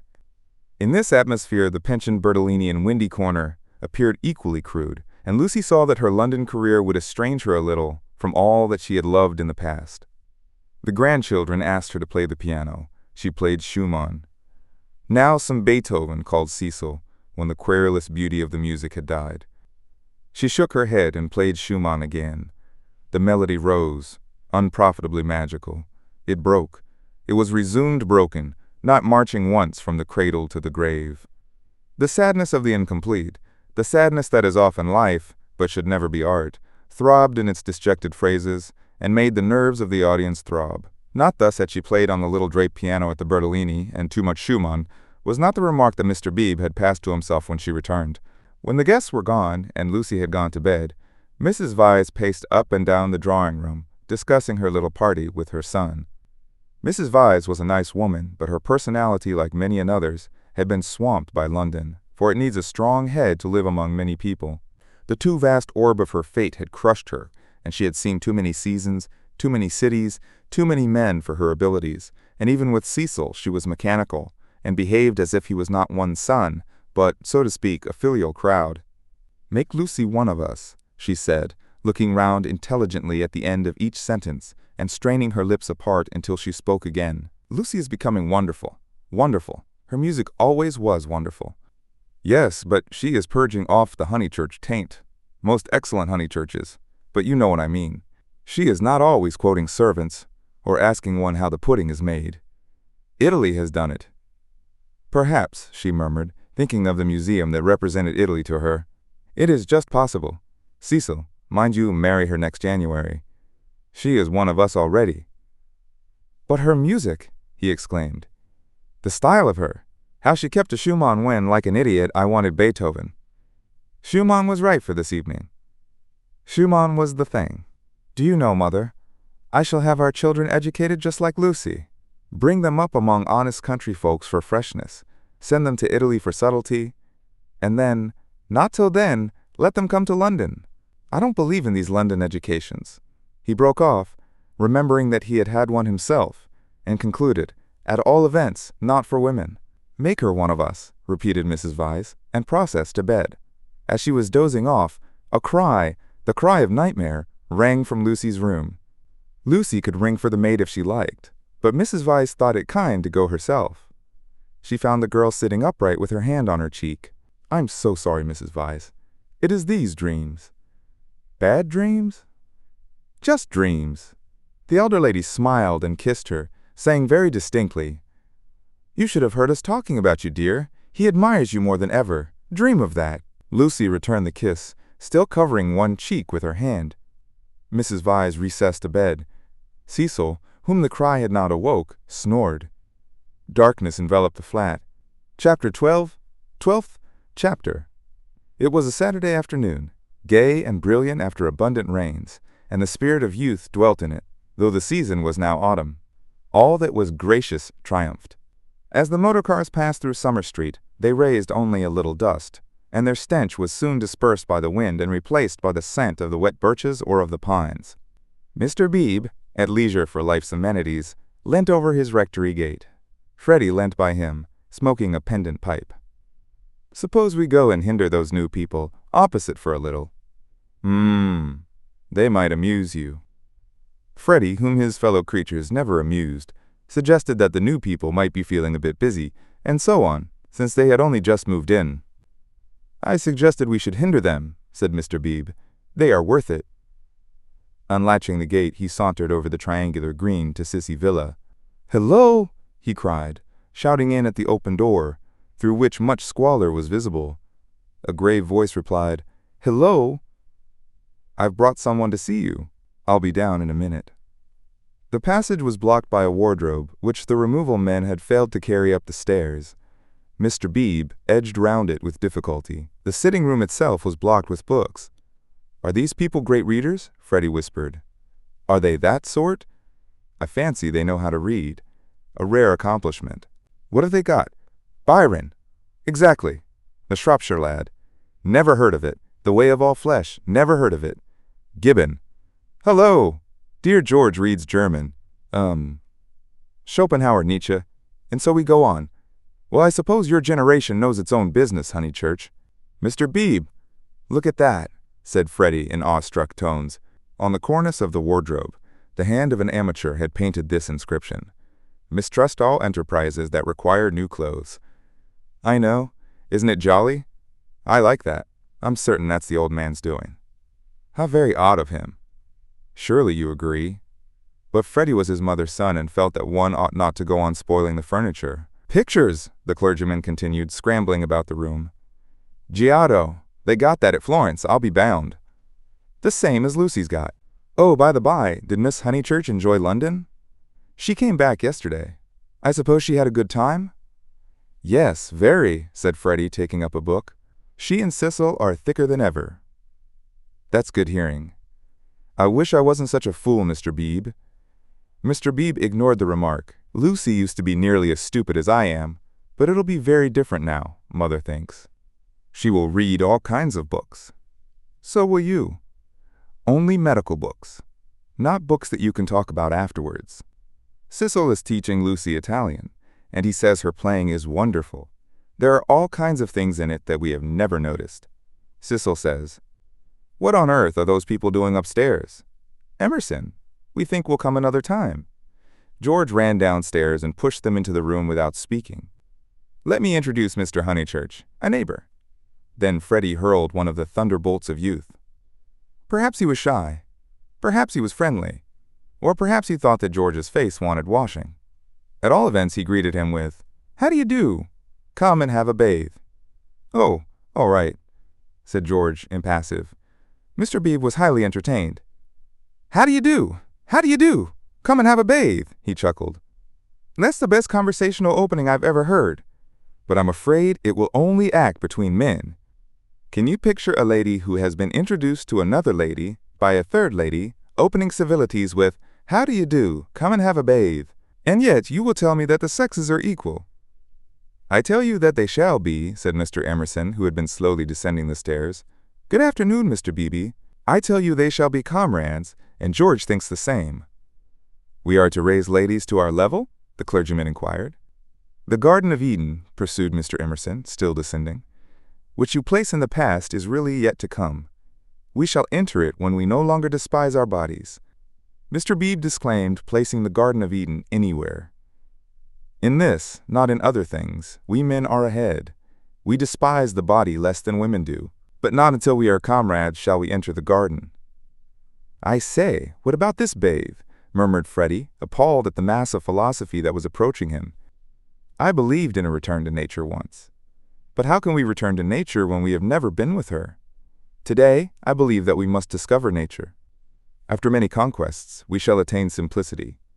It is our heritage. Let me introduce Mr. Honeychurch, whose sister you will remember at Florence. How do you do? Very glad to see you, and that you are taking George for a bathe. Very glad to hear that your sister is going to marry. Marriage is a duty. I am sure that she will be happy, for we know Mr. Vyse, too. He has been most kind. He met us by chance in the National Gallery, and arranged everything about this delightful house, though I hope I have not vexed Sir Harry Otway. I have met so few liberal landowners, and I was anxious to compare his attitude towards the game laws with the conservative attitude. Ah, this wind, you do well to bathe. Yours is a glorious country, Honeychurch.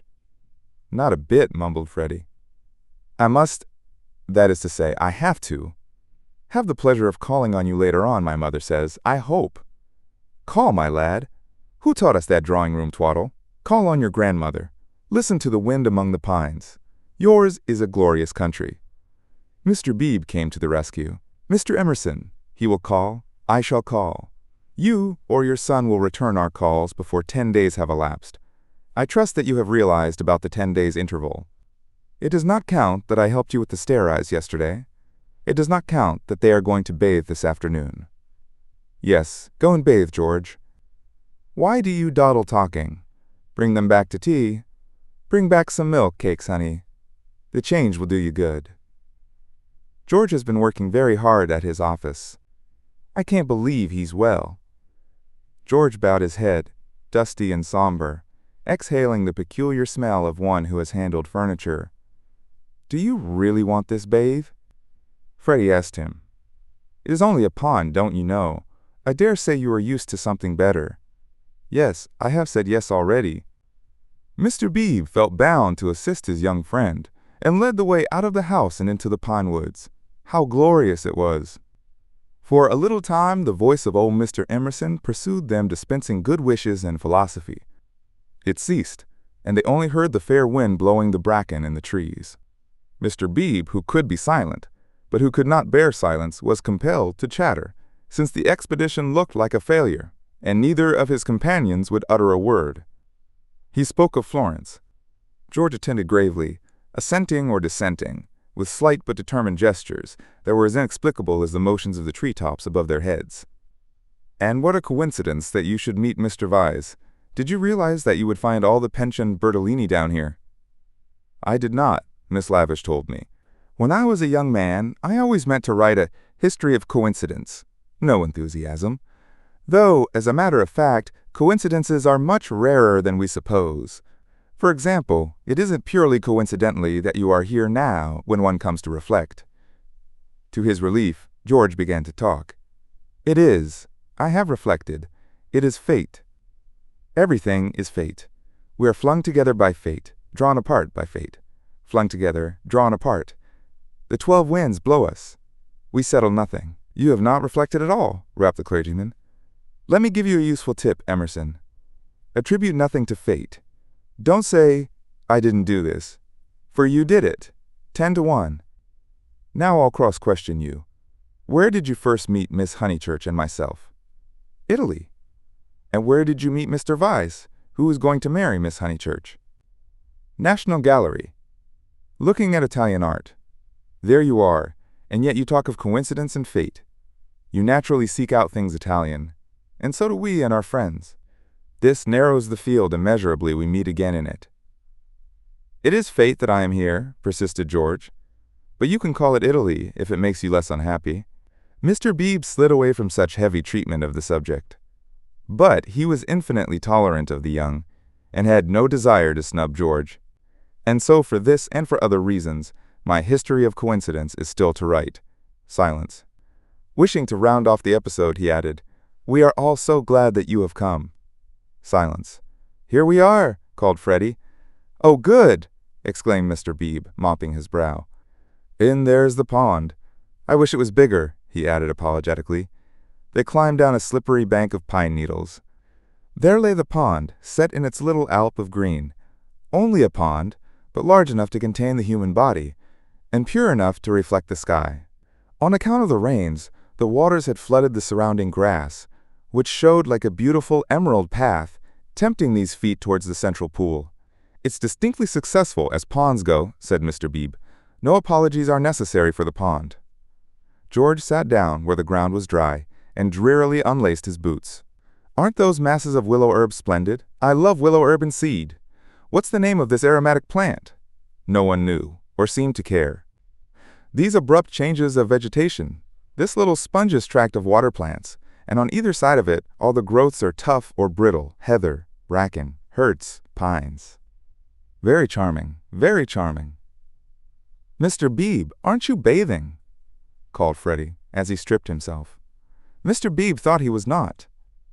"Water's wonderful," cried Freddie, prancing in. "Water's water," murmured George. Wetting his hair first, a sure sign of apathy, he followed Freddie into the divine, as indifferent as if he were a statue and the pond a pail of soapsuds. It was necessary to use his muscles. It was necessary to keep clean. Mr. Beebe watched them, and watched the seeds of the willow herb dance chorically above their heads.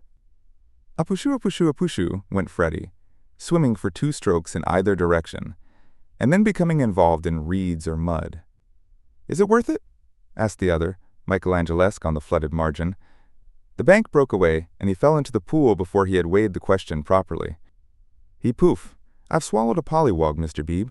Water's wonderful. Water's simply ripping." "Water's not so bad," said George, reappearing from his plunge and sputtering at the sun. "Water's wonderful. Mr. Beebe, do. Apushukuf." Mr. Beebe, who was hot, and who always acquiesced where possible, looked around him. He could detect no parishioners except the pine trees, rising up steeply on all sides and gesturing to each other against the blue. How glorious it was! The world of motor cars and rural deans receded inimitably. Water, sky, evergreens, a wind, these things not even the seasons can touch, and surely they lie beyond the intrusion of man? I may as well wash too. And soon his garments made a third little pile on the sward, and he too asserted the wonder of the water. It was ordinary water, nor was there very much of it. And, as Freddie said, it reminded one of swimming in a salad. The 3 gentlemen rotated in the pool breast high, after the fashion of the nymphs in Götterdammerung.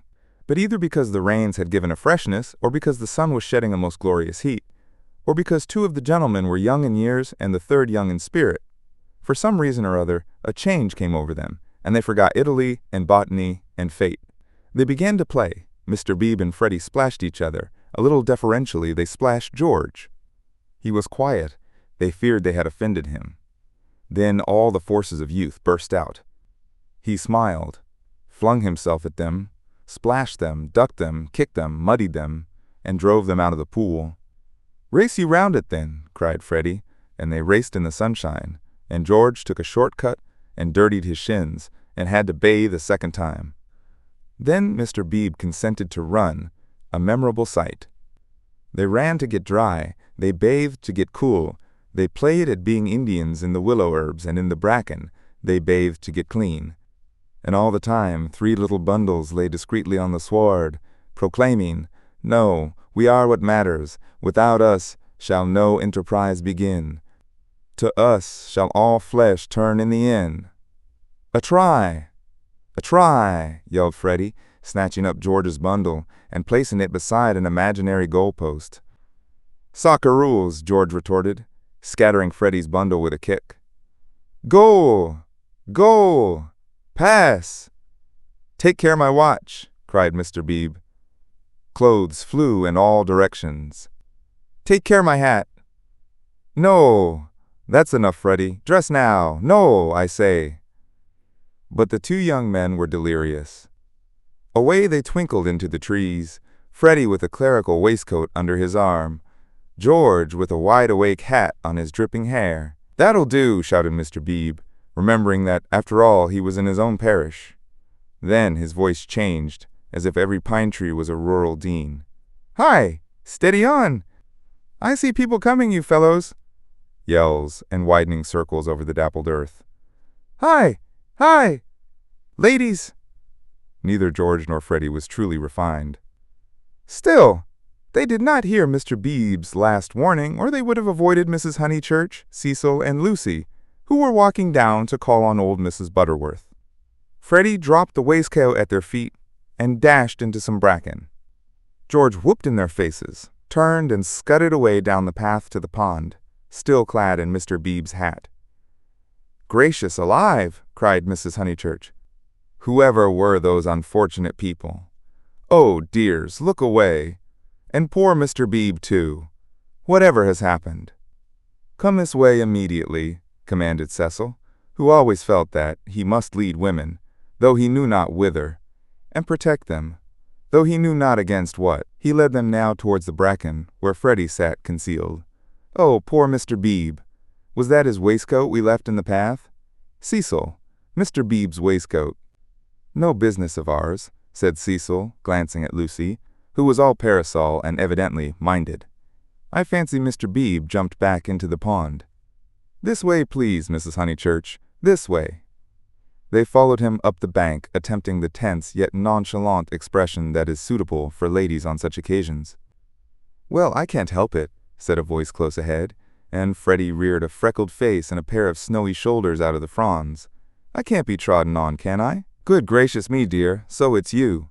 What miserable management. Why not have a comfortable bath at home, with hot and cold laid on? Look here, mother, a fellow must wash, and a fellow's got to dry, and if another fellow— Dear, no doubt you're right as usual, but you are in no position to argue. Come, Lucy." They turned. "Oh, look! Don't look! Oh, poor Mr. Beebe! How unfortunate again! For Mr. Beebe was just crawling out of the pond, on whose surface garments of an intimate nature did float, while George, the world-weary George, shouted to Freddie that he had hooked a fish." "And me, I've swallowed one," answered he of the bracken. "I've swallowed a pollywog. It wriggleth in my tummy. I shall die. Emerson, you beast, you've got on my bags." "Hush, dears," said Mrs. Honeychurch, who found it impossible to remain shocked. "And do be sure you dry yourselves thoroughly first. All these colds come of not drying thoroughly." "Mother, do come away," said Lucy. "Oh, for goodness sake, do come." "Hullo!" cried George, so that again the ladies stopped. He regarded himself as dressed, barefoot, bare-chested, radiant and personable against the shadowy woods. He called, "Hullo, Miss Honeychurch! Hullo!" "Bow, Lucy, better bow." "Whoever is it?" "I shall bow." Miss Honeychurch bowed. That evening, and all that night, the water ran away. On the morrow the pool had shrunk to its old size and lost its glory. It had been a call to the blood and to the relaxed will, a passing benediction whose influence did not pass, a holiness, a spell, a momentary chalice for youth. Chapter 13. How Miss Bartlett's boiler was so tiresome. How often had Lucy rehearsed this bow, this interview, but she had always rehearsed them indoors, and with certain accessories, which surely we have a right to assume. Who could foretell that she and George would meet in the rout of a civilization, amidst an army of coats and collars and boots that lay wounded over the sunlit earth? She had imagined a young Mr. Emerson, who might be shy, or morbid, or indifferent, or furtively impudent. She was prepared for all of these. But she had never imagined one who would be happy and greet her with the shout of the morning star. Indoors herself, partaking of tea with old Mrs. Butterworth, she reflected that it is impossible to foretell the future with any degree of accuracy, that it is impossible to rehearse life. A fault in the scenery, a face in the audience, an eruption of the audience onto the stage, and all our carefully planned gestures mean nothing, or mean too much. "I will bow," she had thought. "I will not shake hands with him. That will be just the proper thing." She had bowed. But to whom? To gods, to heroes, to the nonsense of schoolgirls. She had bowed across the rubbish that cumbers the world. So ran her thoughts, while her faculties were busy with Cecil. It was another of those dreadful engagement calls. Mrs. Butterworth had wanted to see him, and he did not want to be seen. He did not want to hear about hydrangeas, why they changed their color at the seaside. He did not want to join the COS. When cross, he was always elaborate, and made long, clever answers where yes or no would have done. Lucy soothed him and tinkered at the conversation in a way that promised well for their married peace. No one is perfect, and surely it is wiser to discover the imperfections before wedlock. Miss Bartlett, indeed, though not in word, had taught the girl that this our life contains nothing satisfactory. Lucy, though she disliked the teacher, regarded the teaching as profound and applied it to her lover. "Lucy," said her mother when they got home, "is anything the matter with Cecil?" The question was ominous. Up till now, Mrs. Honeychurch had behaved with charity and restraint. "No, I don't think so, Mother." Cecil's all right. Perhaps he's tired. Lucy compromised. Perhaps Cecil was a little tired. Because otherwise, she pulled out her bonnet pins with gathering displeasure, because otherwise I cannot account for him. I do think Mrs. Butterworth is rather tiresome, if you mean that. Cecil has told you to think so. You were devoted to her as a little girl, and nothing will describe her goodness to you through the typhoid fever. No, it is just the same thing everywhere. Let me just put your bonnet away, may I? Surely he could answer her civilly for 1/2 hour. Cecil has a very high standard for people, faltered Lucy, seeing trouble ahead. It's part of his ideals. It is really that makes him sometimes seem, oh, rubbish. If high ideals make a young man rude, the sooner he gets rid of them, the better, said Mrs. Honeychurch, handing her the bonnet. Now, Mother, I've seen you cross with Mrs. Butterworth yourself. Not in that way. At times I could wring her neck. But not in that way. No, it is the same with Cecil all over. By the by, I never told you. I had a letter from Charlotte while I was away in London. This attempt to divert the conversation was too puerile, and Mrs. Honeychurch resented it. Since Cecil came back from London, nothing appears to please him. Whenever I speak, he winces. I see him, Lucy. It is useless to contradict me. No doubt I am neither artistic, nor literary, nor intellectual, nor musical, but I cannot help the drawing-room furniture. Your father bought it, and we must put up with it, will Cecil kindly remember? I see what you mean, and certainly Cecil oughtn't to. But he does not mean to be uncivil, he once explained. It is the things that upset him. He is easily upset by ugly things. He is not uncivil to people. Is it a thing or a person when Freddie sings? You can't expect a really musical person to enjoy comic songs as we do. Then why didn't he leave the room? Why sit wriggling and sneering and spoiling everyone's pleasure? We mustn't be unjust to people, faltered Lucy. Something had enfeebled her, and the case for Cecil, which she had mastered so perfectly in London, would not come forth in an effective form. The two civilizations had clashed. Cecil hinted that they might, and she was dazzled and bewildered, as though the radiance that lies behind all civilization had blinded her eyes. Good taste and bad taste were only catchwords, garments of diverse cut, and music itself dissolved to a whisper through pine trees, where the song is not distinguishable from the comic song. She remained in much embarrassment, while Mrs. Honeychurch changed her frock for dinner, and every now and then she said a word, and made things no better. There was no concealing the fact. Cecil had meant to be supercilious, and he had succeeded. And Lucy, she knew not why, wished that the trouble could have come at any other time. Go and dress, dear. You'll be late. All right, Mother. Don't say all right and stop. Go. She obeyed, but loitered disconsolately at the landing window. It faced north, so there was little view, and no view of the sky. Now, as in the winter, the pine trees hung close to her eyes. One connected the landing window with depression. No definite problem menaced her, but she sighed to herself, "Oh, dear. What shall I do? What shall I do?" It seemed to her that everyone else was behaving very badly, and she ought not to have mentioned Miss Bartlett's letter. She must be more careful. Her mother was rather inquisitive, and might have asked what it was about. Oh, dear, what should she do? And then Freddie came bounding upstairs and joined the ranks of the ill-behaved. I say, those are topping people. My dear baby, how tiresome you've been. You have no business to take them bathing in the sacred lake. It's much too public. It was all right for you, but most awkward for everyone else. Do be more careful. You forget the place is growing half suburban. I say, is anything on tomorrow week? Not that I know of. Then I want to ask the Emersons up to Sunday tennis. Oh, I wouldn't do that, Freddie. I wouldn't do that with all this muddle. What's wrong with the court? They won't mind a bump or two, and I've ordered new balls. I meant it's better not. I really mean it. He seized her by the elbows and humorously danced her up and down the passage. She pretended not to mind, but she could have screamed with temper. Cecil glanced at them as he proceeded to his toilet, and they impeded Mary with her brood of hot water cans. Then Mrs. Honeychurch opened her door and said, "Lucy, what a noise you're making. I have something to say to you. Did you say you had had a letter from Charlotte?" And Freddie ran away. "Yes. I really can't stop. I must dress, too." "How, Charlotte?" "All right. Lucy." The unfortunate girl returned. "You've a bad habit of hurrying away in the middle of one's sentences. Did Charlotte mention her boiler?" "Her what? Don't you remember that her boiler was to be had out in October? And her bath cistern cleaned out, and all kinds of terrible to-doings?" "I can't remember all Charlotte's worries," said Lucy bitterly. "I shall have enough of my own, now that you are not pleased with Cecil." Mrs. Honeychurch might have flamed out. She did not. She said, "Come here, old lady. Thank you for putting away my bonnet. Kiss me."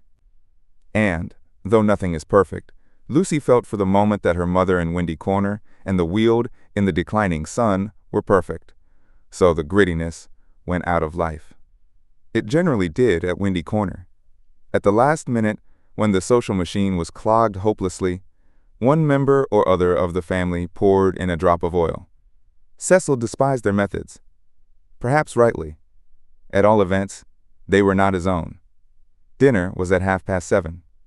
Freddie gabbled the grace, and they drew up their heavy chairs and fell to.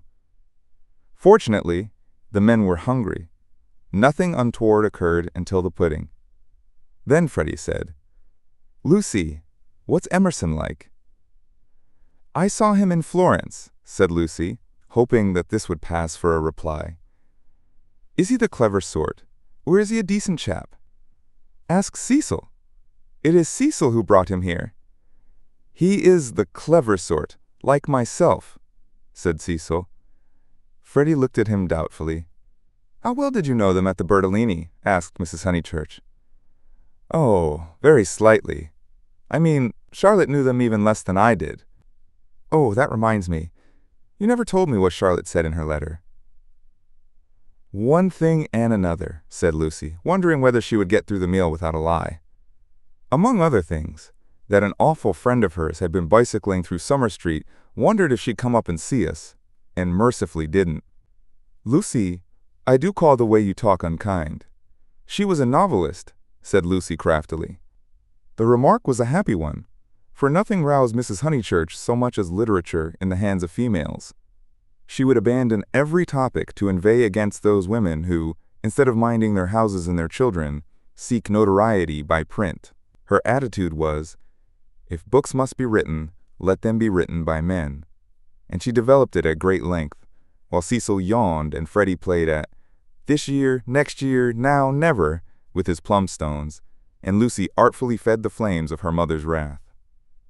But soon the conflagration died down, and the ghosts began to gather in the darkness. There were too many ghosts about. The original ghost, that touch of lips on her cheek, had surely been laid long ago. It could be nothing to her that a man had kissed her on a mountain once, but it had begotten a spectral family. Mr.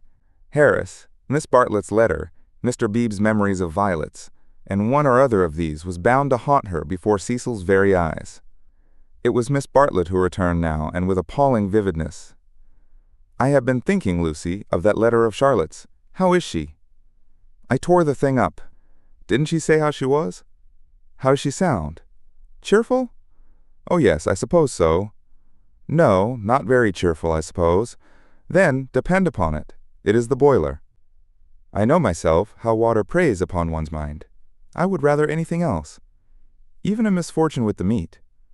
Cecil laid his hand over his eyes. "So would I," asserted Freddie, backing his mother up. Backing up the spirit of her remark rather than the substance.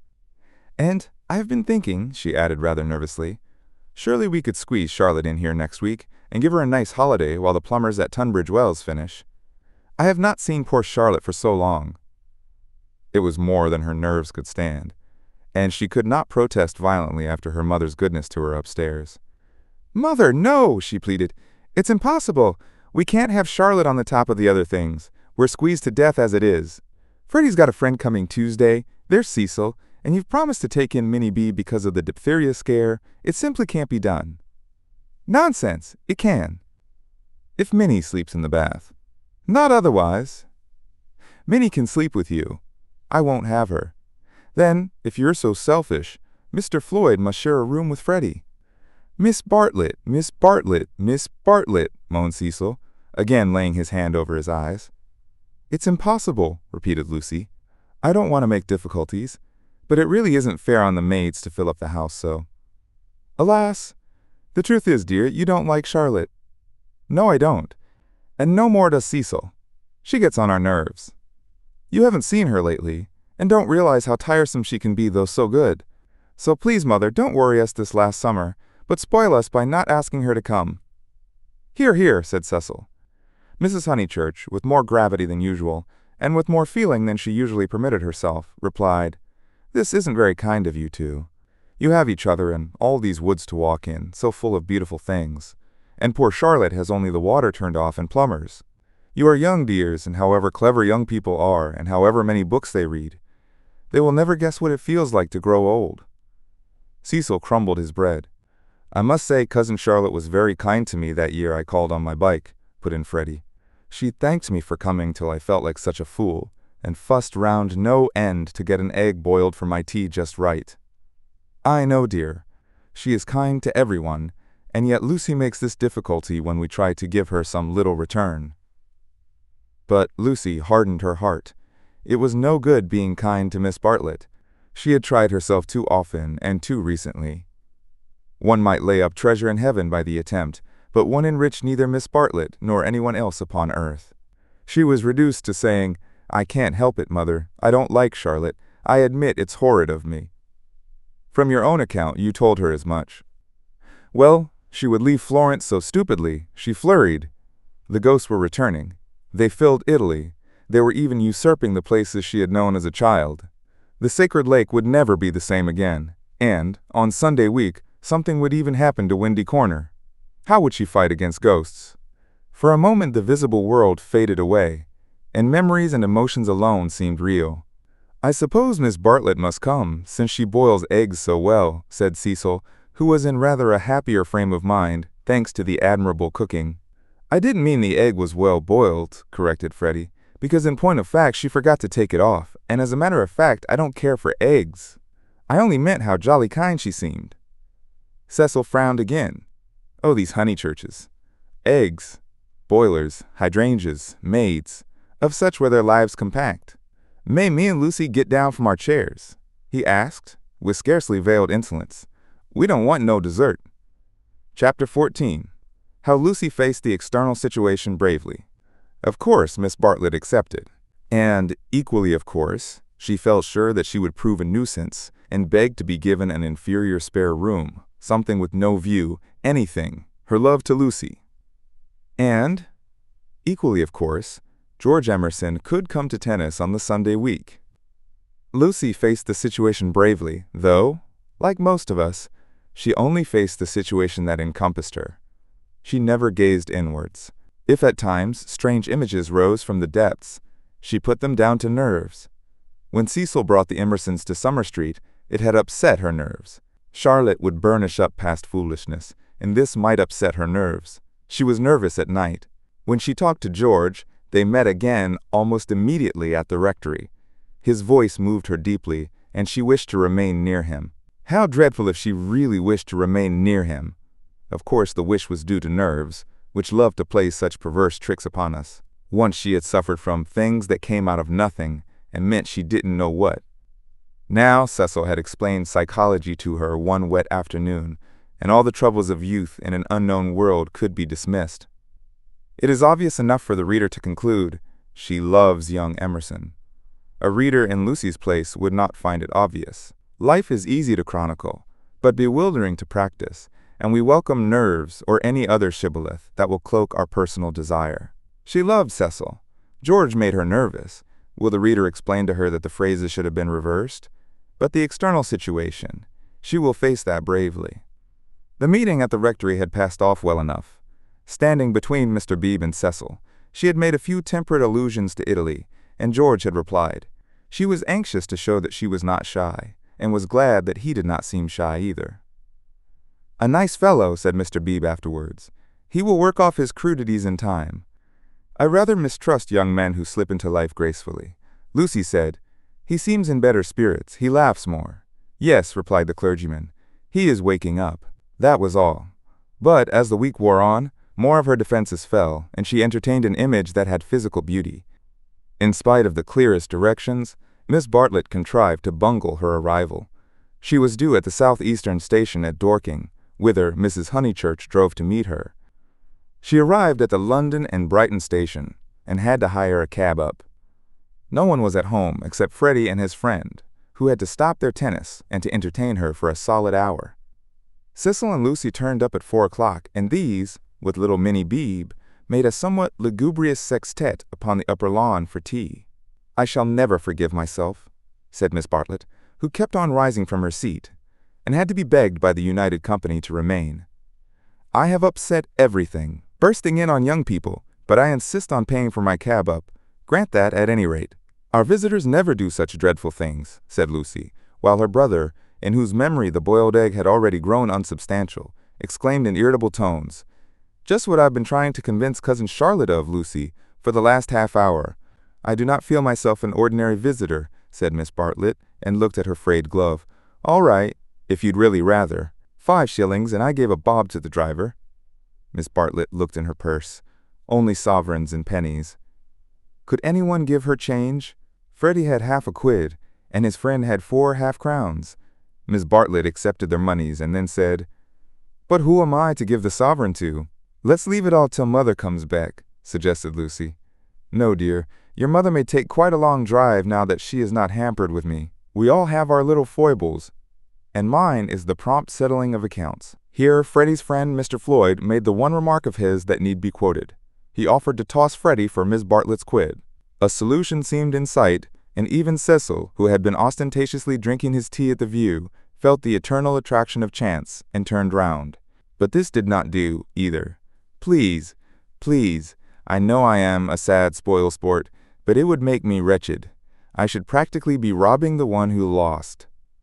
"Freddie owes me 15 shillings, interposed Cecil, "so it will work out right if you give the pound to me." 15 shillings, said Miss Bartlett dubiously. "How is that, Mr. Vyse?" "Because, don't you see, Freddie paid your cab. Give me the pound, and we shall avoid this deplorable gambling." Miss Bartlett, who was poor at figures, became bewildered, and rendered up the sovereign, amidst the suppressed gurgles of the other youths. For a moment Cecil was happy. He was playing at nonsense among his peers. Then he glanced at Lucy, in whose face petty anxieties had marred the smiles. In January he would rescue his Leonardo from this stupefying twaddle. "But I don't see that," exclaimed Minnie Beebe, who had narrowly watched the iniquitous transaction. "I don't see why Mr. Vyse is to have the quid." "Because of the 15 shillings and the 5, they said solemnly. 15 shillings and 5 shillings make 1 pound, you see. "But I don't see." They tried to stifle her with cake. "No, thank you, I'm done. I don't see why. Freddie, don't poke me. Miss Honeychurch, your brother's hurting me. Ow. What about Mr. Floyd's 10 shillings? Ow. No, I don't see, and I never shall see why Miss What's-her-name shouldn't pay that bob for the driver." "I had forgotten the driver," said Miss Bartlett, reddening. "Thank you, dear, for reminding me. 1 shilling, was it? Can anyone give me change for half a crown?" "I'll get it," said the young hostess, rising with decision. "Cecil, give me that sovereign. No, give me up that sovereign. I'll get Euphemia to change it, and we'll start the whole thing again from the beginning." "Lucy, Lucy, what a nuisance I am," protested Miss Bartlett, and followed her across the lawn. Lucy tripped ahead, simulating hilarity. When they were out of earshot, Miss Bartlett stopped her wails, and said quite briskly, "Have you told him about him yet?" "No, I haven't," replied Lucy, and then could have bitten her tongue for understanding so quickly what her cousin meant. "Let me see, a sovereign's worth of silver." She escaped into the kitchen. Miss Bartlett's sudden transitions were too uncanny. It sometimes seemed as if she planned every word she spoke or caused to be spoken, as if all this worry about cabs and change had been a ruse to surprise the soul. "No, I haven't told Cecil or anyone," she remarked when she returned. "I promised you I shouldn't. Here is your money. All shillings, except 2 half-crowns. Would you count it? You can settle your debt nicely now." Miss Bartlett was in the drawing-room, gazing at the photograph of St. John ascending, which had been framed. "How dreadful," she murmured. "How more than dreadful, if Mr. Vyse should come to hear of it from some other source." "Oh, no, Charlotte," said the girl entering the battle. "George Emerson is all right. And what other source is there?" Miss Bartlett considered. "For instance, the driver. I saw him looking through the bushes at you. Remember, he had a violet between his teeth." Lucy shuddered a little. We shall get the silly affair on our nerves if we aren't careful. How could a Florentine cab driver ever get hold of Cecil? We must think of every possibility. Oh, it's all right. Or perhaps old Mr. Emerson knows. In fact, he is certain to know. I don't care if he does. I was grateful to you for your letter, but even if the news does get round, I think I can trust Cecil to laugh at it. To contradict it? No, to laugh at it. But she knew in her heart that she could not trust him, for he desired her untouched. Very well, dear. You know best. Perhaps gentlemen are different to what they were when I was young. Ladies are certainly different. Now, Charlotte, she struck at her playfully, you kind, anxious thing. What would you have me do? First you say, don't tell, and then you say, tell. Which is it to be? Quick. Miss Bartlett sighed. I am no match for you in conversation, dearest. I blush when I think how I interfered at Florence, and you so well able to look after yourself, and so much cleverer in all ways than I am. You will never forgive me. Shall we go out, then? They will smash all the china if we don't, for the air rang with the shrieks of Minnie, who was being scalped with a teaspoon. Dear, one moment. We may not have this chance for a chat again. Have you seen the young one yet? Yes, I have. What happened? We met at the rectory. What line is he taking up? No line. He talked about Italy, like any other person. It is really all right. What advantage would he get from being a cad, to put it bluntly? I do wish I could make you see it my way. He really won't be any nuisance, Charlotte. Once a cad, always a cad. That is my poor opinion. Lucy paused. Cecil said one day, and I thought it so profound, that there are two kinds of cads, the conscious and the subconscious. She paused again, to be sure of doing justice to Cecil's profundity. Through the window she saw Cecil himself, turning over the pages of a novel. It was a new one from Smith's library.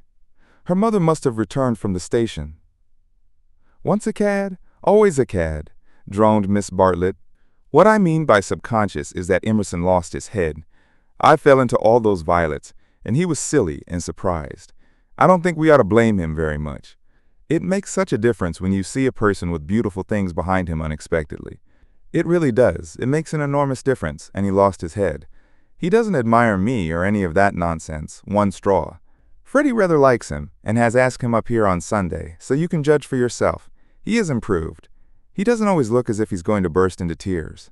He is a clerk in the general manager's office at one of the big railways, not a porter, and runs down to his father for weekends. Papa was to do with journalism, but is rheumatic and has retired. There, now for the garden. She took hold of her guest by the arm. Suppose we don't talk about this silly Italian business anymore. We want you to have a nice, restful visit at Windy Corner, with no wording. Lucy thought this rather a good speech. The reader may have detected an unfortunate slip in it. Whether Miss Bartlett detected the slip one cannot say, for it is impossible to penetrate into the minds of elderly people. She might have spoken further, but they were interrupted by the entrance of her hostess.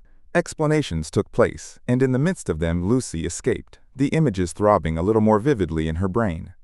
Chapter 15. The Disaster Within. The Sunday after Miss Bartlett's arrival was a glorious day, like most of the days of that year. In the Weald, autumn approached, breaking up the green monotony of summer, touching the parks with the gray bloom of mist, the beech trees with russet, the oak trees with gold. Up on the heights, battalions of black pines witnessed the change, themselves unchangeable. Either country was spanned by a cloudless sky, and in either arose the tinkle of church bells. The garden of Windy Corners was deserted except for a red book, which lay sunning itself upon the gravel path. From the house came incoherent sounds, as of females preparing for worship. The men say they won't go. Well, I don't blame them. Minnie says, need she go? Tell her, no nonsense. Anne, Mary, hook me behind. Dearest Lucia, may I trespass upon you for a pin? For Miss Bartlett had announced that she at all events was one for church. The sun rose higher on its journey, guided not by Phaethon, but by Apollo, competent, unswerving, divine. Its rays fell on the ladies whenever they advanced towards the bedroom windows, on Mr. Beebe, down at Summer Street as he smiled over a letter from Miss Catherine Allen, on George Emerson cleaning his father's boots, and lastly, to complete the catalogue of memorable things, on the red book mentioned previously. The ladies move, Mr. Beebe moves, George moves, and movement may engender shadow. But this book lies motionless, to be caressed all the morning by the sun and to raise its covers slightly, as though acknowledging the caress. Presently, Lucy steps out of the drawing-room window. Her new cerise dress has been a failure and makes her look tawdry and wan. At her throat is a garnet brooch, on her finger a ring set with rubies, an engagement ring. Her eyes are bent to the Weald. She frowns a little, not in anger, but as a brave child frowns when he is trying not to cry. In all that expanse no human eye is looking at her, and she may frown unrebuked and measure the spaces that yet survive between Apollo and the western hills. "Lucy! Lucy! What's that book? Who's been taking a book out of the shelf and leaving it about to spoil?" "It's only the library book that Cecil's been reading." "But pick it up, and don't stand idling there like a flamingo." Lucy picked up the book and glanced at the title listlessly, Under a Loggia. She no longer read novels herself, devoting all her spare time to solid literature in the hope of catching Cecil up. It was dreadful how little she knew, and even when she thought she knew a thing, like the Italian painters, she found she had forgotten it. Only this morning she had confused Francesco Francia with Piero della Francesca, and Cecil had said, "What? You aren't forgetting your Italy already?" And this, too, had lent anxiety to her eyes when she saluted the dear view and the dear garden in the foreground, and above them, scarcely conceivable elsewhere, the dear sun. "Lucy, have you a sixpence for Minnie and a shilling for yourself?" She hastened in to her mother, who was rapidly working herself into a Sunday fluster. "It's a special collection. I forget what for. I do beg no vulgar clinking in the plate with halfpennies. See that Minnie has a nice bright sixpence. Where is the child? Minnie, that book's all warped. Gracious, how plain you look. Put it under the atlas to press. Minnie. Oh, Mrs. Honeychurch, from the upper regions. Minnie, don't be late. Here comes the horse." It was always the horse, never the carriage. "Where's Charlotte? Run up and hurry her. Why is she so long? She had nothing to do. She never brings anything but blouses. Poor Charlotte, how I do detest blouses." "Minnie, paganism is infectious. More infectious than diphtheria or piety, and the rector's niece was taken to church protesting. As usual, she didn't see why. Why shouldn't she sit in the sun with the young men?" The young men, who had now appeared, mocked her with ungenerous words. Mrs. Honeychurch defended orthodoxy, and in the midst of the confusion, Miss Bartlett, dressed in the very height of the fashion, came strolling down the stairs. "Dear Marian, I am very sorry, but I have no small change. Nothing but sovereigns and half-crowns.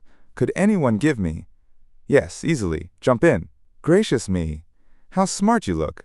What a lovely frock. You put us all to shame. If I did not wear my best rags and tatters now, when should I wear them?" said Miss Bartlett reproachfully. She got into the Victoria and placed herself with her back to the horse.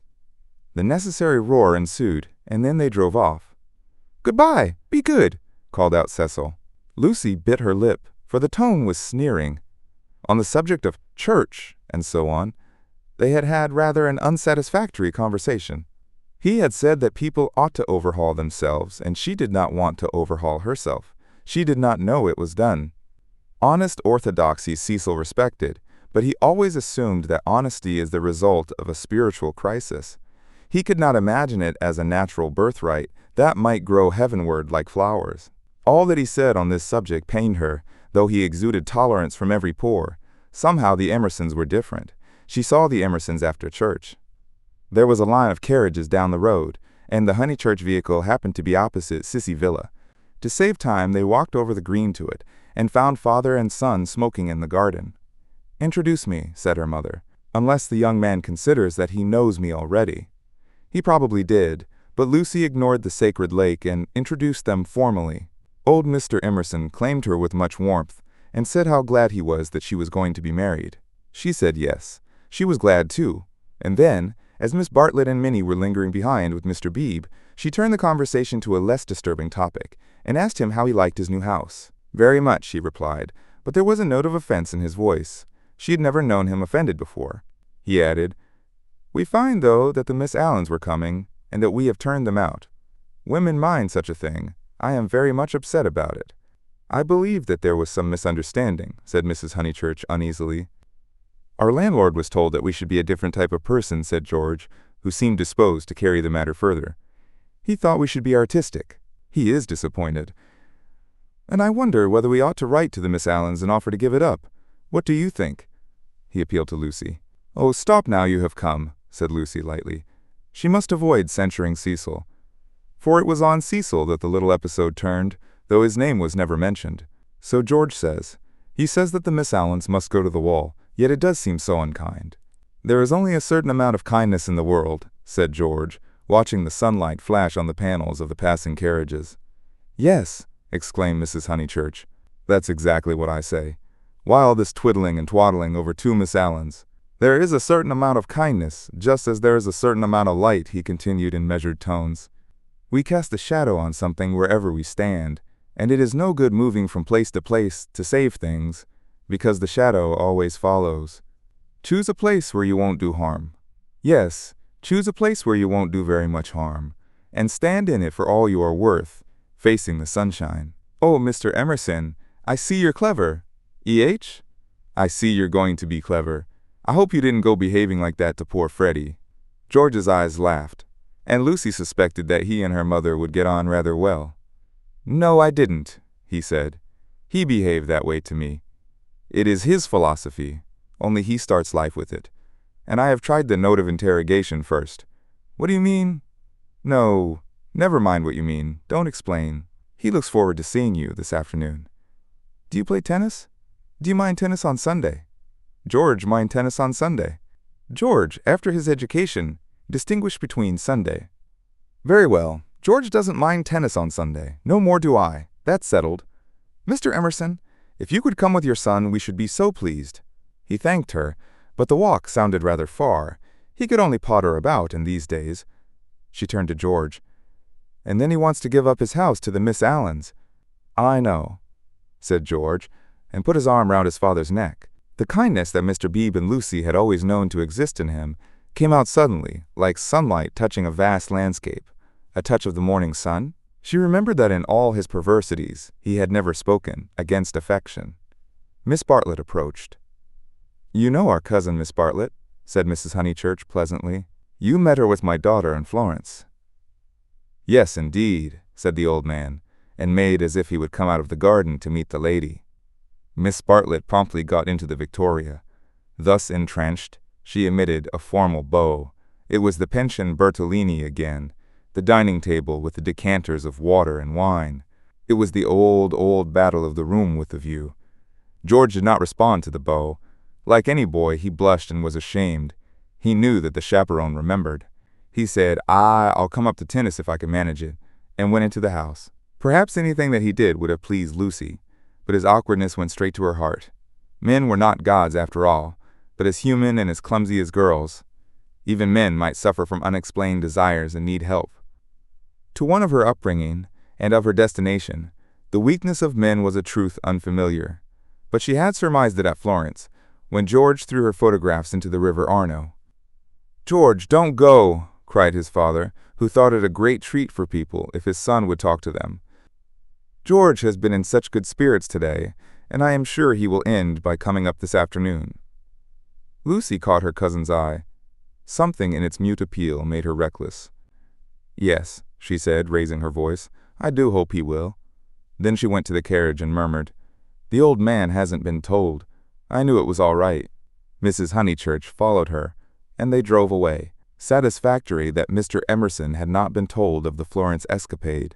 Yet Lucy's spirits should not have leapt up as if she had sighted the ramparts of heaven. Satisfactory, yet surely she greeted it with disproportionate joy. All the way home the horse's hoofs sang a tune to her. "He has not told, he has not told." Her brain expanded the melody.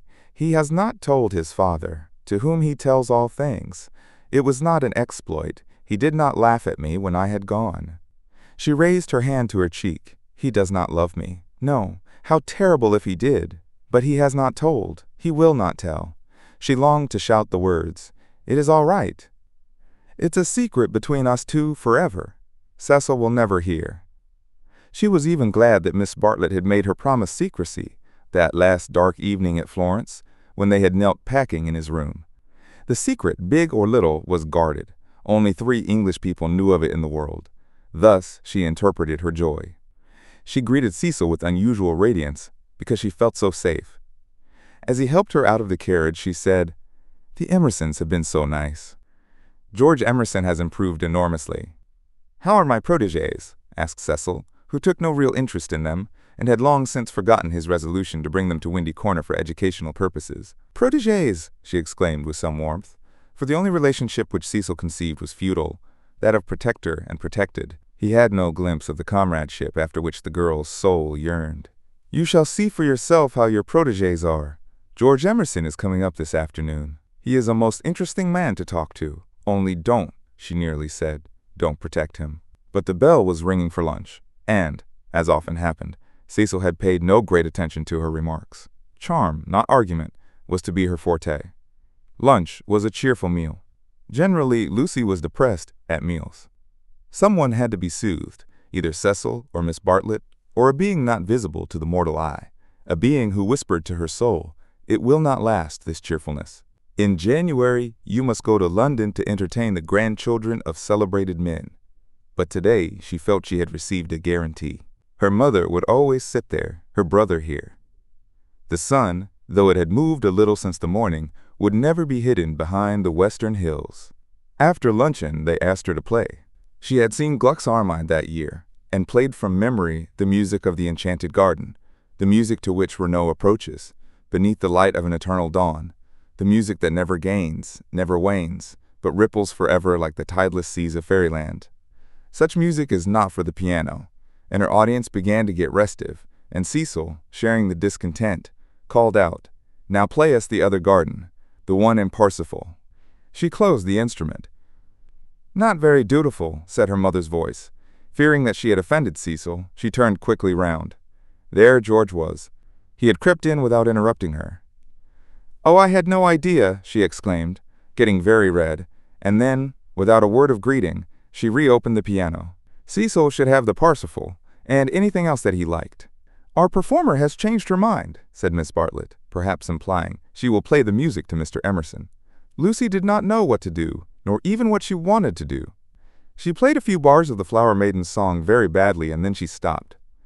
"I vote tennis," said Freddie, disgusted at the scrappy entertainment. "Yes, so do I." Once more she closed the unfortunate piano. "I vote you have a men's four." "All right. Not for me, thank you," said Cecil. "I will not spoil the set." He never realized that it may be an act of kindness in a bad player to make up a fourth.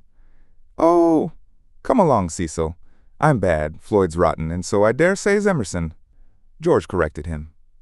"I am not bad." One looked down one's nose at this. "Then certainly I won't play," said Cecil, while Miss Bartlett, under the impression that she was snubbing George, added, "I agree with you, Mr. Vyse. You had much better not play. Much better not."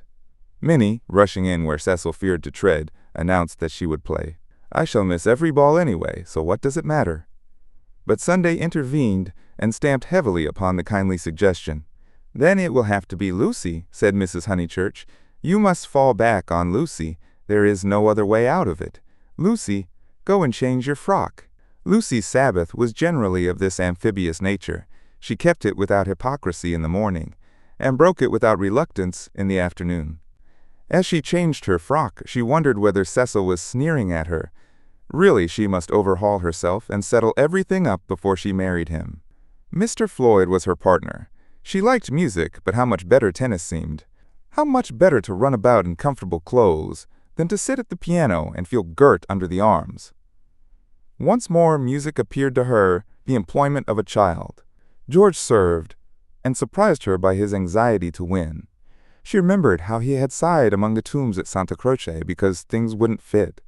How after the death of that obscure Italian, he had leant over the parapet by the Arno and said to her, "I shall want to live, I tell you." He wanted to live now, to win at tennis, to stand for all he was worth in the sun which had begun to decline and was shining in her eyes. And he did win. Ah, how beautiful the Weald looked! The hills stood out above its radiance, as Fiesole stands above the Tuscan plain, and the South Downs, if one chose, were the mountains of Carrara. She might be forgetting her Italy, but she was noticing more things in her England. One could play a new game with the view, and try to find in its innumerable folds some town or village that would do for Florence. Ah, how beautiful the Weald looked. But now Cecil claimed her. He chanced to be in a lucid, critical mood and would not sympathize with exultation. He had been rather a nuisance all through the tennis, for the novel that he was reading was so bad that he was obliged to read it aloud to others. He would stroll around the precincts of the court and call out, "I say, listen to this, Lucy. 3 split infinitives." "Dreadful," said Lucy, and missed her stroke. When they had finished their set, he still went on reading. There was some murder scene, and really everyone must listen to it. Freddie and Mr. Floyd were obliged to hunt for a lost ball in the laurels, but the other two acquiesced. "The scene is laid in Florence." "What fun, Cecil! Read away." "Come, Mr. Emerson, sit down after all your energy." She had forgiven George, as she put it, and she made a point of being pleasant to him. He jumped over the net and sat down at her feet, asking, "You? And are you tired?" "Of course I'm not. Do you mind being beaten?" She was going to answer, "No," when it struck her that she did mind, so she answered, "Yes." She added merrily, "I don't see you're such a splendid player, though. The light was behind you, and it was in my eyes." "I never said I was." "Why, you did. You didn't attend. You said, 'Oh, don't go in for accuracy at this house. We all exaggerate, and we get very angry with people who don't.'" "The scene is laid in Florence," repeated Cecil with an upward note. Lucy recollected herself. "Sunset. Leonora was speeding." Lucy interrupted. "Leonora? Is Leonora the heroine? Who's the book by?" "Joseph Emery Prank." "Sunset. Leonora speeding across the square. Pray the saints she might not arrive too late." "Sunset. The sunset of Italy. Under Orcagna's loggia, the Loggia de Lanzi, as we sometimes call it now." Lucy burst into laughter. "Joseph Emery Prank, indeed. Why, it's Miss Lavish. It's Miss Lavish's novel, and she's publishing it under somebody else's name. Who may Miss Lavish be?" "Oh, a dreadful person. Mr. Emerson. You remember Miss Lavish?" Excited by her pleasant afternoon, she clapped her hands. George looked up. "Of course I do. I saw her the day I arrived at Summer Street. It was she who told me that you lived here." "Weren't you pleased?"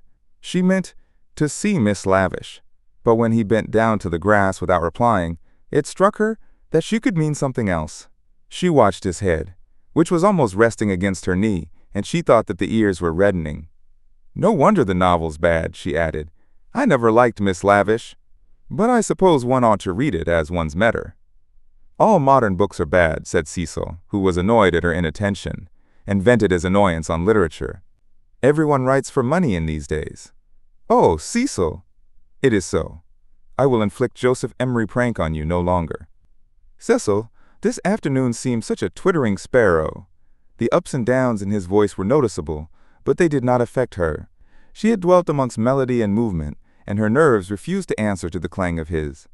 Leaving him to be annoyed, she gazed at the black head again. She did not want to stroke it, but she saw herself wanting to stroke it. The sensation was curious. "How do you like this view of ours, Mr. Emerson?" "I never notice much difference in views." "What do you mean?" "Because they're all alike. Because all that matters in them is distance and air." Said Cecil, uncertain whether the remark was striking or not. "My father," he looked up at her, and he was a little flushed, "says that there is only one perfect view, the view of the sky straight over our heads, and that all these views on earth are but bungled copies of it." "I expect your father has been reading Dante," said Cecil, fingering the novel, which alone permitted him to lead the conversation. "He told us another day that views are really crowds of trees and houses and hills, and are bound to resemble each other like human crowds, and that the power they have over us is sometimes supernatural for the same reason." Lucy's lips parted. For a crowd is more than the people who make it up. Something gets added to it. No one knows how, just as something has got added to those hills. He pointed with his racket to the South Downs. "What a splendid idea," she murmured. "I shall enjoy hearing your father talk again. I'm so sorry he's not so well." "No, he isn't well. There's an absurd account of a view in this book," said Cecil.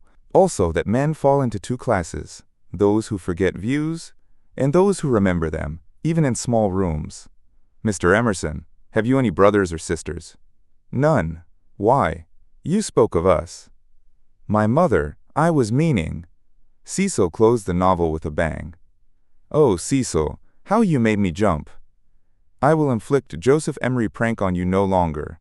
I can just remember us all three going into the country for the day and seeing as far as Hindhead. It is the first thing that I remember." Cecil got up. The man was ill-bred. He hadn't put on his coat after tennis. He didn't do. He would have strolled away if Lucy had not stopped him. "Cecil, do read the thing about the view. Not while Mr. Emerson is here to entertain us. No, read away. I think nothing's funnier than to hear silly things read out loud. If Mr. Emerson thinks us frivolous, he can go." This struck Cecil as subtle, and pleased him. It put their visitor in the position of a prig. Somewhat mollified, he sat down again. "Mr. Emerson, go and find tennis balls." She opened the book. Cecil must have his reading and anything else that he liked. But her attention wandered to George's mother, who, according to Mr. Eager, had been murdered in the sight of God, and, according to her son, had seen as far as Hindhead. "Am I really to go?" asked George. "No, of course not really," she answered. "Chapter 2, said Cecil, yawning. "Find me Chapter 2, if it isn't bothering you." Chapter 2 was found, and she glanced at its opening sentences. She thought she had gone mad. "Here, hand me the book." She heard her voice saying, "It isn't worth reading. It's too silly to read. I never saw such rubbish. It oughtn't to be allowed to be printed." He took the book from her. "Leonora," he read, "sat pensive and alone. Before her lay the rich champaign of Tuscany, dotted over with many a smiling village. The season was spring. Miss Lavish knew, somehow, and had printed the past in draggled prose, for Cecil to read, and for George to hear. A golden haze, he read. He read, afar off the towers of Florence, while the bank on which she sat was carpeted with violets. All unobserved, Antonio stole up behind her. Lest Cecil should see her face, she turned to George and saw his face. He read. There came from his lips no wordy protestation such as formal lovers use. No eloquence was his, nor did he suffer from the lack of it. He simply enfolded her in his manly arms. "This isn't the passage I wanted," he informed them. "There is another, much funnier, further on." He turned over the leaves. "Should we go in to tea?" said Lucy, whose voice remained steady. She led the way up the garden, Cecil following her, George last. She thought a disaster was averted. But when they entered the shrubbery it came. The book, as if it had not worked mischief enough, had been forgotten, and Cecil must go back for it.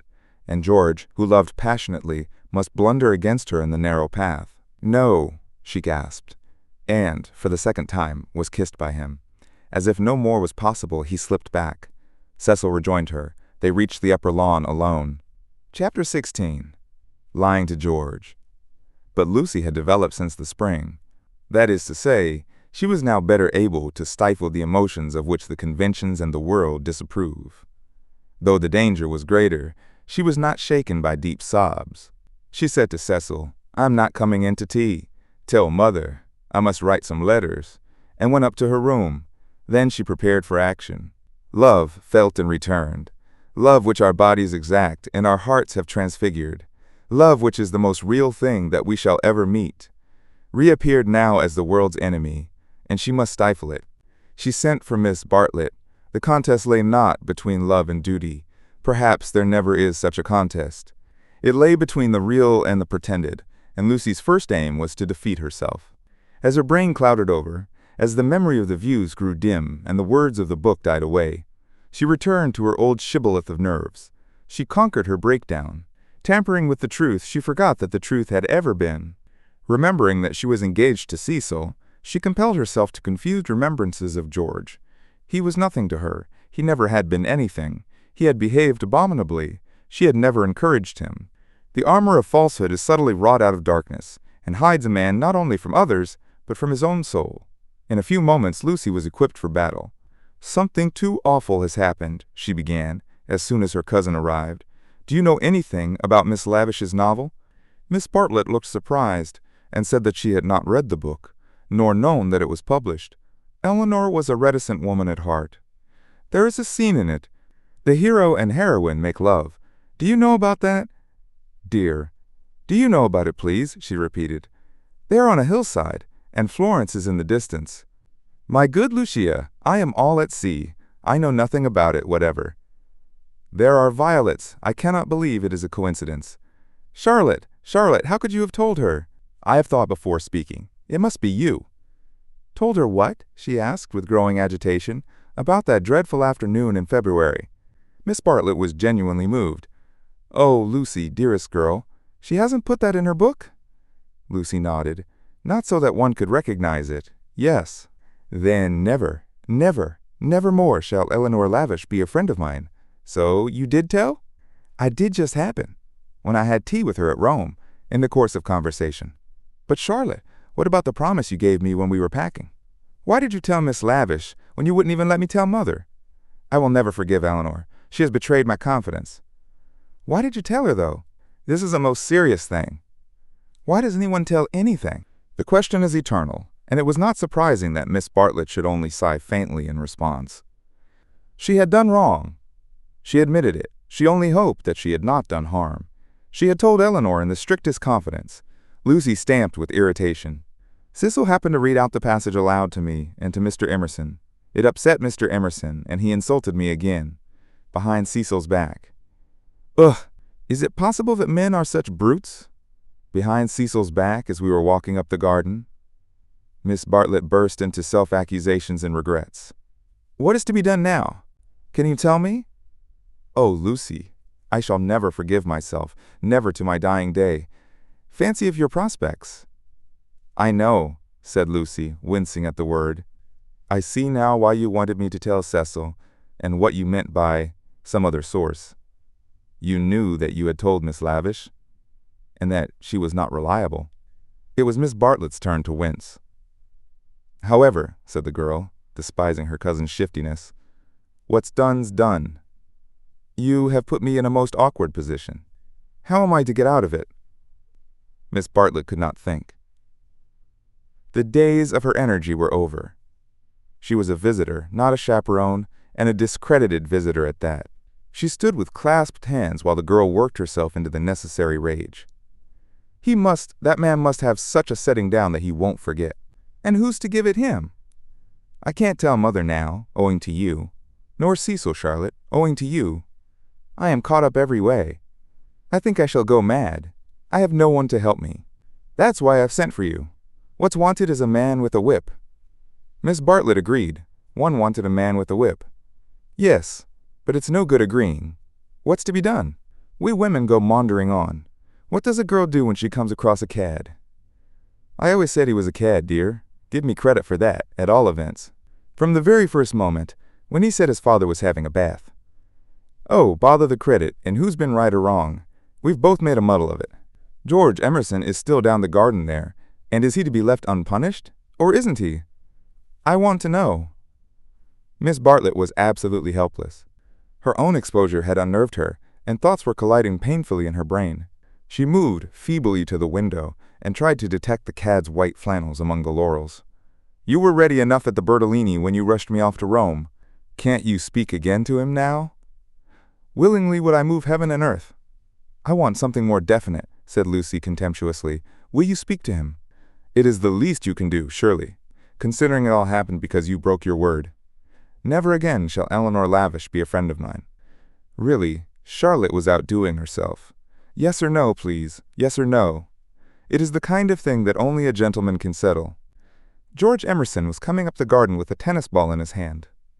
Very well, said Lucy with an angry gesture. No one will help me. I will speak to him myself. And immediately she realized that this was what her cousin had intended all along. Hello, Emerson, called Freddie from below. Found the lost ball. Good man. Want any tea? And there was an eruption from the house onto the terrace. Oh, Lucy, but that is brave of you. I admire you. They had gathered round George, who beckoned, she felt, over the rubbish, the sloppy thoughts, the furtive yearnings that were beginning to cumber her soul. Her anger faded at the sight of him. The Emersons were fine people in their way. She had to subdue a rush in her blood before saying, Freddie has taken him into the dining room. The others are going down the garden. Come, let us get this over quickly. Come. I want you in the room, of course. Lucy, do you mind doing it? How can you ask such a ridiculous question? Poor Lucy. She stretched out her hand. I seem to bring nothing but misfortune wherever I go. Lucy nodded. She remembered their last evening at Florence. The packing, the candle, the shadow of Miss Bartlett's toque on the door. She was not to be trapped by pathos a second time. Eluding her cousin's caress, she led the way downstairs. "Try the jam," Freddie was saying. "The jam's jolly good." George, looking big and disheveled, was pacing up and down the dining room. As she entered, he stopped and said, "No, nothing to eat." "You go down to the others," said Lucy. "Charlotte and I will give Mr. Emerson all he wants. Where's Mother?" "She started on her Sunday writing. She's in the drawing room." "That's all right. You go away." He went off singing. Lucy sat down at the table. Miss Bartlett, who was thoroughly frightened, took up a book and pretended to read. She would not be drawn into an elaborate speech. She just said, "I can't have it, Mr. Emerson. I cannot even talk to you. Go out of this house and never come into it again as long as I live here," flushing as she spoke and pointing to the door. "I hate a row. Go, please." "What?" "No discussion. But I can't." She shook her head. "Go, please. I do not want to call in Mr. Vyse." "You don't mean," he said, absolutely ignoring Miss Bartlett, "you don't mean that you are going to marry that man?" The line was unexpected. She shrugged her shoulders, as if his vulgarity wearied her. "You are merely ridiculous," she said quietly. Then his words rose gravely over hers. "You cannot live with Vyse. He's only for an acquaintance. He is for society and cultivated talk. He should know no one intimately, least of all a woman." It was a new light on Cecil's character. "Have you ever talked to Vyse without feeling tired?" "I can scarcely discuss." "No, but have you ever?" "He is the sort who are all right so long as they keep to things, books, pictures, but kill when they come to people. That's why I'll speak out through all this muddle, even now. It's shocking enough to lose you in any case, but generally a man must deny himself joy, and I would have held back if your Cecil had been a different person. I would never have let myself go. But I saw him first in the National Gallery, when he winced because my father mispronounced the names of great painters. Then he brings us here, and we find it is to play some silly trick on a kind neighbor. That is the man all over, playing tricks on people, on the most sacred form of life that he can find. Next I meet you together, and find him protecting and teaching you and your mother to be shocked, when it was for you to settle whether you were shocked or no. Cecil all over again. He daren't let a woman decide. He's the type who's kept Europe back for 1,000 years. Every moment of his life he's forming you, telling you what's charming or amusing or ladylike, telling you what a man thinks womanly. And you of all women, listen to his voice instead of to your own. So it was at the rectory when I met you both again. So it has been the whole of this afternoon. Therefore, not therefore I kissed you, because the book made me do that, and I wish to goodness I had more self-control. I'm not ashamed. I don't apologize, but it has frightened you, and you may not have noticed that I love you. Or would you have told me to go and dealt with a tremendous thing so lightly? But therefore I settled to fight him. Lucy thought of a very good remark. You say Mr. Vyse wants me to listen to him, Mr. Emerson. Pardon me for suggesting that you have caught the habit. And he took the shoddy reproof and touched it into immortality. He said, "Yes, I have," and sank down as if suddenly weary. "I'm the same kind of brute at bottom. This desire to govern a woman, it lies very deep, and men and women must fight it together before they shall enter the garden. But I do love you surely in a better way than he does," he thought. "Yes, really in a better way. I want you to have your own thoughts even when I hold you in my arms." He stretched them towards her. "Lucy, be quick. There's no time for us to talk now. Come to me as you came in the spring, and afterwards I will be gentle and explain. I have cared for you since that man died. I cannot live without you. No good, I thought. She is marrying someone else. But I meet you again when all the world is glorious water and sun. As you came through the wood, I saw that nothing else mattered. I called. I wanted to live and have my chance of joy." "And Mr. Vyse," said Lucy, who kept commendably calm. "Does he not matter? That I love Cecil and shall be his wife shortly?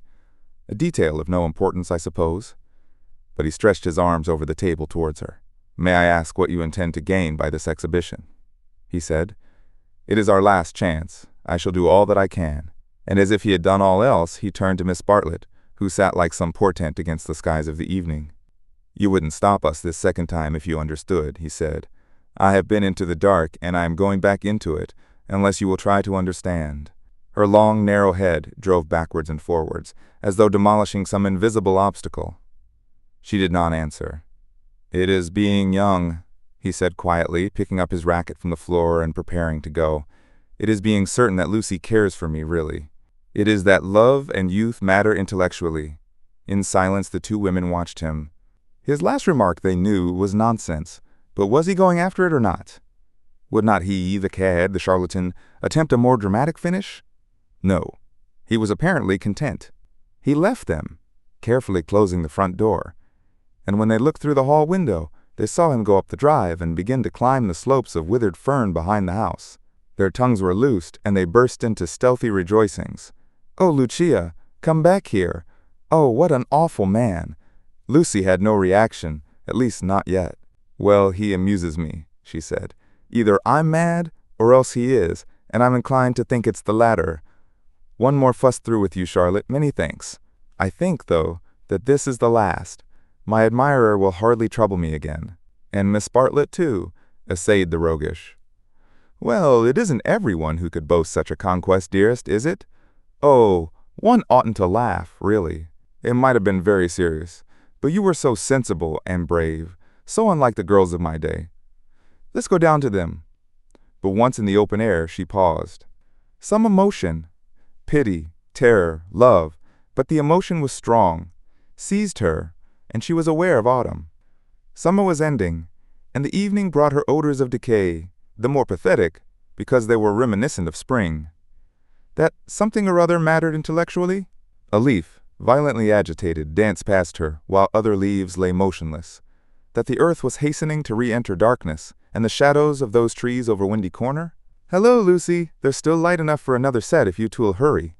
Mr. Emerson has had to go." "What a nuisance! That spoils the four.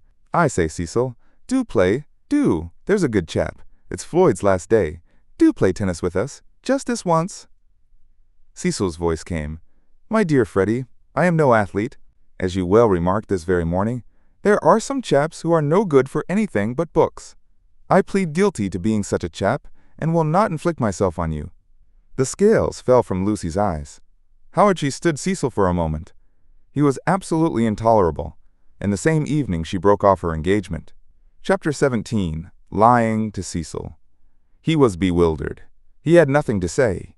He was not even angry, but stood, with a glass of whiskey between his hands, trying to think what had led her to such a conclusion. She had chosen the moment before bed, when in accordance with their bourgeois habit, she always dispensed drinks to the men. Freddie and Mr. Floyd were sure to retire with their glasses, while Cecil invariably lingered, sipping at his while she locked up the sideboard. "I am very sorry about it," she said. "I have carefully thought things over. We are too different.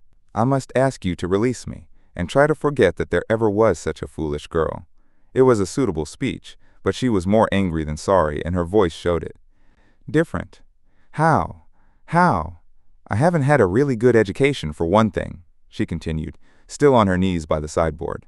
"My Italian trip came too late, and I am forgetting all that I learnt there.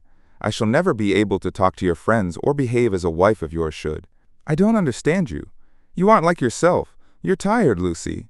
"Tired," she retorted, kindling at once. "That is exactly like you. You always think women don't mean what they say. Well, you sound tired, as if something has worried you. What if I do? It doesn't prevent me from realizing the truth. I can't marry you, and you will thank me for saying so someday. You had that bad headache yesterday." "All right," for she had exclaimed indignantly. "I see it's much more than headaches, but give me a moment's time." He closed his eyes. "You must excuse me if I say stupid things, but my brain has gone to pieces. Part of it lives 3 minutes back, when I was sure that you loved me, and the other part, I find it difficult. I am likely to say the wrong thing." It struck her that he was not behaving so badly, and her irritation increased. She again desired a struggle, not a discussion.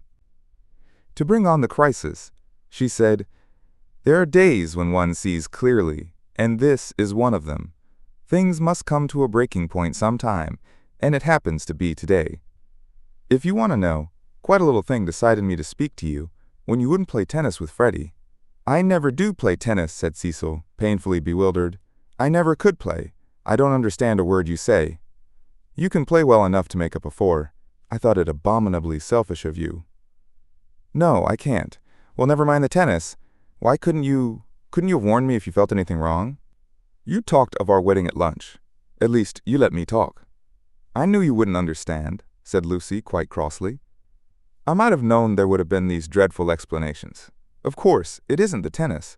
That was only the last straw to all I've been feeling for weeks. Surely it was better not to speak until I felt certain. She developed this position. Often before, I have wondered if I was fitted for your wife. For instance, in London. And are you fitted to be my husband? I don't think so. You don't like Freddie, nor my mother. There was always a lot against our engagement, Cecil, but all our relations seemed pleased, and we met so often, and it was no good mentioning it until all things came to a point. They have today. I see clearly. I must speak. That's all. I cannot think you are right, said Cecil gently. I cannot tell why, but though all that you say sounds true, I feel that you are not treating me fairly. It's all too horrible. What's the good of a scene? No good. But surely I have a right to hear a little more. He put down his glass and opened the window. From where she knelt, jangling her keys, she could see a slit of darkness, and peering into it, as if it would tell him that, little more, his long, thoughtful face. Don't open the window, and you'd better draw the curtain too. Freddie or anyone might be outside. He obeyed. I really think we had better go to bed if you don't mind. I shall only say things that will make me unhappy afterwards. As you say, it is all too horrible, and it is no good talking. But to Cecil, now that he was about to lose her, she seemed each moment more desirable. He looked at her, instead of through her, for the first time since they were engaged. From a Leonardo she had become a living woman, with mysteries and forces of her own, with qualities that even eluded art. His brain recovered from the shock, and, in a burst of genuine devotion, he cried, "But I love you, and I did think you loved me." I did not, she said. I thought I did at first. I am sorry, and ought to have refused you this last time too. He began to walk up and down the room, and she grew more and more vexed at his dignified behavior. She had counted on his being petty. It would have made things easier for her. By a cruel irony, she was drawing out all that was finest in his disposition. You don't love me, evidently. I dare say you were right not to, but it would hurt a little less if I knew why. Because, a phrase came to her, and she accepted it. You're the sort who can't know anyone intimately. A horrified look came into his eyes. I don't mean exactly that, but you will question me, though I beg you not to, and I must say something. It is that, more or less. When we were only acquaintances, you let me be myself, but now you're always protecting me. Her voice swelled. I won't be protected. I will choose for myself what is ladylike and right. To shield me is an insult. Can't I be trusted to face the truth, but I must get it secondhand through you? A woman's place. You despise my mother. I know you do, because she's conventional and bothers over puddings. But, oh goodness. She rose to her feet. Conventional, Cecil, you're that, for you may understand beautiful things, but you don't know how to use them. And you wrap yourself up in art and books and music, and would try to wrap up me. I won't be stifled, not by the most glorious music, for people are more glorious, and you hide them from me. That's why I break off my engagement. You were all right as long as you kept to things, but when you came to people— She stopped. There was a pause. Then Cecil said with great emotion, It is true. True on the whole, she corrected, full of some vague shame.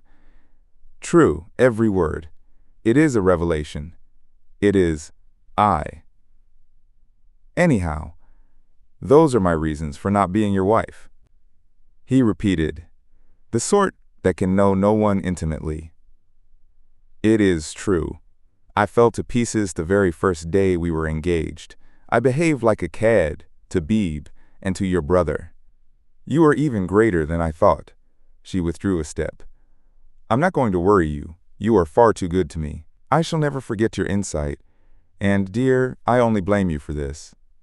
You might have warned me in the early stages before you felt you wouldn't marry me, and so have given me a chance to improve. I have never known you till this evening.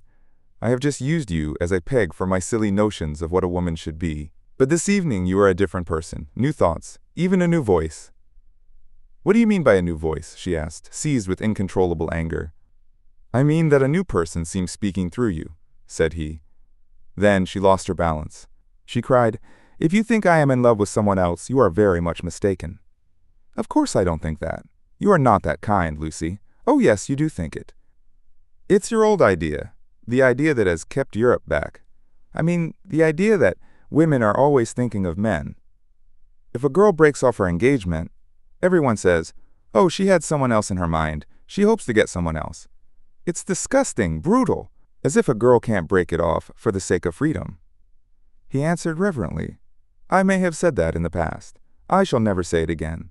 You have taught me better." She began to redden and pretended to examine the windows again. "Of course there is no question of someone else in this, no jilting or any such nauseous stupidity. I beg your pardon most humbly if my words suggested that there was. I only meant that there was a force in you that I hadn't known of up till now." "All right, Cecil, that will do. Don't apologize to me. It was my mistake. It is a question between ideals, yours and mine.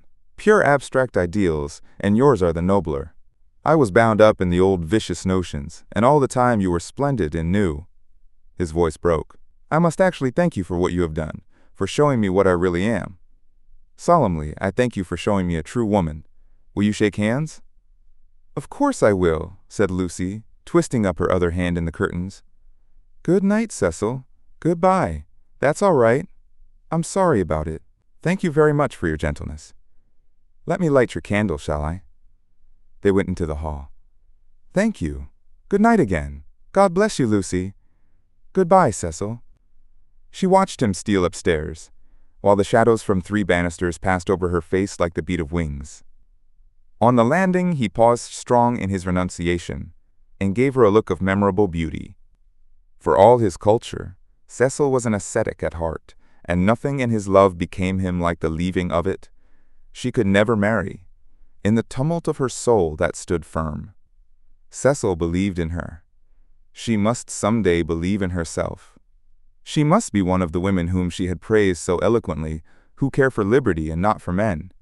She must forget that George loved her, that George had been thinking through her and gained her this honorable release, that George had gone away into, what was it, the darkness. She put out the lamp. It did not do to think, nor, for the matter of that, to feel. She gave up trying to understand herself, and joined the vast armies of the benighted, who follow neither the heart nor the brain, and march to their destiny by catchwords.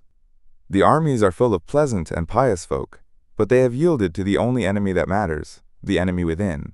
They have sinned against passion and truth, and vain will be their strife after virtue. As the years pass, they are censured.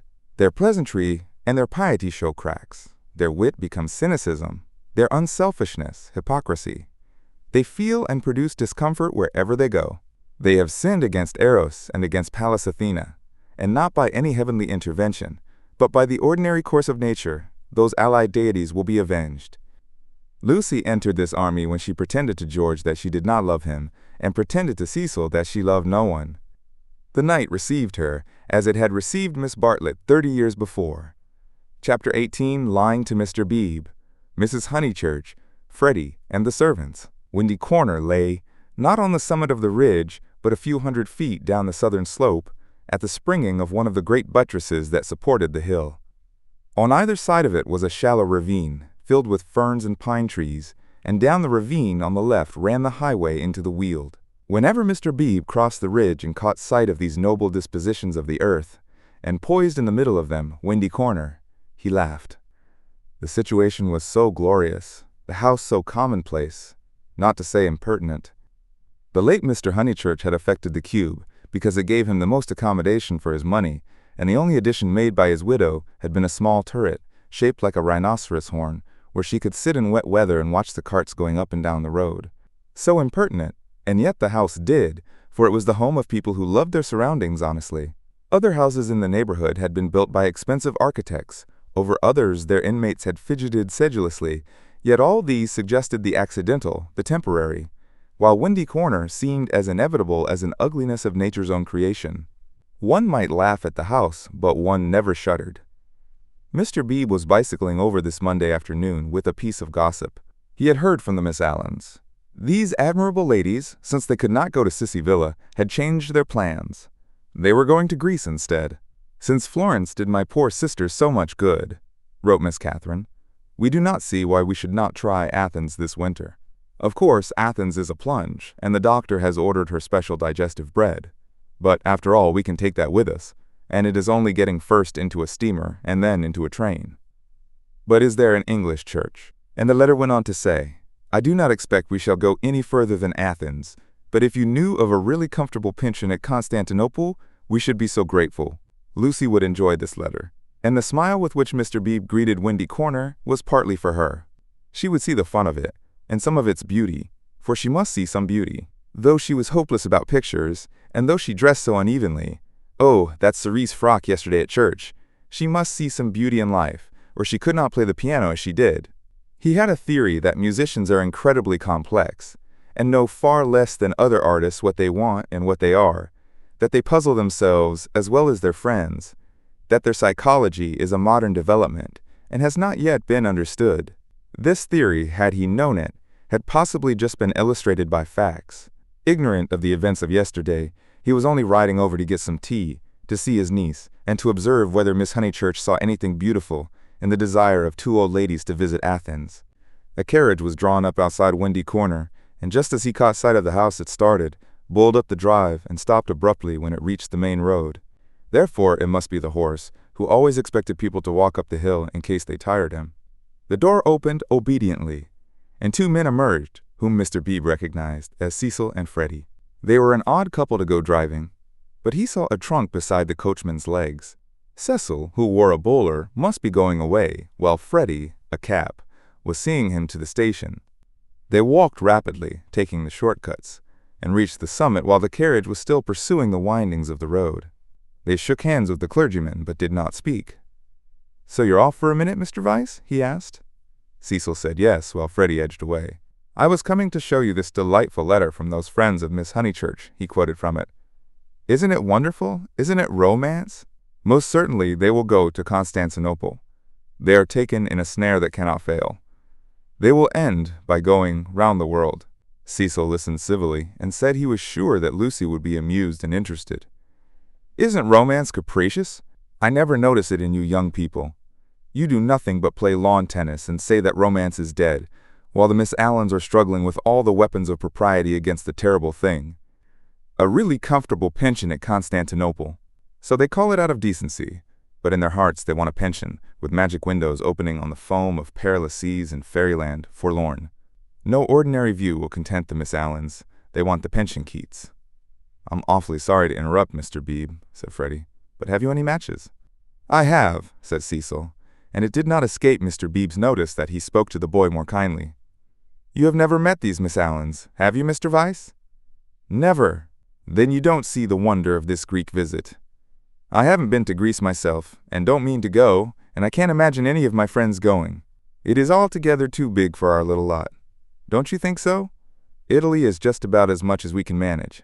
Italy is heroic, but Greece is godlike or devilish. I am not sure which, and in either case absolutely out of our suburban focus." "All right, Freddie, I am not being clever. Upon my word I am not. I took the idea from another fellow. And give me those matches when you've done with them." He lit a cigarette and went on talking to the two young men. "I was saying, if our poor little Cockney lives must have a background, let it be Italian. Big enough, in all conscience. The ceiling of the Sistine Chapel for me. There the contrast is just as much as I can realize.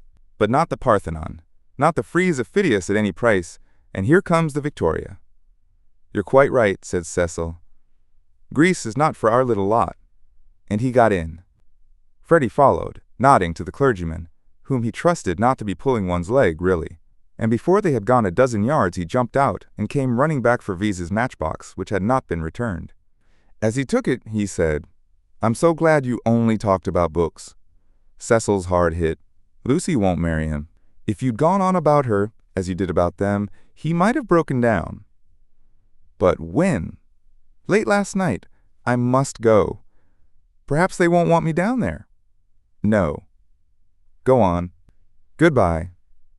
"Thank goodness," exclaimed Mr. Beebe to himself, and struck the saddle of his bicycle approvingly. It was the one foolish thing she ever did. Oh, what a glorious riddance! And after a little thought, he negotiated the slope into Windy Corner, light of heart. The house was again as it ought to be, cut off forever from Cecil's pretentious world. He would find Miss Minnie down in the garden. In the drawing-room Lucy was tinkling at a Mozart sonata. He hesitated a moment, but went down the garden as requested. There he found a mournful company. It was a blustering day, and the wind had taken and broken the dahlias. Mrs. Honeychurch, who looked cross, was tying them up, while Miss Bartlett, unsuitably dressed, impeded her with offers of assistance. At a little distance stood Minnie and the garden child, a minute importation, each holding either end of a long piece of base. "Oh, how do you do, Mr. Beebe? Gracious, what a mess everything is. Look at my scarlet pom-poms, and the wind blowing your skirts about, and the ground so hard that not a prop will stick in, and then the carriage having to go out, when I had counted on having Powell, who, give everyone their due, does tie up dahlias properly." Evidently Mrs. Honeychurch was shattered. "How do you do?" said Miss Bartlett with a meaning glance, as though conveying that more than dahlias had been broken off by the autumn gales. "Here, Lenny, the bass!" cried Mrs. Honeychurch.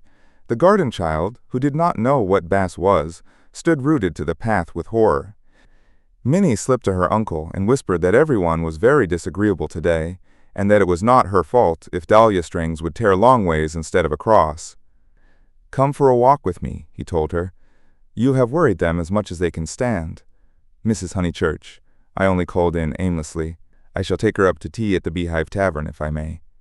"Oh, must you?" "Yes, do." "Not the scissors. Thank you, Charlotte. When both my hands are full already. I'm perfectly certain that the orange cactus will go before I can get to it." Mr. Beebe, who was an adept at relieving situations, invited Miss Bartlett to accompany them to this mild festivity. "Yes, Charlotte, I don't want you. Do go. There's nothing to stop about for, either in the house or out of it." Miss Bartlett said that her duty lay in the dahlia bed, but when she had exasperated everyone except Minnie by a refusal, she turned round and exasperated Minnie by an acceptance. As they walked up the garden, the orange cactus fell, and Mr. Beebe's last vision was of the garden child clasping it like a lover, his dark head buried in a wealth of blossom. "It is terrible, this havoc among the flowers," he remarked. "It is always terrible when the promise of months is destroyed in a moment," enunciated Miss Bartlett. "Perhaps we ought to send Miss Honeychurch down to her mother. Or will she come with us? I think we had better leave Lucy to herself and to her own pursuits." "They're angry with Miss Honeychurch because she was late for breakfast," whispered Minnie. "And Floyd has gone, and Mr. Vyse has gone, and Freddie won't play with me. In fact, Uncle Arthur, the house is not at all what it was yesterday." "Don't be a prig," said her Uncle Arthur. "Go and put on your boots." He stepped into the drawing-room, where Lucy was still attentively pursuing the sonatas of Mozart. She stopped when he entered. "How do you do? Miss Bartlett and Minnie are coming with me to tea at the Beehive. Would you come too?" "I don't think I will, thank you." "No, I didn't suppose you would care to much." Lucy turned to the piano and struck a few chords. "How delicate those sonatas are," said Mr. Beebe, though at the bottom of his heart he thought them silly little things. Lucy passed into Schumann. "Miss Honeychurch." "Yes, I met them on the hill. Your brother told me." "Oh, he did?" She sounded annoyed. Mr. Beebe felt hurt, for he had thought that she would like him to be told. "I needn't say that it will go no further. Mother, Charlotte, Cecil, Freddie, you," said Lucy, playing a note for each person who knew, and then playing a sixth note. "If you'll let me say so, I am very glad, and I am certain that you have done the right thing. So I hoped other people would think, but they don't seem to. I could see that Miss Bartlett thought it unwise. So does Mother. Mother minds dreadfully." "I am very sorry for that," said Mr. Beebe with feeling. Mrs. Honeychurch, who hated all changes, did mind, but not nearly as much as her daughter pretended, and only for the minute. It was really a ruse of Lucy's to justify her despondency, a ruse of which she was not herself conscious, for she was marching in the armies of darkness, and Freddie minds. Still, Freddie never hit it off with Vyse much, did he? I gathered that he disliked the engagement and felt it might separate him from you. Boys are so odd. Minnie could be heard arguing with Miss Bartlett through the floor. Tea at the Beehive apparently involved a complete change of apparel.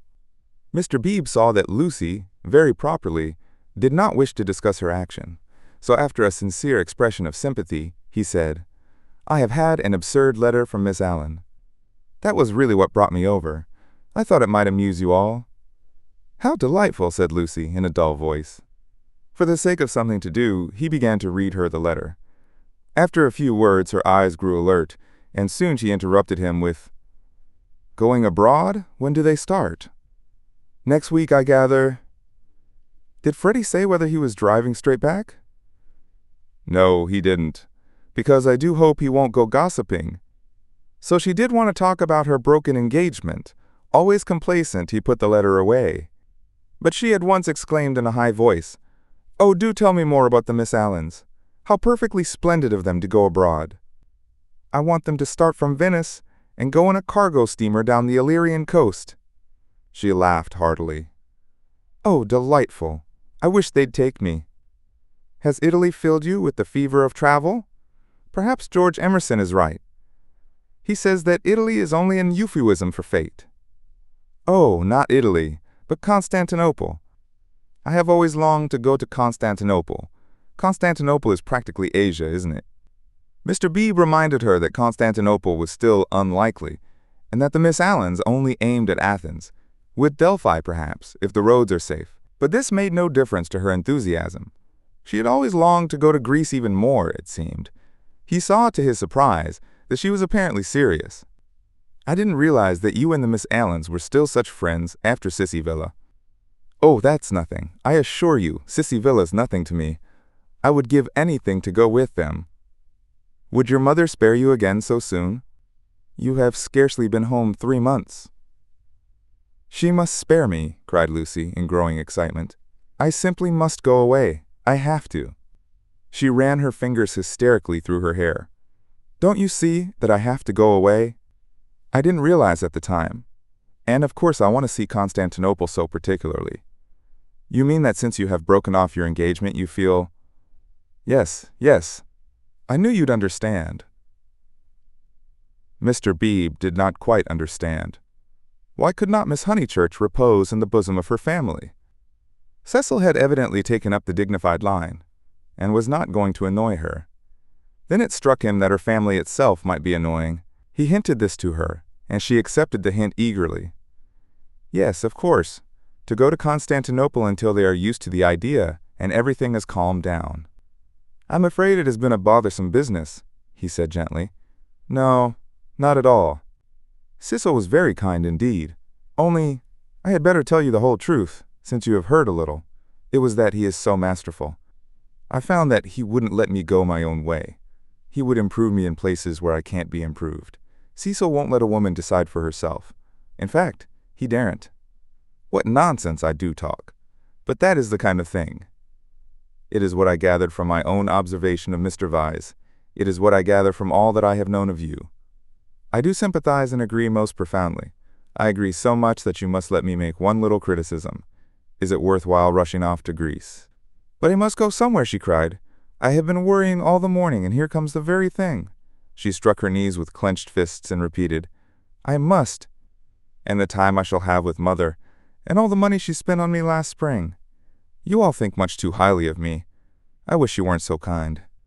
At this moment Miss Bartlett entered, and her nervousness increased. "I must get away, ever so far. I must know my own mind, and where I want to go." "Come along, tea," said Mr. Beebe, and bustled his guests out of the front door. He hustled them so quickly that he forgot his hat. When he returned for it, he heard, to his relief and surprise, the tinkling of a Mozart sonata. "She is playing again," he said to Miss Bartlett. "Lucy can always play," was the acid reply. "One is very thankful that she has such a resource. She is evidently much worried, as of course she ought to be. I know all about it. The marriage was so near that it must have been a hard struggle before she could wind herself up to speak." Miss Bartlett gave a kind of wriggle, and he prepared for a discussion. He had never fathomed Miss Bartlett. As he had put it to himself at Florence, she might yet reveal depths of strangeness, if not of meaning. But she was so unsympathetic that she must be reliable. He assumed that much, and he had no hesitation in discussing Lucy with her. Minnie was fortunately collecting ferns. She opened the discussion with, We had much better let the matter drop. I wonder. It is of the highest importance that there should be no gossip in Summer Street. It would be death to gossip about Mr. Vyse's dismissal at the present moment. Mr. Beebe raised his eyebrows. Death is a strong word. Surely too strong. There was no question of tragedy. He said, "Of course, Miss Honeychurch will make the fact public in her own way, and when she chooses. Freddie only told me because he knew she would not mind." "I know," said Miss Bartlett civilly. "Yet Freddie ought not to have told even you. One cannot be too careful." "Quite so. I do implore absolute secrecy. A chance word to a chattering friend, and—" "Exactly." He was used to these nervous old maids, and to the exaggerated importance that they attach to words. A rector lives in a web of petty secrets, and confidences and warnings, and the wiser he is, the less he will regard them. He will change the subject, as did Mr. Beebe, saying cheerfully, "Have you heard from any Bertolini people lately? I believe you keep up with Miss Lavish. It is odd how we of that pension, who seems such a fortuitous collection, have been working into one another's lives. 2, 3, 4, 6 of us, no, 8. I had forgotten the Emersons, have kept more or less in touch. We must really give the Signora a testimonial." And, Miss Bartlett not favoring the scheme, they walked up the hill in a silence which was only broken by the rector naming some fern. On the summit they paused. The sky had grown wilder since he stood there last hour, giving to the land a tragic greatness that is rare in Surrey. Gray clouds were charging across tissues of white, which stretched and shredded and tore slowly until through their final layers there gleamed a hint of the disappearing blue. Summer was retreating. The wind roared, the trees groaned, yet the noise seemed insufficient for those vast operations in heaven. The weather was breaking up, breaking, broken, and it is a sense of the fit rather than of the supernatural that equips such crises with the salvos of angelic artillery. Mr. Beebe's eyes rested on Windy Corner, where Lucy sat, practicing Mozart. No smile came to his lips, and changing the subject again, he said, "We shan't have rain, but we shall have darkness, so let us hurry on. The darkness last night was appalling." They reached the Beehive Tavern at about 5 o'clock. That amiable hostelry possesses a veranda in which the young and the unwise do dearly love to sit, while guests of more mature years seek a pleasant sanded room and have tea at a table comfortably. Mr. Beebe saw that Miss Bartlett would be cold if she sat out, and that Minnie would be dull if she sat in, so he proposed a division of forces. They would hand the child her food through the window. Thus he was incidentally enabled to discuss the fortunes of Lucy. "I have been thinking, Miss Bartlett," he said, "and unless you very much object, I would like to reopen that discussion." She bowed. "Nothing about the past. I know little and care less about that. I am absolutely certain that it is to your cousin's credit. She has acted loftily and rightly, and it is like her gentle modesty to say that we think too highly of her. But the future. Seriously, what do you think of this Greek plan?" He pulled out the letter again. "I don't know whether you overheard, but she wants to join the Miss Allens in their mad career. It's all— I can't explain. It's wrong." Miss Bartlett read the letter in silence, laid it down, seemed to hesitate, and then read it again. "I can't see the point of it myself." To his astonishment, she replied, "There I cannot agree with you. In it I spy Lucy's salvation." "Really? Now why?" "She wanted to leave Windy Corner. I know, but it seems so odd, so unlike her, so I was gonna say selfish. It is natural, surely, after such painful scenes, that she should desire a change." Here, apparently, was one of those points that the male intellect misses. Mr. Beebe exclaimed, "So she says herself, and since another lady agrees with her, I must own that I am partially convinced. Perhaps she must have a change. I have no sisters and I don't understand these things. But why need she go as far as Greece?" "You may well ask that," replied Miss Bartlett, who was evidently interested, and had almost dropped her evasive manner. "Why Greece? What is it, Minnie dear, jam? Why not Tunbridge Wells? Oh, Mr. Beebe, I had a long and most unsatisfactory interview with dear Lucy this morning. I cannot help her. I will say no more. Perhaps I have already said too much.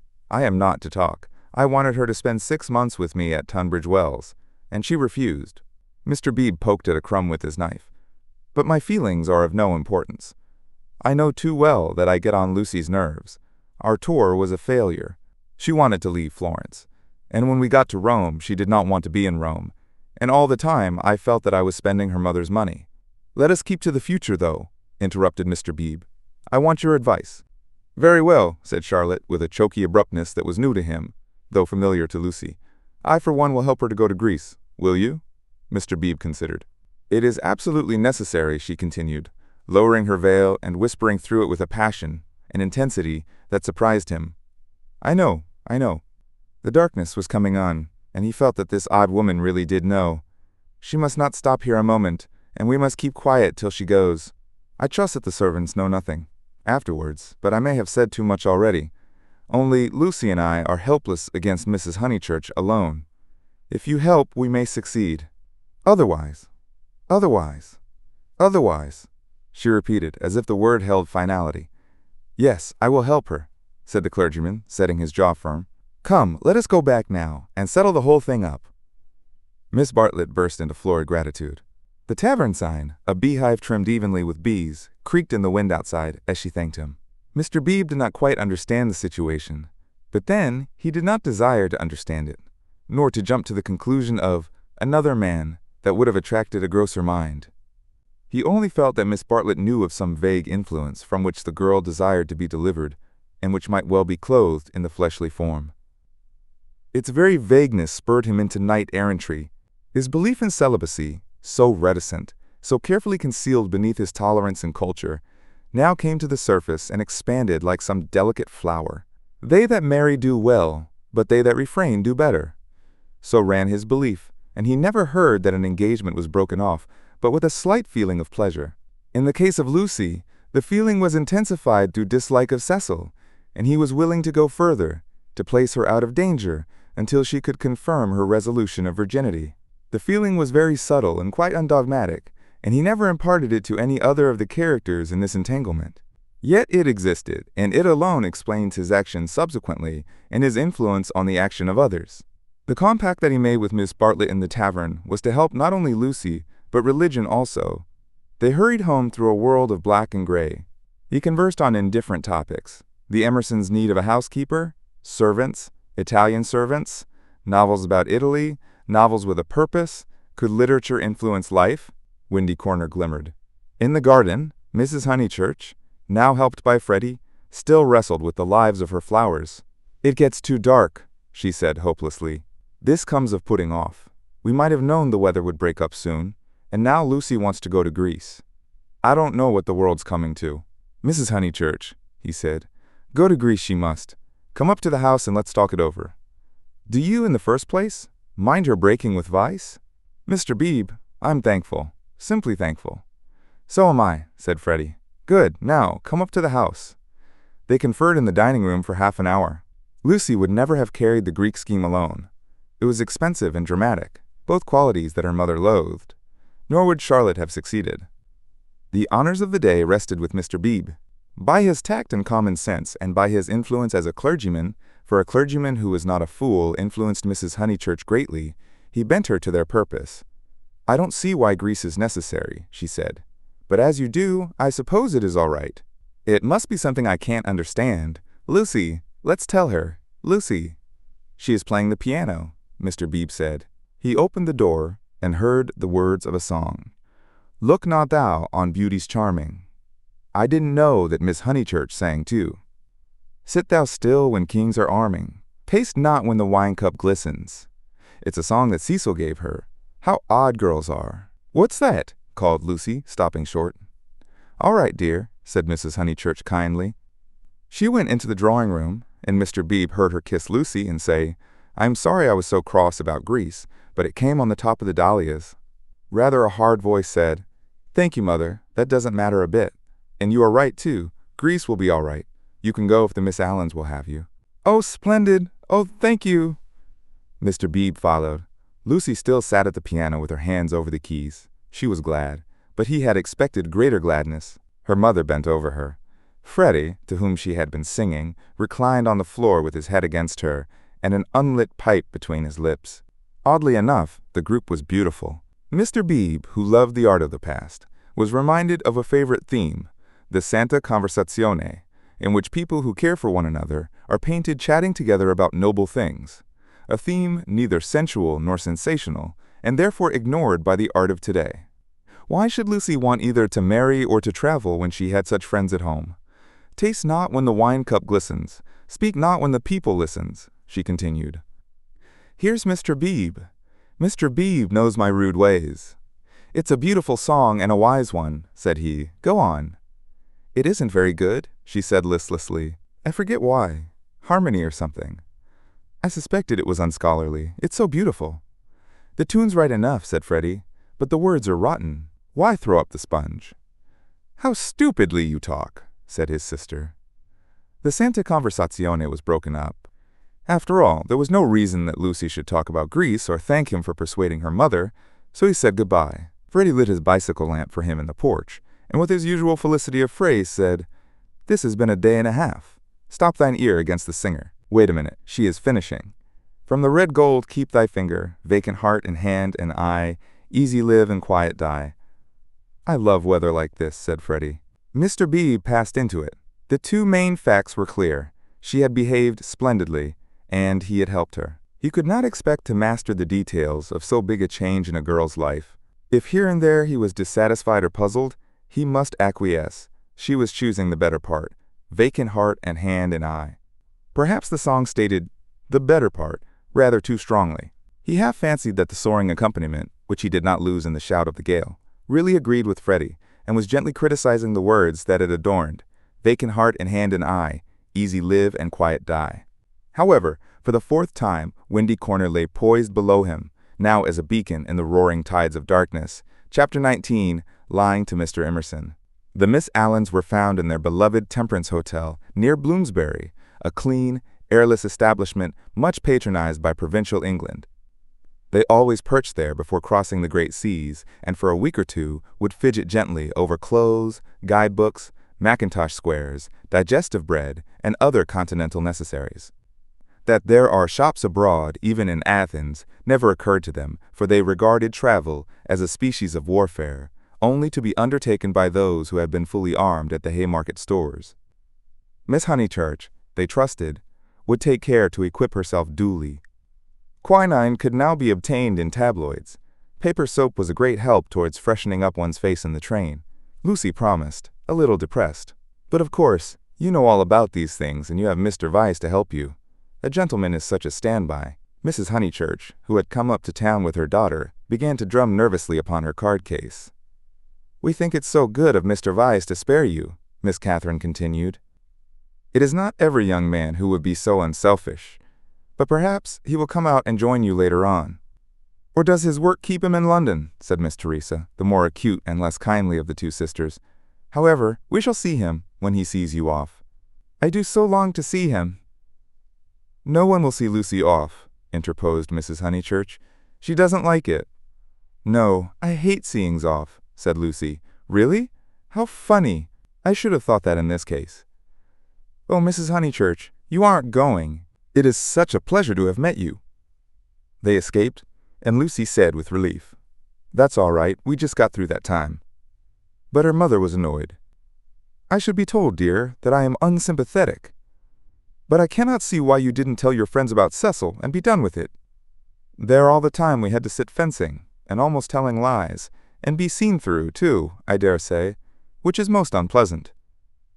Lucy had plenty to say in reply. She described the Miss Allens' character. There were such gossips, and if one told them, the news would be everywhere in no time. But why shouldn't it be everywhere in no time? Because I settled with Cecil not to announce it until I left England. I shall tell them then. It's much pleasanter. How wet it is. Let's turn in here. Here was the British Museum. Mrs. Honeychurch refused. If they must take shelter, let it be in a shop.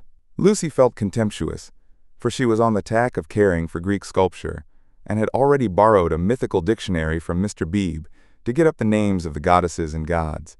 Oh, well, let it be shop then. Let's go to Moody's. I'll buy a guidebook. You know, Lucy, you and Charlotte and Mr. Beebe all tell me I'm so stupid, so I suppose I am, but I shall never understand this hole-and-corner work. You've got rid of Cecil. Well and good, and I'm thankful he's gone, though I did feel angry for the minute. But why not announce it? Why this hushing up and tiptoeing? It's only for a few days. But why at all? Lucy was silent. She was drifting away from her mother.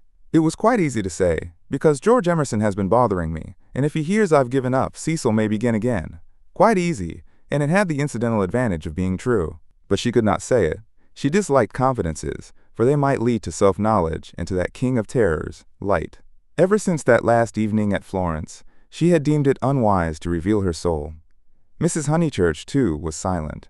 She was thinking, my daughter won't answer me. She would rather be with those inquisitive old maids than with Freddie and me. Any rag, tag, and bobtail apparently does if she can leave her home. And, as in her case, thoughts never remained unspoken long, she burst out with, you're tired of Windy Corner. This was perfectly true. Lucy had hoped to return to Windy Corner when she escaped from Cecil, but she discovered that her home existed no longer. It might exist for Freddie, who still lived and thought straight, but not for one who had deliberately warped the brain. She did not acknowledge that her brain was warped, for the brain itself must assist in that acknowledgement, and she was disordering the very instruments of life. She only felt, I do not love George. I broke off my engagement because I did not love George. I must go to Greece because I do not love George. It is more important that I should look up gods in the dictionary than that I should help my mother. Everyone else is behaving very badly. She only felt irritable and petulant, and anxious to do what she was not expected to do, and in this spirit she proceeded with the conversation. Oh, Mother, what rubbish you talk. Of course I'm not tired of Windy Corner.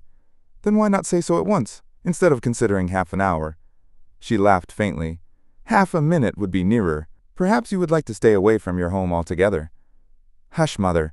People will hear you, for they had entered Muddy's. She bought Baedeker, and then continued. Of course I want to live at home, but as we are talking about it, I may as well say that I shall want to be away in the future more than I have been. You see, I come into my money next year. Tears came into her mother's eyes. Driven by nameless bewilderment, by what is in older people termed eccentricity, Lucy determined to make this point clear. I've seen the world so little. I felt so out of things in Italy. I've seen so little of life. One ought to come up to London more. Not a cheap ticket like today, but to stop. I might even share a flat for a little with some other girl. And mess with typewriters and latch keys, exploded Mrs. Honeychurch, and agitate and scream and be carried off kicking by the police, and call it a mission when no one wants you, and call it duty when it means that you can't stand your own home, and call it work when thousands of men are starving with the competition as it is. And then to prepare yourself, find 2 doddering old ladies and go abroad with them. I want more independence, said Lucy lamely. She knew that she wanted something, and independence is a useful cry. We can always say that we have not got it. She tried to remember her emotions in Florence. Those had been sincere and passionate, and had suggested beauty rather than short skirts and latchkeys. But independence was certainly her cue. Very well. Take your independence and be gone. Rush up and down and round the world, and come back as thin as a lath with the bad food. Despise the house that your father built and the garden that he planted, and our dear view, and then share a flat with another girl. Lucy screwed up her mouth and said, Perhaps I spoke hastily. Oh, goodness, her mother flashed. How you do remind me of Charlotte Bartlett. Charlotte? Flashed Lucy in her turn, pierced at last by a vivid pain. More every moment. I don't know what you mean, Mother. Charlotte and I are not the very least alike. Well, I see the likeness. The same eternal worrying, the same taking back of words. You and Charlotte trying to divide 2 apples among 3 people last night might be sisters. What rubbish! And if you dislike Charlotte so, it's rather a pity you asked her to stop. I warned you about her. I begged you, implored you not to. But of course it was not listened to. There you go. I beg your pardon? Charlotte again, my dear. That's all. Her very words. Lucy clenched her teeth. My point is that you oughtn't to have asked Charlotte to stop. I wish you would keep to the point. And the conversation died off into a wrangle. She and her mother shopped in silence, spoke little in the train, little again in the carriage, which met them at Dorking Station. It had poured all day, and as they ascended through the deep Surrey lanes, showers of water fell from the overhanging beech trees and rattled on the hood. Lucy complained that the hood was stuffy. Leaning forward, she looked out into the steaming dusk and watched the carriage lamp pass like a searchlight over mud and leaves and reveal nothing beautiful. The crush when Charlotte gets in will be abominable, she remarked, for they were to pick up Miss Bartlett at Summer Street, where she had been dropped as the carriage went down, to pay a call on Mr. Beebe's old mother. We shall have to sit 3 aside, because the trees drop, and yet it isn't raining. Oh, for a little air. Then she listened to the horse's hooves. He has not told. He has not told. That melody was blurred by the soft road. Can't we have the hood down? She demanded, and her mother with sudden tenderness said, Very well, old lady, stop the horse. And the horse was stopped, and Lucy and Powell wrestled with the hood and squirted water down Mrs. Honeychurch's neck. But now that the hood was down, she did see something that she would have missed. There were no lights in the windows of Sissy Villa, and round the garden gate she fancied she saw a padlock. Is that house to let again, Powell? She called. Yes, miss, he replied. Have they gone? It is too far out of town for the young gentleman, and his father's rheumatism has come on, so he can't stop on alone, so they are trying to let furnished, was the answer. They have gone, then? Yes, miss, they have gone. Lucy sank back. The carriage stopped at the rectory. She got out to call for Miss Bartlett. So the Emersons had gone, and all this bother about Greece had been unnecessary. Waste, that word seemed to sum up the whole of life. Wasted plans, wasted money, wasted love, and she had wounded her mother. Was it possible that she had muddled things away? Quite possible. Other people had.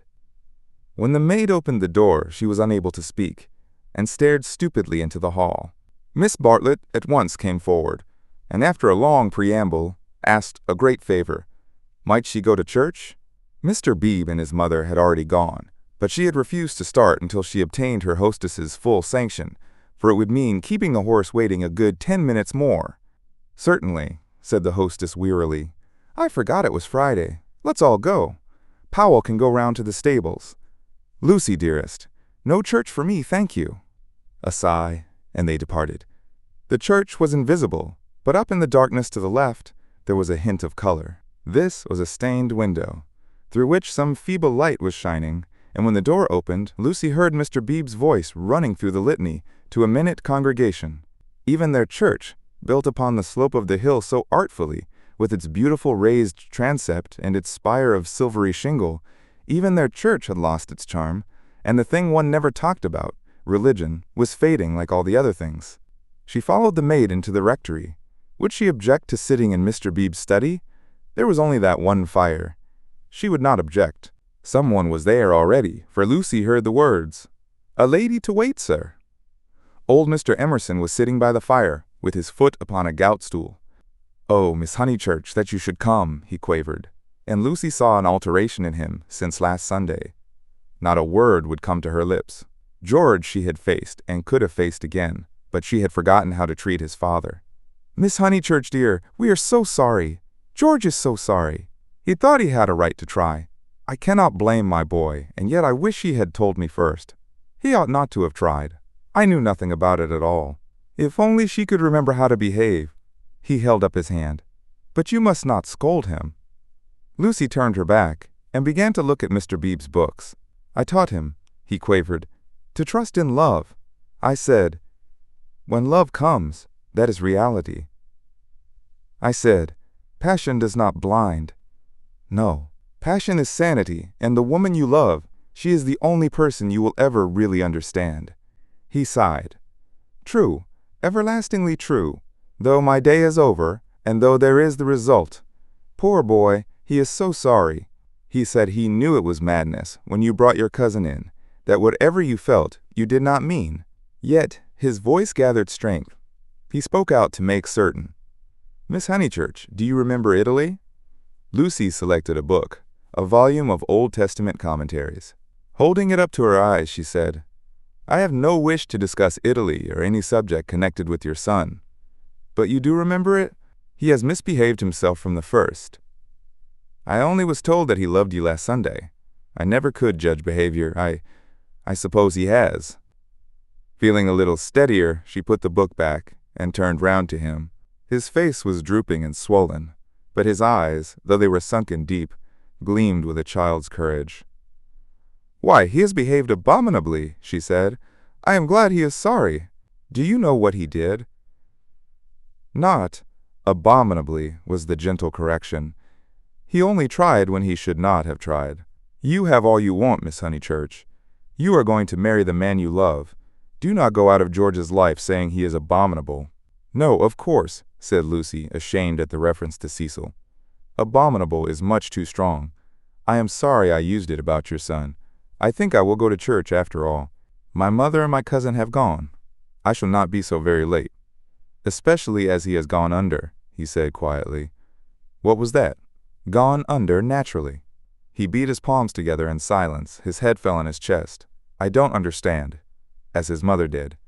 But Mr. Emerson, Mr. Emerson, what are you talking about? When I wouldn't have George baptized, said he. Lucy was frightened, and she agreed that baptism was nothing. But he caught that fever when he was 12 and she turned round. She thought it a judgment. He shuddered. Oh, horrible, when we had given up that sort of thing and broken away from her parents. Oh, horrible, worst of all, worse than death, when you have made a little clearing in the wilderness, planted your little garden, let in your sunlight, and then the weeds creep in again. A judgment, and our boy had typhoid because no clergyman had dropped water on him in church. Is it possible, Miss Honeychurch? Shall we slip back into the darkness forever? I don't know, gasped Lucy. I don't understand this sort of thing. I was not meant to understand it. But Mr. Eager, he came when I was out and acted according to his principles. I don't blame him or anyone. But by the time George was well, she was ill. He made her think about sin, and she went under thinking about it. It was thus that Mr. Emerson had murdered his wife in the sight of God. Oh, how terrible, said Lucy, forgetting her own affairs at last. He was not baptized, said the old man. I did hold firm, and he looked with unwavering eyes at the rows of books, as if, at what cost? He had won a victory over them. My boy shall go back to the earth untouched. She asked whether young Mr. Emerson was ill. Oh, last Sunday. He started into the present. George last Sunday, no, not ill, just gone under. He is never ill. But he is his mother's son. Her eyes were his, and she had that forehead that I think so beautiful, and he will not think it worth while to live. It was always touch and go. He will live, but he will not think it worth while to live. He will never think anything worth while. You remember that church at Florence? Lucy did remember, and how she had suggested that George should collect postage stamps. After you left Florence, horrible. Then we took the house here, and he goes bathing with your brother, and became better. You saw him bathing? I am so sorry, but it is no good discussing this affair. I am deeply sorry about it. Then there came something about a novel. I didn't follow it at all. I had to hear so much, and he minded telling me. He finds me too old. Ah, well, one must have failures. George comes down tomorrow and takes me up to his London rooms. He can't bear to be about here, and I must be where he is. Mr. Emerson, cried the girl, don't leave, at least, not on my account. I am going to Greece. Don't leave your comfortable house. It was the first time her voice had been kind, and he smiled. How good everyone is, and look at Mr. Beebe housing me. Came over this morning and heard I was going. Here I am so comfortable with a fire. Yes, but you won't go back to London. It's absurd. I must be with George. I must make him care to live, and down here he can't. He says the thought of seeing you and of hearing about you. I am not justifying him. I am only saying what has happened. Oh, Mr. Emerson. She took hold of his hand. You mustn't. I've been bother enough to the world by now. I can't have you moving out of your house when you like it, and perhaps losing money through it, all on my account. You must stop. I am just going to Greece. All the way to Greece? Her manner altered. To Greece. So you must stop. You won't talk about this business, I know. I can trust you both. Certainly you can. We either have you in our lives, or leave you to the life that you have chosen. I shouldn't want. I suppose Mr. Vyse is very angry with George? No, it was wrong of George to try. We have pushed our beliefs too far. I fancy that we deserve sorrow. She looked at the books again. Black, brown, and that acrid theological blue. They surrounded the visitors on every side. They were piled on the tables. They pressed against the very ceiling. To Lucy, who could not see that Mr. Emerson was profoundly religious and differed from Mr. Beebe chiefly by his acknowledgment of passion, it seemed dreadful that the old man should crawl into such a sanctum when he was unhappy, and be dependent on the bounty of a clergyman. More certain than ever that she was tired, he offered her his chair. No, please sit still. I think I will sit in the carriage. Miss Honeychurch, you do sound tired. Not a bit, said Lucy with trembling lips. But you are, and there's a look of George about you. And what were you saying about going abroad? She was silent. Greece. And she saw that he was thinking the word over. Greece. But you were to be married this year, I thought. Not till January. It wasn't, said Lucy, clasping her hands. Would she tell an actual lie when it came to the point? I suppose that Mr. Vyse is going with you. I hope. It isn't because George spoke that you are both going? No. I hope that you will enjoy Greece with Mr. Vyse. Thank you. At that moment, Mr. Beebe came back from church. His cassock was covered with rain. That's all right, he said kindly. I counted on you two keeping each other company. It's pouring again. The entire congregation, which consists of your cousin, your mother, and my mother, stands waiting in the church till the carriage fetches it. Did Powell go round? I think so. I'll see. No, of course, I'll see. How are the Miss Allens? Very well, thank you. Did you tell Mr. Emerson about Greece? I did. Don't you think it very plucky of her, Mr. Emerson, to undertake the two Miss Allens? Now, Miss Honeychurch, go back. Keep warm. I think 3 is such a courageous number to go traveling. And he hurried off to the stables. He is not going, she said hoarsely. I made a slip. Mr. Vyse does stop behind in England. Somehow it was impossible to cheat this old man. To George, to Cecil, she would have lied again. But he seemed so near the end of things, so dignified in his approach to the gulf, of which he gave one account, and the books that surrounded him another, so mild to the rough paths that he had traversed, that the true chivalry, not the worn-out chivalry of sex, but the true chivalry that all the young may show to all the old, awoke in her, and at whatever risk, she told him that Cecil was not her companion to Greece. And she spoke so seriously that the risk became a certainty, and he, lifting his eyes, said, You are leaving him? You are leaving the man you love? I had to. Why, Miss Honeychurch, why? Terror came over her, and she lied again. She made the long, convincing speech that she had made to Mr. Beebe, and intended to make to the world when she announced that her engagement was no more. He heard her in silence, and then said, My dear, I am worried about you. It seems to me, dreamily, she was not alarmed, that you are in a muddle. She shook her head. Take an old man's word. There's nothing worse than a muddle in all the world. It is easy to face death and fate, and the things that sound so dreadful. It is on my muddles that I look back with horror, on the things that I might have avoided. We can help one another but little. I used to think I could teach young people the whole of life, but I know better now, and all my teaching of George has come down to this. Beware of muddle. Do you remember in that church, when you pretended to be annoyed with me and weren't? Do you remember before, when you refused the room with the view? Those were muddles, little but ominous, and I am fearing that you are in one now. She was silent. Don't trust me, Miss Honeychurch. Though life is very glorious, it is difficult. She was still silent. Life, wrote a friend of mine, is a public performance on the violin, in which you must learn the instrument as you go along. I think he puts it well. Man has to pick up the use of his functions as he goes along, especially the function of love. Then he burst out excitedly. That's it. That's what I mean. You love George. And after his long preamble, the 3 words burst against Lucy like waves from the open sea. But you do, he went on, not waiting for contradiction. You love the boy, body and soul, plainly, directly, as he loves you. And no other word expresses it. You won't marry the other man for his sake. How dare you? Gasped Lucy, with a roaring of waters in her ears. Oh, how like a man. I mean, to suppose that a woman is always thinking about a man. But you are. She summoned physical disgust. You're shocked, but I mean to shock you. It's the only hope at times. I can reach you no other way. You must marry, or your life will be wasted. You have gone too far to retreat. I have no time for the tenderness and the comradeship and the poetry and the things that really matter and for which you marry. I know that with George you will find them and that you love him. Then be his wife. He is already part of you. Though you fly to Greece and never see him again, or forget his very name, George will work in your thoughts till you die. It isn't possible to love and to part. You will wish that it was. You can transmute love, ignore it, muddle it, but you can never pull it out of you. I know by experience that the poets are right. Love is eternal. Lucy began to cry with anger, And though her anger passed away soon, her tears remained. I only wish poets would say this too. Love is of the body, not the body, but of the body. Ah, the misery that would be saved if we confessed that. Ah, for a little directness to liberate the soul.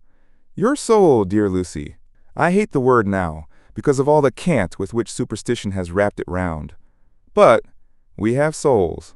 I cannot say how they came, nor whither they go, but we have them, and I see you ruining yours. I cannot bear it. It is again the darkness creeping in. It is hell. Then he checked himself. What nonsense I have talked, how abstract and remote, and I have made you cry. Dear girl, forgive my prosiness. Marry my boy. When I think what life is, and how seldom love is answered by love, marry him. It is one of the moments for which the world was made. She could not understand him. The words were indeed remote. Yet as he spoke, the darkness was withdrawn, veil after veil, and she saw to the bottom of her soul. Then, Lucy, you frighten me, she moaned. Cecil, Mr. Beebe, the tickets bought, everything. She fell sobbing into the chair. I'm caught in the tangle. I must suffer and grow old away from him. I cannot break the whole of life for his sake. They trusted me. A carriage drew up at the front door. Give George my love. Once only. Tell him muddle. Then she arranged her veil, while the tears poured over her cheeks and sighed. Lucy, no, they are in the hall. Oh, please not, Mr. Emerson. They trust me. But why should they, when you have deceived them? Mr. Beebe opened the door, saying, Here's my mother. You're not worthy of their trust. What's that? Said Mr. Beebe sharply. I was saying, why should you trust her when she deceived you? 1 minute, mother. He came in and shut the door. I don't follow you, Mr. Emerson. To whom do you refer? Trust whom? I mean, she has pretended to you that she did not love George. They have loved one another all along. Mr. Beebe looked at the sobbing girl. He was very quiet, and his white face, with its ruddy whiskers, seemed suddenly inhuman. A long black column, he stood and awaited her reply. I shall never marry him, quavered Lucy. A look of contempt came over him, and he said, Why not? Mr. Beebe, I have misled you. I have misled myself. Oh, rubbish, Miss Honeychurch. It is not rubbish, said the old man hotly. It's the part of people that you don't understand. Mr. Beebe laid his hand on the old man's shoulder pleasantly. Lucy! Lucy! Called voices from the carriage. Mr. Beebe, could you help me? He looked amazed at the request, and said in a low, stern voice, I am more grieved than I can possibly express. It is lamentable, lamentable, incredible. What's wrong with the boy? Fired up the other again. Nothing, Mr. Emerson, except that he no longer interests me. Marry George, Miss Honeychurch. He will do admirably. He walked out and left them. They heard him guiding his mother upstairs. Lucy, the voices called. She turned to Mr. Emerson in despair. But his face revived her. It was the face of a saint who understood. Now it is all dark.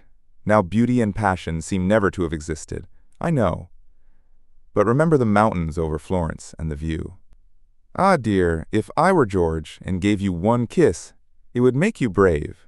You have to go cold into a battle that needs warmth, out into the muddle that you have made yourself. And your mother and all your friends will despise you, oh my darling, and rightly, if it is ever right to despise. George still dark. All the tussle and the misery without a word from him. Am I justified? Into his own eyes tears came. Yes, for we fight for more than love or pleasure. There is truth. Truth counts. Truth does count. You kiss me, said the girl. You kiss me. I will try. He gave her a sense of deities reconciled, a feeling that, in gaining the man she loved, she would gain something for the whole world. Throughout the squalor of her homeward drive, she spoke at once. His salutation remained. He had robbed the body of its taint, the world's taunts of their sting. He had shown her the holiness of direct desire. She never exactly understood, she would say in after years, how he managed to strengthen her. It was as if he had made her see the whole of everything at once. Chapter 20. The End of the Middle Ages. The Miss Allens did go to Greece, but they went by themselves. They alone of this little company will double Malaya and plow the waters of the Saronic Gulf. They alone will visit Athens and Delphi, and either shrine of intellectual song, that upon the Acropolis, encircled by blue seas, that under Parnassus, where the eagles build, and the bronze charioteer drives undismayed towards infinity. Trembling, anxious, cumbered with much digestive bread, they did proceed to Constantinople, they did go round the world. The rest of us must be contented with a fair but a less arduous goal. Italian petimus. We return to the pension Bertolini. George said it was his old room. No, it isn't, said Lucy. Because it is the room I had, and I had your father's room. I forget why. Charlotte made me, for some reason. He knelt on the tiled floor and laid his face in her lap. George, you baby, get up. Why shouldn't I be a baby? Murmured George. Unable to answer this question, she put down his sock, which she was trying to mend, and gazed out through the window. It was evening and again the spring. Oh, bother Charlotte, she said thoughtfully. What can such people be made of? Same stuff as parsons are made of. Nonsense. Quite right. It is nonsense. Now you get up off the coal floor, or you'll be starting rheumatism next, and you stop laughing and being so silly. Why shouldn't I laugh? He asked, pinning her with his elbows and advancing his face to hers. What's there to cry at? Kiss me here. He indicated the spot where a kiss would be welcome. He was a boy, after all. When it came to the point, it was she who remembered the past, she into whose soul the iron had entered, she who knew whose room this had been last year. It endeared him to her strangely that he should be sometimes wrong. Any letters? He asked. Just a line from Freddie. Now kiss me here, then here. Then, threatened again with rheumatism, he strolled to the window, opened it, as the English will, and leant out. There was the parapet, there the river, there to the left the beginnings of the hills. The cab driver, who at once saluted him with the hiss of a serpent, might be that very Phaethon who had set this happiness in motion 12 months ago. A passion of gratitude, all feelings grow to passions in the South, came over the husband, and he blessed the people and the things who had taken so much trouble about a young fool. He had helped himself, it is true, but how stupidly. All the fighting that mattered had been done by others, by Italy, by his father, by his wife. Lucy, you come and look at the cypresses, and the church, whatever its name is, still shows. San Miniato, I'll just finish your sock. Signorino, domani faremo uno giro, called the cabman, with engaging certainty. George told him that he was mistaken. They had no money to throw away on driving. And the people who had not meant to help. The Miss Lavishes, the Cecils, the Miss Bartletts. Ever prone to magnify fate, George counted up the forces that had swept him into this contentment. Anything good in Freddie's letter? Not yet. His own content was absolute, but hers held bitterness. The Honeychurches had not forgiven them. They were disgusted at her past hypocrisy. She had alienated Windy Corner, perhaps forever. What does he say? Silly boy. He thinks he's being dignified. He knew we should go off in the spring. He has known it for 6 months, that if Mother wouldn't give her consent, we should take the thing into our own hands. They had fair warning, and now he calls it an elopement. Ridiculous boy. Signorino, domani faremo uno giro. But it will all come right in the end. He has to build us both up from the beginning again. I wish, though, that Cecil had not turned so cynical about women. He has, for the second time, quite altered. Why will men have theories about women? I haven't any about men. I wish, too, that Mr. Beebe, you may well wish that. He will never forgive us. He will never be interested in us again. I wish that he did not influence them so much at Windy Corner. I wish he hadn't, but if we act the truth, the people who really love us are sure to come back to us in the long run. Perhaps. Then he said more gently, well, I acted the truth, the only thing I did do, and you came back to me. So possibly you know. He turned back into the room. Nonsense with that sock. He carried her to the window so that she too saw all the view. They sank upon their knees, invisible from the road, they hoped, and began to whisper one another's names. Ah! It was worthwhile. It was the great joy that they had expected, and countless little joys of which they had never dreamt. They were silent. Signorino, domani faremo. Oh, bother that man. But Lucy remembered the vendor of photographs and said, no, don't be rude to him. Then, with a catching of her breath, she murmured, Mr. Eager and Charlotte, dreadful frozen Charlotte, How cruel she would be to a man like that. Look at the lights going over the bridge. But this room reminds me of Charlotte. How horrible to grow old in Charlotte's way. To think that evening at the rectory that she shouldn't have heard your father was in the house. For she would have stopped me going in, and he was the only person alive who could have made me see sense. You couldn't have made me. When I am very happy, she kissed him. I remember on how little it all hangs. If Charlotte had only known, she would have stopped me going in, and I should have gone to silly Greece and become different forever. But she did know, said George. She did see my father, surely. He said so. Oh, no, she didn't see him. She was upstairs with old Mrs. Beebe, don't you remember, and then went straight to the church. She said so. George was obstinate again. My father, said he, saw her, and I prefer his word. He was dozing by the study fire, and he opened his eyes, and there was Miss Bartlett. A few minutes before you came in. She was turning to go as he woke up. He didn't speak to her. Then they spoke of other things, the desultory talk of those who have been fighting to reach one another, and whose reward is to rest quietly in each other's arms. It was long ere they returned to Miss Bartlett, but when they did, her behavior seemed more interesting. George, who disliked any darkness, said, "It's clear that she knew. Then why did she risk the meeting? She knew he was there, and yet she went to church." They tried to piece the thing together. As they talked, an incredible solution came into Lucy's mind. She rejected it, and said, "How like Charlotte to undo her work by a feeble muddle at the last moment." But something in the dying evening, in the roar of the river, in their very embrace, warned them that her words fell short of life, and George whispered, "Or did she mean it?" "Mean what?" "Signorino, domani faremo uno giro." Lucy bent forward and said with gentleness, "Lascia, prego, lascia, siamo sposati." "Scusi tanto, signora," he replied in tones as gentle, and whipped up his horse. "Buona sera e grazie. Niente." The cabman drove away singing. "Mean what, George?" He whispered, "Is it this? Is this possible? I'll put a marvel to you. That your cousin has always hoped. That from the very first moment we met, she hoped, far down in her mind, that we should be like this.